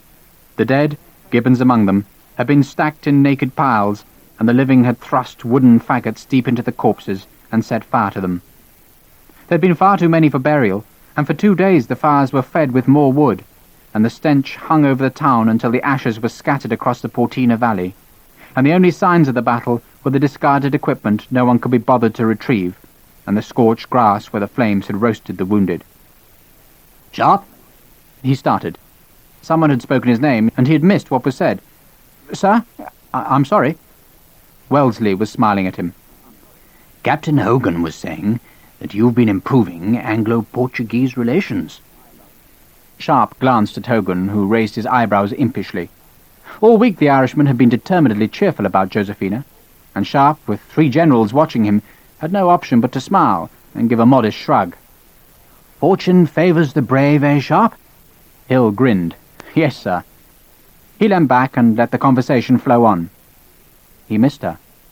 It was only just over 2 weeks since the night he had followed her from the inn courtyard into the darkness by the stream, and since then he had spent only 5 nights with her, and now there would be no more. He had known as soon as he had reached Talavera, on the morning after the battle, and she had kissed him and smiled at him, while in the background Agostino packed the leather saddlebags and folded up the dresses he had not had time to see her wear. She had walked with him through the town, clinging onto his elbow, looking up into his face as though she were a child. "It would never have lasted, Richard."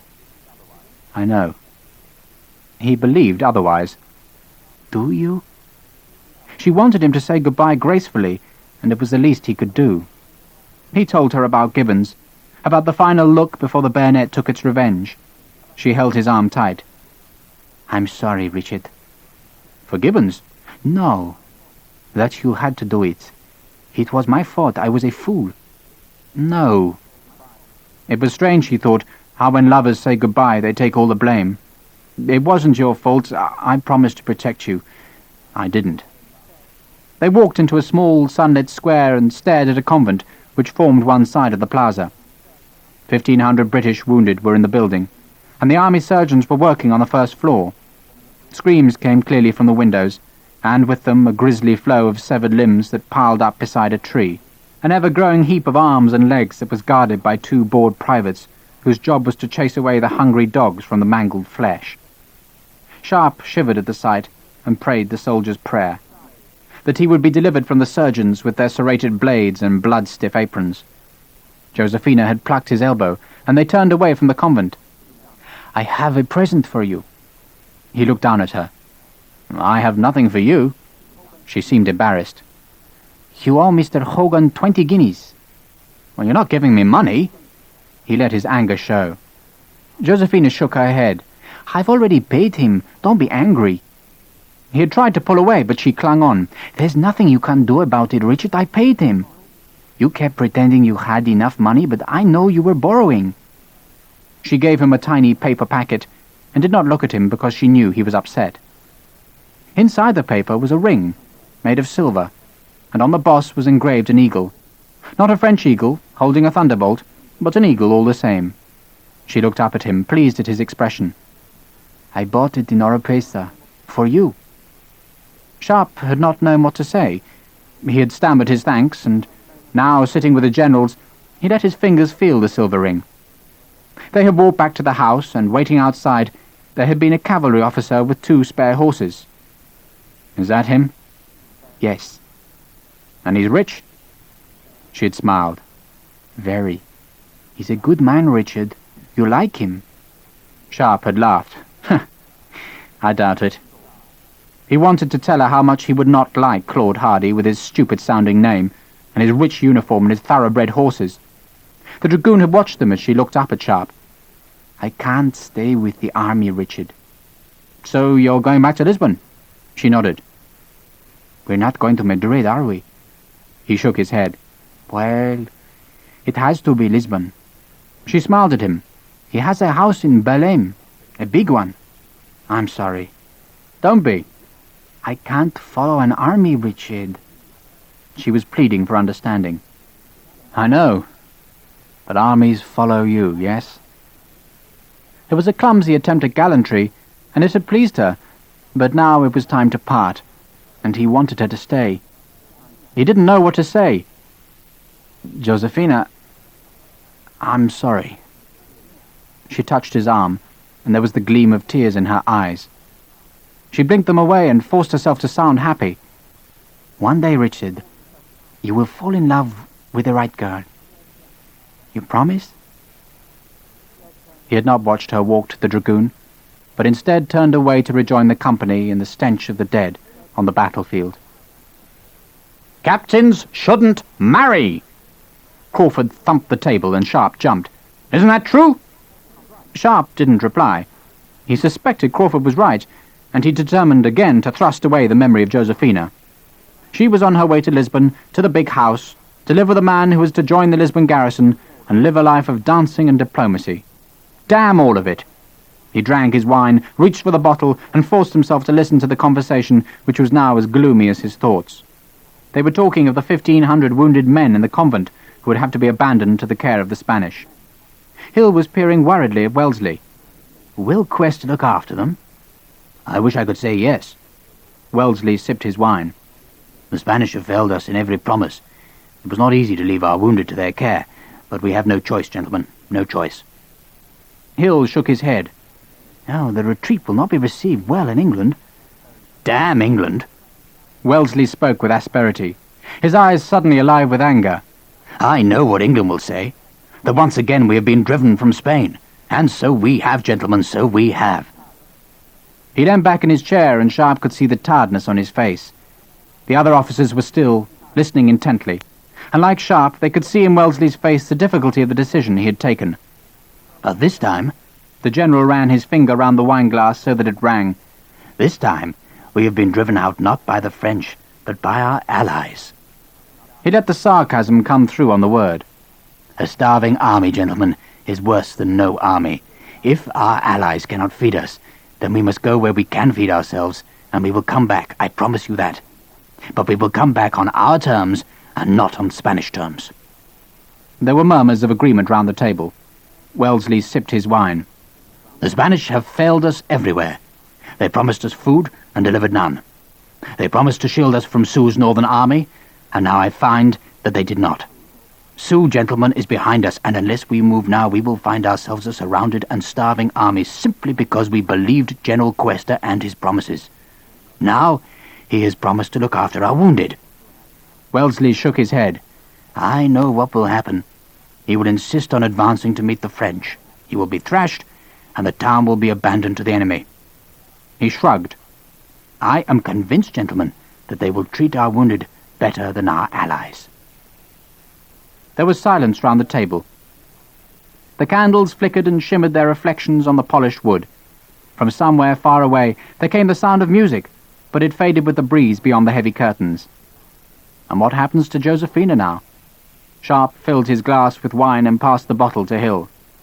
If Wellesley was right, and he was, then in a matter of days the French would be masters of Talavera, and the British army would be well on its way back to Portugal, and probably to Lisbon. Sharpe knew that he wanted her still, and wondered what would happen if the swirling currents of war brought them together again. A knock on the door interrupted his thoughts, and he watched as a staff captain entered and gave Wellesley a sealed paper.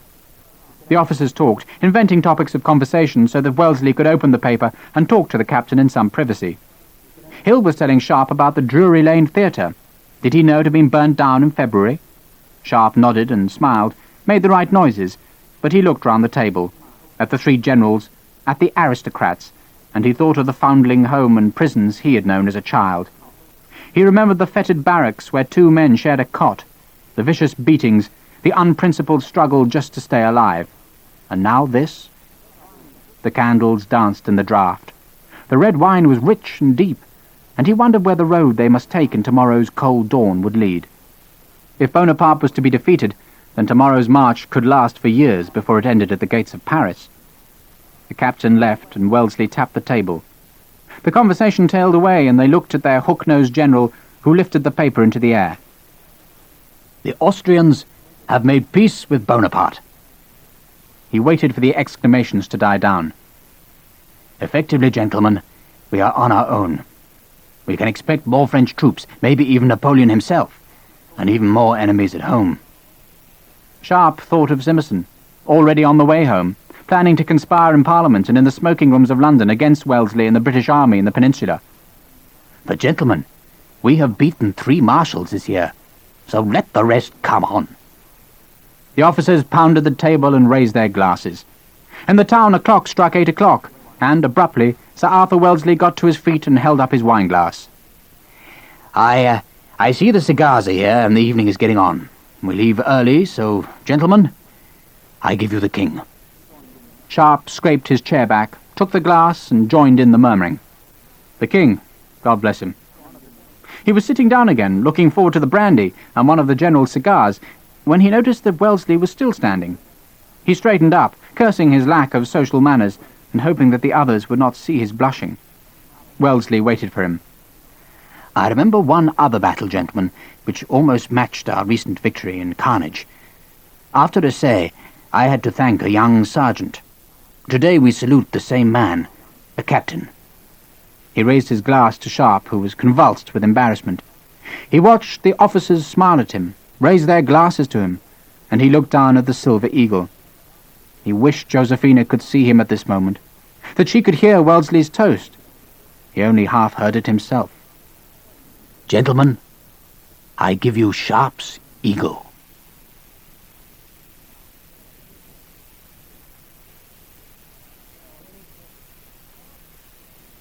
That was Sharpe's Eagle by Bernard Cornwell. Read by William Gamanara. We do hope you've enjoyed this Chivers audiobook, and if you'd like to listen to further titles, please contact your local library.